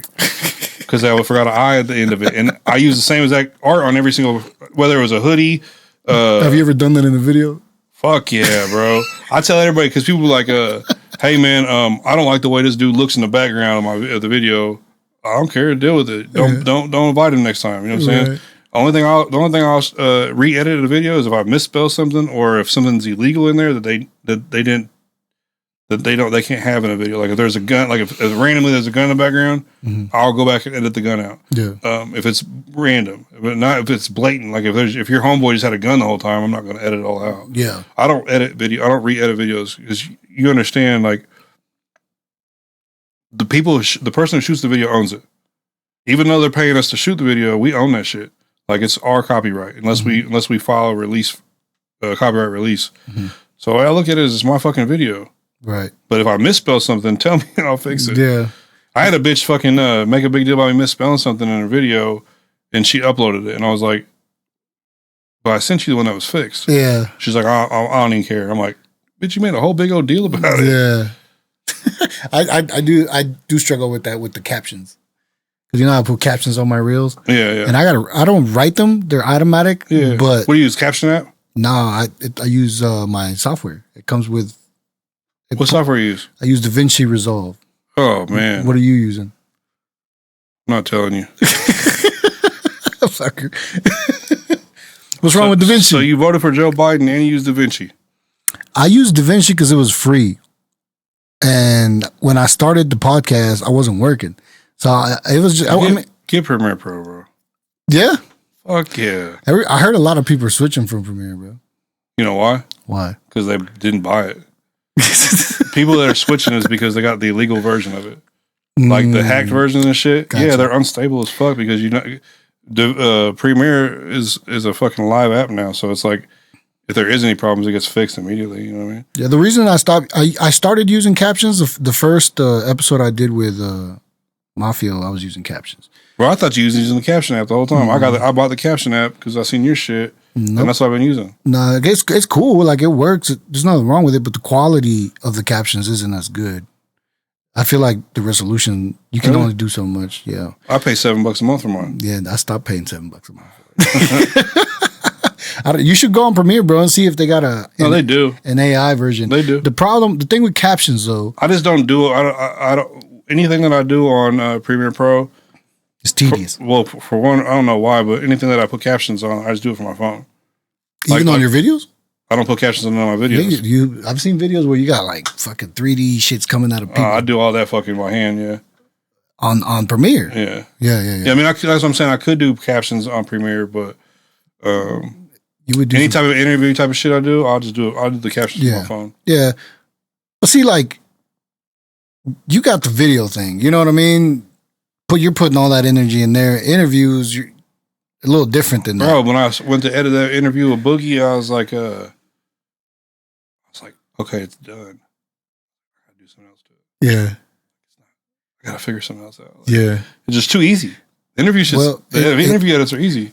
It is when like our conversation, it's not gonna be that difficult because I don't think I gotta cut anything out. No, I'm gonna have you cut a lot of this shit out. Half this ain't going in this fucking video.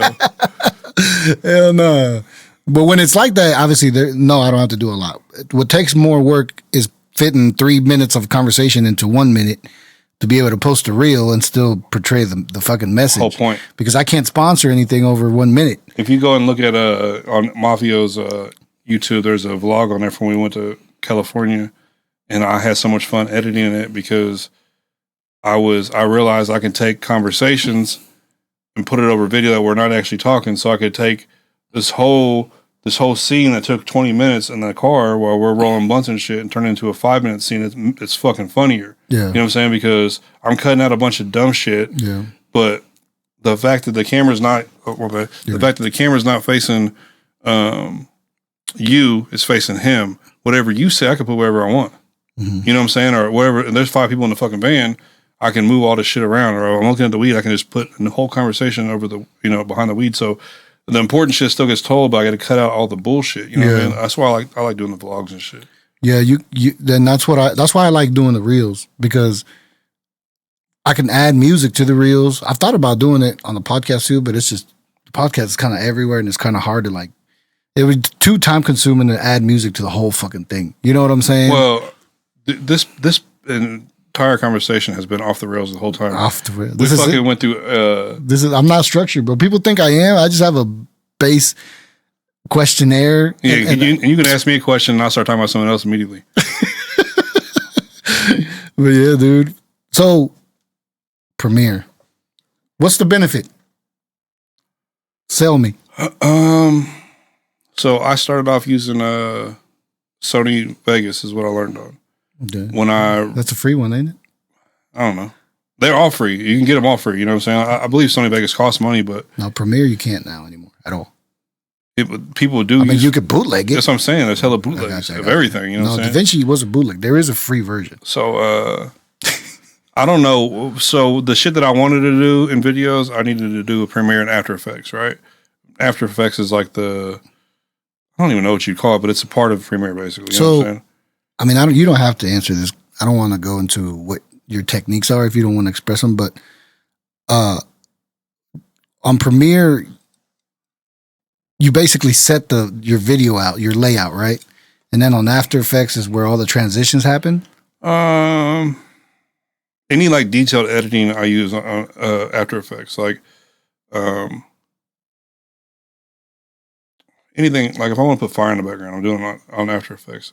Fire in the background? Yeah, like fire or anything I want to do. You know what I'm saying? Like I do it on After Effects. The bulk of my editing goes to Premiere though. Okay. Not necessarily the transitions. Like some of the transitions, dude, I'll be doing some shit I don't even know if they're transitions or not. You know what I'm saying? Because I'll see transitions where the background will disappear and then the guy will show up and then some other scene comes in. That's all done in Premiere? No, it's all After Effects. That's After Effects? Okay. I've been working on this technique where I can actually you're new. I've noticed your growth completely though, because like I was watching, I went through your YouTube. Yeah, because motherfuckers are literally like, I hate to sound like this old fucking crybaby, but like I kind of made us a look for Kansas City, kind of, because of how much work I put out. Yeah. So like the look of Kansas City is what people are trying to do now. Yeah. And it's like, but I don't want you guys to be doing what I'm doing. Right. So let me fucking try to figure out this other shit. You know what I mean? You're just making it more complicated. Yeah, so I think this is more complicated than this shit. You know what I'm saying? Like basically that's what it is. Like this new shit I'm trying to like incorporate, like basically like taking you off the background completely. Yeah. So where, if I cut you out, then there's gonna be a hole. Yeah. But I just fill that hole in with whatever was actually back there. You know what I'm saying? Like so where it's almost like the camera's seeing right through you. That shit is not easy, bro. No, I know. Because I've tried to do it. I realized I was like, dog. Damn, I'm trying to make a Skrilly video. It's hard, bro. And this fucking guy's got years. But yeah. You know what I'm saying? Bro, I don't know. I'll give a shout out to DJ Vince. DJ Vince is the reason why I started shooting music videos again. I stopped for a long time. I stopped for about 2 years from 2016 to 2017, 18. He had posted, he did a video on one of my big homies, Dime P, and Dime P took him through a bunch of money. And it fucking went like this at the camera and stopped. Went hella fucking slow, and you could see every detail on the money and hit the camera, and like that was the end of the video or some shit. I was like, what the fuck did he just do? Like that was so dope. So I hit him, DJ Vince up, and I was like, bro, what are you using? Like one of them Reds? Yeah. Red camera? Yeah. Like $10,000 camera? Yeah. $20,000 cameras? He was like, nah, I'm using an A6300.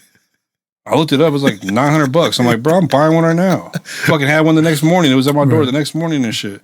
And so this is how SKRILLY Vision got started, though. So my little sister, Mimi, is arguably probably one of the dopest fucking video editors ever, all time. Like, I swear to God, this little girl, I watched her grow. Like, first it was like, hey, I want to edit videos. Shows me, okay. Like, well, you edited the video. And then my mom calls me and she's like, Mimi got kicked out of school because she made a video for a class presentation. It was all like satanic and shit. And she shows it to me and it was like, okay, this has a fucking look to it. Like you have a look, you know what I mean? Like anybody can just edit a video, but to have your own look is like, is substantial. You know what I'm saying? So she has her own look and she's doing memes on Instagram and shit. She used to be like dealing with like the Suicide Boys, you know what they are? Yeah. Like they're like a big time like grunge rap type of group. She was fucking dealing with them and like this is back in 17, 18. This is before No Jumper was No Jumper. She was dealing with No Jumper. She was doing editing for them and shit. And or something. I'm not sure exactly what all she did for them, but she spoke on it before. And she was like, when can I edit a video for you? Right. And my homeboy had just got he was involved in a murder case. And so the last video he shot before he got picked up was super violent. And we didn't want to put that video out while he was going through his case. Right. Because of, obvious reasons. So I had all this footage and I was like, well, here, he got convicted. He's going to prison for 50 years. Edit this video for me. So she edited it and it came out so fucking dope, dude. And I'm like, man, I put it up and people are like, this is a game changer. Really? Like, this is a game changer for the city. This is so crazy, right? And so I told her, I said, well, you want to do this, like, for real?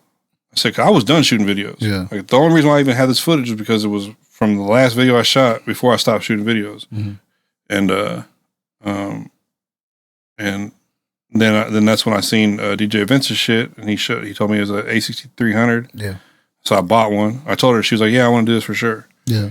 And I bought the camera, I bought the gimbal, bought a bunch of lights. I went and I posted. I'm shooting videos for $200 right now. Yeah.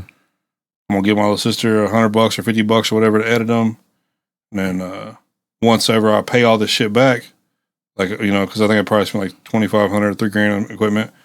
Once ever I pay it all back, then I'll split the money with her. I'll shoot them, you edit them, and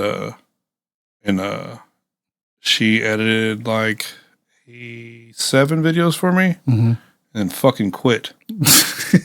Why? She just didn't want to do it no more, bro. Right. Like literally one of the most talented editors I've ever known in my life. Really? She's just done. She wants to do other shit. She wants to do makeups or some shit. You know what I'm saying? Like she's super smart and shit. And it's a lot of work, man. Editing. She don't like the biz. She didn't like the dealing with people type shit. You know what I'm saying? She's just like the same reason why I went to. I was trying to be a tattoo artist, but I don't like dealing with people. Right. So it didn't work out. You know what I'm saying? Like the same way with her, she didn't really like dealing with the artists and shit. So she didn't like every type of music. At that time, the videos that I was shooting weren't with the best artists. You know what I'm saying? Yeah. She did a couple badass videos for a couple people that didn't even give a fuck about their videos. And they never promoted it. And some of her one of the videos that she did is the graphics and shit's absolutely insane. And it's probably at like 200 views right now. Because the person that she shot it for didn't give a fuck because they only paid like $200 for the video. Right. So she quit. And I only knew how to edit through Sony Vegas, which is really clip to clip editing, right? They throw a little transition here, a little overlay, but there was no VFX type shit. So I'm stuck. I've like 5 videos to edit that I've already shot. Yeah. My sister's done. She's quits on me, bro. She quits on me after she did the video with Struggle Jennings, which is a big fucking song. You know what I'm saying? Like this is a dude that's a platinum artist, and she quit. And for our own personal reasons and shit. And I was freaked out, bro. Like, what am I gonna do? Give everybody back their money? Yeah. You know what I'm saying? Yeah. Or am I gonna learn how to edit? Yeah. Like she does. So I knew that I had to use Premiere Pro. So and for the years leading up to this, I would try to use Premiere Pro. But if you go from fucking using Sony Vegas to Premiere Pro, it's like trying to learn English from Spanish in one day. You know what I'm saying? Like you know how to say all these words in your language, but you need to learn a whole new language. That's how Premiere Pro is. It's a completely fucking different language. Like nothing makes any sense when you go from Sony to Premiere Pro. And so I sit down and I fucking watch a couple YouTube tutorials and try to figure out here's what I like, and I seamlessly transitioned from my sister doing it. She had like I think 6 or 7 videos to I haven't had anybody help me with any videos since, and I've done probably 400, 500 videos since. Damn, that's crazy. I actually started with Premiere when I was shooting Stupid's video. I was using Premiere. I don't know what. I wasn't looking for nothing too fancy when I started the podcast because I was like, it's just. Well, that's okay. So my buddy just hit me the other day. He's doing tutorial type of videos, just for YouTube, trying to get his YouTube popping. And he was like, "What program do you use?" I was like, "Well, what you're doing, you're not going to need what I do." Yeah. I was like, "You got an Apple computer, so use fucking what the fuck is it called? No, it's not CapCut. Final Cut. Final Cut Pro. Yeah, so she's Final Cut, and he was like, "Oh shit, it's free." I was like, "Yeah, there you go." Yeah. Yeah. And fucking, if you're just doing podcast shit, then why not? But if you're doing music video editing, I wouldn't. The only reason but there's actually some artists, there's some dudes in Kansas City right now that are doing phenomenal fucking videos with Final Cut Pro. Yeah. But I feel like eventually they're going to get to a point where they can't go any further with it. And they're going to have to go learn fucking Premiere Pro or After Effects. And it's going to be like, what the fuck am I even doing here? Yeah. For this, I don't think I need Premiere Pro. But like if you go to California and you're working on a movie, it's not enough. Premiere Pro. So Premiere Pro is like basically Pro Tools. It's it's the industry standard. Yeah. Just like exactly like Pro Tools. So there's other options outside of Pro Tools that some people might say is better for this or better for that. Yeah. But when you're dealing with bouncing fucking files from one, project files from one company to another, they're gonna want it in Premiere Pro just the same way with the studios want it in Pro Tools. Pro Tools. So okay, your sister quits. Yeah. You start editing. What did it take for you to get voted, man? Oh shit. That was 5 years. You got to understand, though. Okay, so there's been several different awards shows in Kansas City. Mm-hmm. I used to get voted when it was I can't think of the name, but there used to be another award show. I used to get nominated every year for different shit, whether it be photography. Mm-hmm. I won Entrepreneur of the Year before, and that was against Travis O'Gwen. And I said, Travis O'Gwen, the dude on Strange. Damn. I was like, how in the fuck did I win that? Right. You know what I'm saying? Like, this dude's, but they'll say, oh, well, he won 2 years in a row. Yeah. So we're not going to vote. We're not going to, even though he was nominated, they weren't going to give it to him for the third year. Yeah. I'm like, shit, that's amazing. You know what I mean? Like, Yeah. that was 2016 or something. I owned a nightclub and shit at the time, and I was doing studio work and DJing at different clubs and shit. So I was really working, you know what I mean? Right. But and then it went to another person that was doing the fucking awards, and I got the photography award, I got graphic design award, and then the new company that's doing the Kansas City People's Choice Awards, where I get nominated every year for like the fucking preliminaries. Yeah. I just wouldn't get no further. And I'm like, what the fuck, dude? Everybody's like tagging me like, how in the fuck aren't you on the nomination? Like, because y'all didn't vote. They're like, oh, I did vote. Yeah. And I have like you can go, like Mafio talked about on one of these podcasts. I'm not sure if it was yours or fucking or Doom's, but like, why fucking am I fucking nominated? Like, if I put out, I got more views than almost all the directors and shit, or the cameraman. He's got more views than most of the rappers. So why isn't he nominated? Mafio? Yeah. I saw you guys post the other day that he's one of the most, or is he the most streamed artist in Kansas City? He's definitely the most streamed Spanish artist in the city. For sure. But that streaming shit, this is something I kind of want to talk about. Like, so Spotify, you go to Mafia Spotify, it says he's got 6,000, maybe it's 12,000 listeners or something like that. Mm-hmm. In his video and his songs be like 200,000 streams, 150,000 streams, 60,000 streams, 200,000 streams, 300,000 streams, Mm-hmm. right? Well, you got 12,000 listeners. Mm-hmm. That looks real. That looks absolutely fucking legit. Yeah. Then you got other guys that have 27,000 listeners and their shit be saying 3,000 streams, 2,000 streams. Right. Because they're buying listeners. Right. So how the fuck you buy a listen? Google it. If you Google Spotify listeners right now, there's probably fucking 200 websites that are selling Spotify listeners. Some bot. It's bots. It's bots. But think about it. If they just go to your page and all they do is have a million bots or 27,000 bots go to your page and each month, they're not listening to music. Right. What the fuck? So you look at somebody's page that says 27,000 fucking. I'm not using 27,000 to be specific about anybody that has 27,000 on their shit. But, and then their fucking streams be like 3,000 or 4,000. And it's like, how? Right. How, bro? Yeah. Because if you have all these listeners, what are they doing on their pages? They're not actually listening. Mm-hmm. What's the point of that, though? So they can say, "Oh, I got more listeners than anybody." But I'd rather have the fucking. Hey, you know why? It goes back to what I said earlier. People would do shit for other people. Yeah, it's all a fucking circle jerk, bro. Yeah, it's kind of. It's sad. To each their own, man. But I mean, think about it. Like, so in the club scene, in the local rap music club scene, how many of these fucking artists do you think that are rapping because they just want to get some attention on stage? They don't have no fucking goddamn no hunger to be actual rappers. Yeah, you can tell because after a couple of years they go away. After they like, dude, here's the thing. I DJ, like I said, for 10 years. I also promoted almost every club from America's Pub up to everywhere back in the day. I even owned I used to own Club 10 in KCK in Armourdale. I seen groups of fucking guys come in, be rappers, get some buzz, find a girlfriend, never rap again. Mm-hmm. That girlfriend shit's real, bro. No, because that's all they was looking for to begin with. They didn't want to be rappers. They just wanted to get some attention from a bitch. To get a girl? Yeah, or get in the club for fucking half price or whatever it is. Yeah. Or get their name on a flyer. It has nothing to do with fucking actually want to be a rapper. If you got rid of all of those people, you got rid of all the people that are in it for just the attention, and just had all the people in Kansas City that were in rapping to become a rapper, then we'd have big rappers. That's one of the things I've always dealt with with writing music. I've always wrote like shit that I felt, And people were like, why don't you make this type of music? And I'm like, bro, because that's just like, I'm just pleasing someone else at that point. You know what I'm saying? And the music that I was able to back the most was the music that You rap in Spanish though, right? I rap in both, but recently I've been focusing more on my Spanish because I feel like the reaction's just better on that side. You know what I'm saying? So you're rapping for somebody? Not really. I'm still. No, you just told me why. Well, I guess yeah. I know in a way, yeah. I mean, but it's but it's like if I'm gonna rap where it's most noticed. Yeah, you know what I'm saying. So that's it goes back to marketing. Yeah.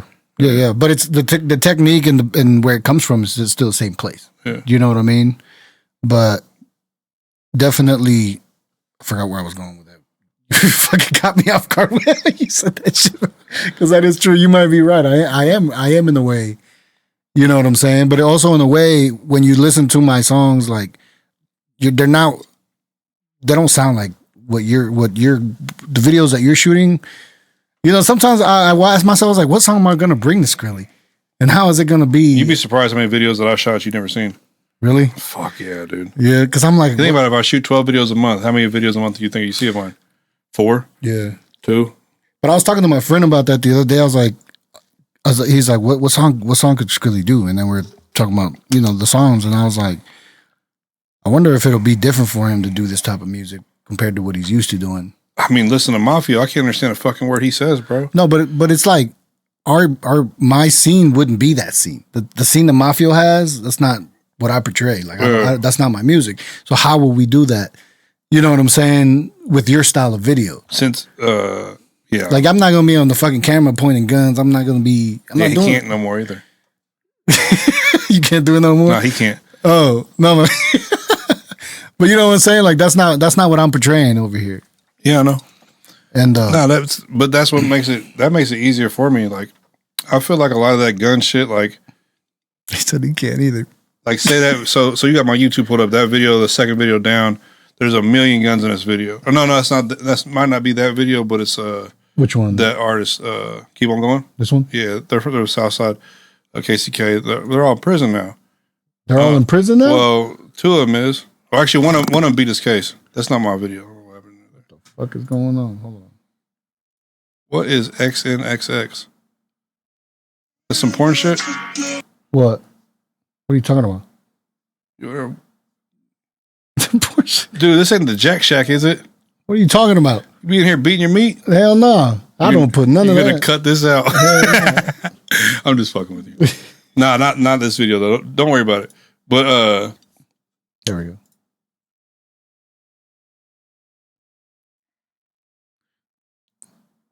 Go down. Keep going way down. Way down. I'll cut this part until it gets into it. Keep going. Bro, this is a long time ago. Keep going.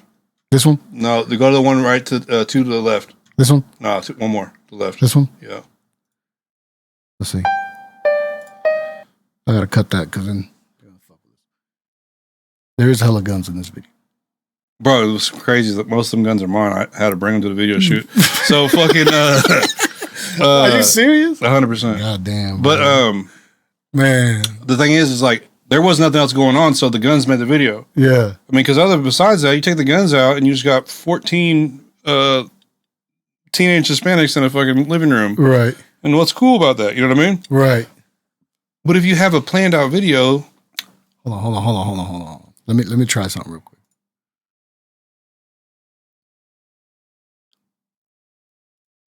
what are you doing? I'm trying to see if I can incorporate. No, because I don't want anybody to know what I'm talking about.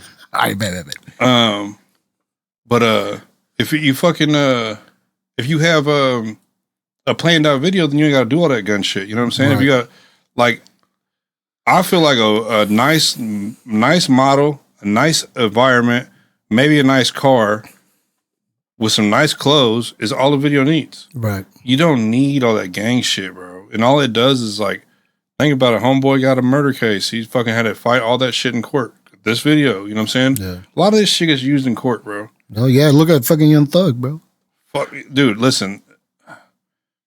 They're playing this song. One thing I want to say though is I don't want to step on nobody's toes, but you also got to, like, when you're booking, if you are in that lifestyle and you're gonna have that street shit and you're gonna have that image, watch who you book with. Watch who you have come shoot your videos. Right. Because I know 2 different videographers in Kansas City, Missouri and they're not street guys, which is they're just being civilians.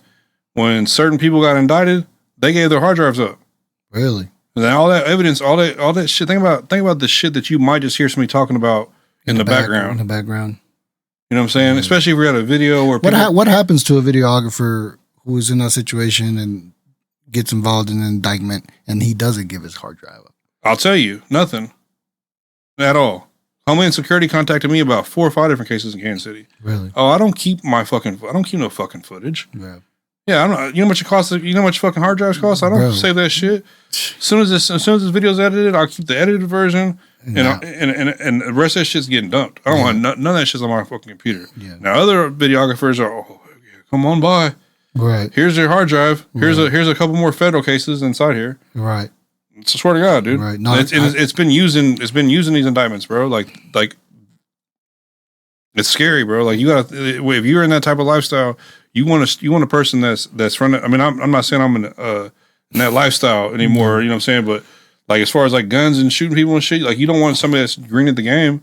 Green to the shit fucking with a bunch of footage of you talking about popping somebody. Right. No, I want that shit. I'm editing this video and I'm getting that shit the fuck off my computer. And the feds can suck my dick about it. And I told them that several different times. Yeah. Oh yeah, you shot this video with so and so. Here's a subpoena for your footage. I don't have the footage. Right.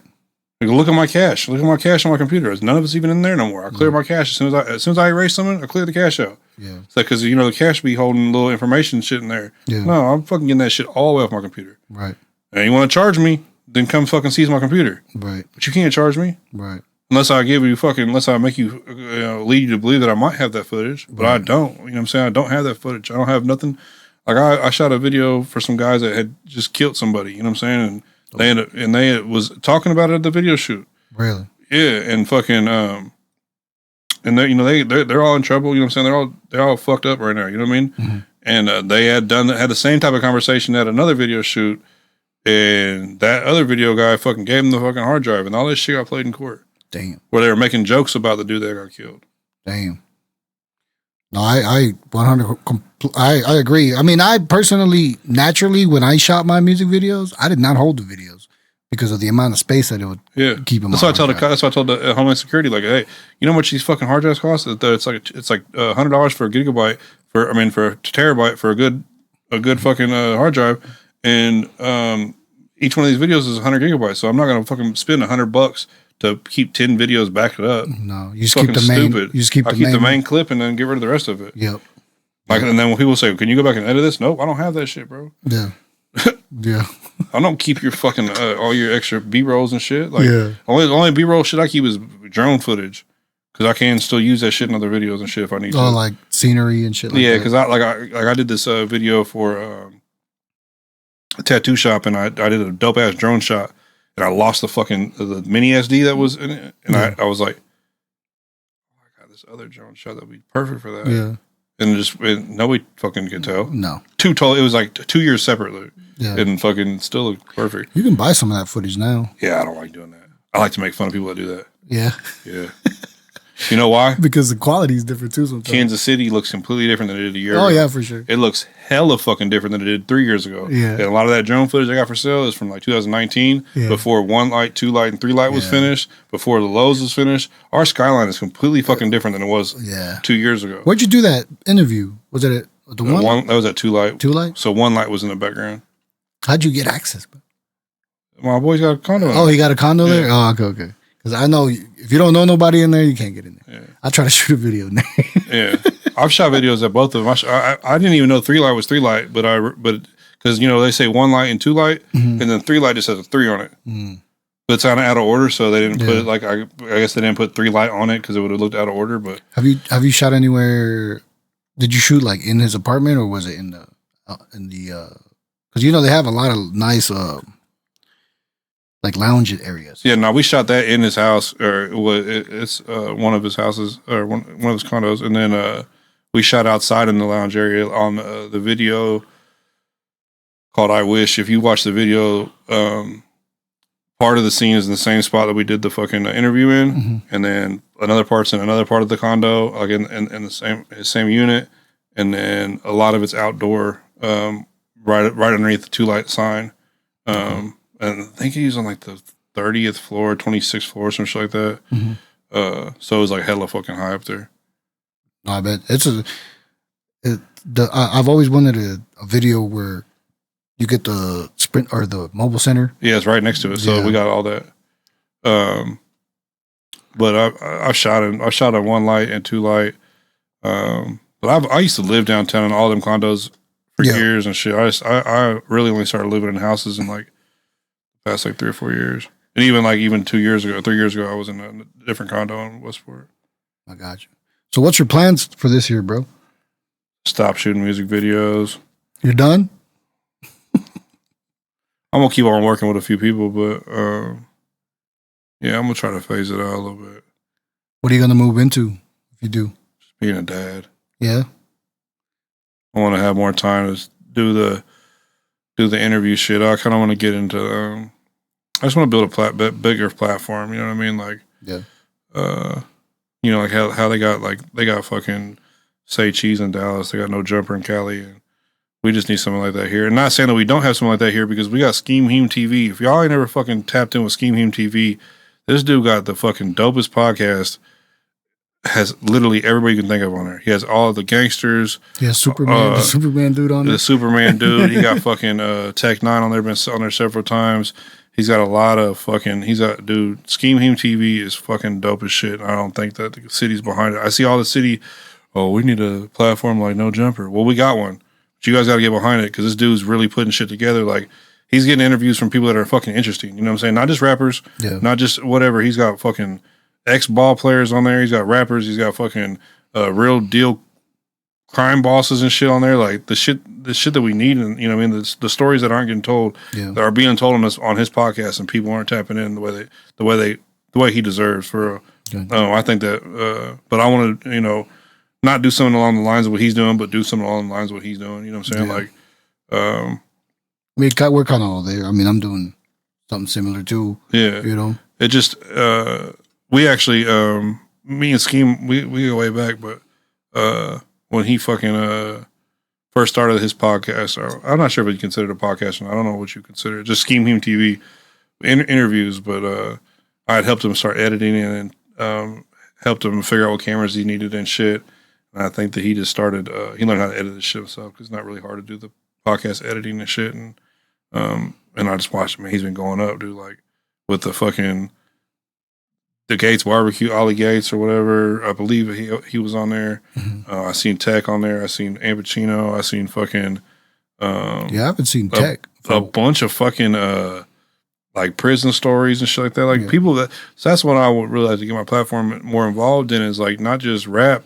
Like I want to do art. You know what I mean? Like there's Kansas City got some of the best graffiti artists in the world here. You know what I'm saying? We got some of the dopest fucking clothing designers here. We got some of the best chefs. These ghetto, I won't say ghetto, but these fucking ghetto chefs, these plate sellers or whatever you want to call them, bro. They'll pull up to your house with a fucking plate for $40. Some of the best food you can ever get, bro. Right. Like they're fucking all these expensive restaurants up. Chef Roy, Kim Cooking. There's a lot of them, bro. That their fucking food is phenomenal. And you know, I want to platform that type of shit too. You know, I want to platform Kansas City, bro. Like, both sides too. And I don't like that whole the whole political shit with KCK's isn't Missouri, or isn't Kansas City, Missouri, or isn't Kansas City, bro. Kansas City is a metropolitan area with like 61 cities. Right. You know that? Like, there's 61 different cities in Kansas City. Like, Merriam, Gladstone, fucking Shawnee, they're all part of Kansas City, all the way out to Olathe, all the way out to fucking, I'm not sure if Belton is considered it or not, but whatever Grandview is, though, you know what I'm saying? KCK, the whole KCK Legends, Bethany, all this, Leeds, there's a million different places in Kansas City, and we need to stop acting like, Kansas City, Missouri is only KC, when it makes no fucking sense. No. Like, you're literally like blowing your own foot off. You can't walk on that shit, because you're like, if you talk about how Kansas City, Kansas isn't fucking Kansas City, or Shawnee's not Kansas City, or Raytown's not Kansas City, then people from there aren't fucking with you no more. Right. Just shut the fuck up. Yeah. How you gonna gatekeep a city, bro? I've always tried to keep myself away from the politics for that same reason. Well, I'm from Kansas City, Kansas. You know what I'm saying? But I've been in Kansas City, Missouri for 12 or 13, well, almost 14 years. Mm-hmm. My business says Kansas City, Missouri on it. People are like, but you're from Kansas. You can't do that. Bro, really? I got married in Kansas City, Missouri. Right. I had all my kids in Kansas City, Missouri. My house is in Kansas City, Missouri. I own 3 different companies in Kansas City, Missouri. Yeah. You know what I'm saying? Like, shit, I'm from Kansas City, Missouri. Yeah. Kansas City, at least. Right. Like, fucking, like, fuck. But people, like, really be upset about that shit. Like, how come your shirts don't say Kansas City, Kansas on it if you're from Kansas City, Kansas? Right. Shit, because I haven't lived there. When I did live there, I didn't sell T-shirts there. I sold meth and other shit. You know what I'm saying? I couldn't put no fucking stamp on. I wasn't doing nothing fucking productive when I lived in Kansas City, Kansas. I was a fucking hood rat. Right. The only reason why I moved to Missouri is because I was a hood rat. Kansas City, Kansas was in trouble, so I had to fucking get over here. Right. And then I grew my wings here. You know what I mean? Like I learned, people around me helped me motivate me to do better and shit. Whether it took me a long time to get to where I'm at, but fucking, like I was saying earlier, you just keep on going. Eventually, you're there. You know what I mean? Yeah. You keep on keep running. Keep building that spider web. That's the thing. Like, and I'm learning now. Like, I'll go for like 4 or 5 months without posting on my Facebook. Yeah. Or I don't really fuck with Facebook. My Instagram, or my YouTube. I didn't post for only posted 1 time in a year. Yeah. And then I find out that I'm demonetized now because I haven't posted enough. Really? And I'm like, what the fuck? You know what I mean? I used to get a little YouTube check every couple of months for $250. But my wife is she's starting a business where she's selling like nutrition, like teas and shit like that, like natural herbals and shit like that. And she has her own clothing company too. She does like a lot of Chiefs gear, a lot of mom type shit, and I wasn't really working on my spider web, bro. Like I wasn't building my platforms like I wanted to, or I didn't feel like I felt like I didn't want to. Yeah. But then I look back and it's like, well, I probably could have sold a bunch of more of this or that if I would have been working. So like this year, you're gonna see I'm putting a lot of work into my social medias because I want to be able to. I want to be able to platform shit. I want to be able to say, oh, this dude got some good ass chicken wings. Yeah. Go buy some. Yeah. You know what I'm saying? I got 20,000 followers on Facebook. I got 10,000 on my SKRILLY page, 10,000 on my personal page. And I could, if I can get on there and say something stupid and get fucking 8,000 shares, if I can get on there and post your chicken wings and maybe get fucking 50 shares, and it gets you it helps you sell 20 fucking plates, that makes me feel good, bro. Yeah. Fuck. That's why that's what I'm really trying to work on is like, being more vocal, you know what I mean, with the social medias and shit. And that way I can do that shit. I can like you look at me and Boogie's interview, part 1, it's probably got like 200 views, 300 views on it. And that's hella low for something I've ever done. Yeah. But if you look at my Instagram, it's got like 26,000 views or something. You know what I'm saying? Yeah, the real. Yeah. Or 16,000, I mean, my bad. Yeah. And YouTube's harder though. It's hella harder. Yeah. But I just want to work on it. You know what I mean? Where whenever I do take the time to like, if I like your shit, I want to put you on a platform. I want to be able to be beneficial to you. You know what I'm saying? Not just beneficial to me. Yeah. Like, that's the most important thing. And like I said, my wife's doing this. These nutrition teas are like basically like all natural energy drinks. You know what I mean? And fucking that's how I quit drinking Red Bull. I had a real bad Red Bull habit. Like I would drink 2 or 3 of them 20-ounce Red Bulls, or fucking $6 Red Bulls, and that's all I could drink, bro. Like I'll go in the gas station, I'd look, and the only thing that would make me this is what I want. I want Red Bull. That's me. It's fucking addictive, bro, and that's not good for your body, bro. Like Red Bulls are absolutely toxic. Really? Fuck yeah. Bro, when I go to a gas station, I go straight for a Red Bull. Me too, bro. The big one on the bottom. Like I want I'm 20-ouncer, bro. Like every time people are like, "What's the fuck? That's the biggest Red Bull I've ever seen." Yeah. I'm like, this is my 3rd one today. God damn. But she started with these fucking these natural herbal teas, and I don't drink the fucking Red Bull at all no more. I drink water or that. Yeah. Or I might drink Dr. Pepper. I like Dr. Pepper. I'm trying to drink more water, for sure. The teas are good though, man. You gotta check one out. I'll bring some next time or some shit. Next time I see you.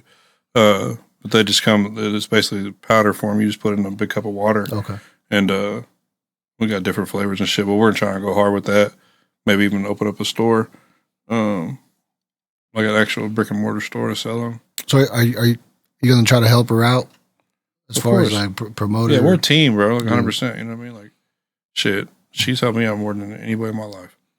Hell yeah, dude. But I don't look at it like that at all. I just look at shit. We're a team. Like that's my wife. You know what I mean? She grows, you grow. Yeah, we're 100% a team. Sometimes it's like before we had our 2 sons. Yeah. She'd be at every video shoot with me, doing my behind the scenes and shit. Yeah, you know what I mean. That's amazing, bro. There's even like I did the vlog with AWACS, and you can like see her in the background and shit. Her mom was all excited, like, "Oh my god, you can see my baby." Yeah. I've been including my girlfriend in a lot of stuff, but she feels like she's in the way, and I'm like, no, it's like you're there because I need you there. Yeah, like I need you gotta just have that boss mentality. But that's the thing about Emily, bro. That's the thing about my wife. She's always had that since I met her. She's like one of the most mature people I ever met. Yeah, like for real. Even when we was just leaving the hospital, the doctor that was discharging us and shit, the nurse, she was like, I've never met a young lady that's so mature. And it's like she just knows what she needs to do, and that's the thing. Like I feel like a lot of relationships get fucked up is because you got 2 people, and each person has roles. Mm-hmm. You know what I'm saying? This is your role, this is my role, or this is my role, this is your role, and we all slack on our roles. Let somebody else pick up the slack. She's not like that. She's not gonna let me fucking slack, and she's not gonna slack herself. You know what I'm saying? Yeah. She's just a super motivated fucking person, bro, and it's just a blessing because many bitches that I ran through to find her. It's amazing, bro. But she stood out. And she's a mom, though. You know what I'm saying? She's like I tell people, like, people say shit about how hard it is to date in Kansas City. I said, stop dating. Stop looking for a date. Yeah. Look for a wife. Right. Look for a mom. Look for somebody you want to. Don't look for a date. Don't look for somebody that you're going to say that you want to fuck her because you want to post her. Yeah. You know what I'm saying? She's going to look good on your arm. Yeah. Oh, do you want to have kids with me? Yeah. You know what I'm saying? You want to take care of the little girl I got? Yeah. Like, fucking, you help me if I go to prison, you're going to fucking sit here? Like, that's what you need. You don't need to fucking a date. Yeah. If you're looking for somebody to date, dating's fun. Yeah. Like, bro, like, I used to always tell people, like, to me, dating is like a trial period. You know what I'm saying? Like, people are like, oh, you can't date more than one girl. Shit, I used to date 10 bitches at a time. You know what I'm saying? And have it all organized where everybody fucking felt comfortable with it. Yeah. But at no point did I ever think that any of the girls that I was dating was going to be a girl that I would spend the rest of my life with. Right. I was just dating. We was just dating. You know what I'm saying? Like, it's not serious. And I guess, some people look at dating as like a boyfriend, girlfriend relationship type of thing, but it's not. Like, if you're in a relationship, you're in a relationship. If you're dating, you're just dating. It's a trial period. Yeah. Hopefully, you get more time than the other 11 girls. Right. Right. None of y'all catch anything. Yeah. Well, bro, I don't want to end it on that. End it on the STD. Nah, I'm fucking with you, bro. Send me the whole clip. I'm telling you what to take out. For real? No. Nah, bro. We ain't taking shit out. We're at 4 hours, bro. Yeah, you gotta take some of this out. If you can, everybody stop by website. SKRILLYFamily.com is where you can buy all the clothes and tees. SKRILLYVision.com is where you can see the videos. There's absolutely no way to book me for a music video unless I know you or somebody that I know knows you. There it is. I appreciate you for coming, bro. Thank you for showing love and telling me your experience. Yeah, you got me talking about Trump and fucking transgenders and shit. That's what I told my wife I wasn't going to do. Hey, man, you went right into it. She's like, don't go in there talking about trans. Right on, man. Hopefully next year, bro, we can do an update. Yeah.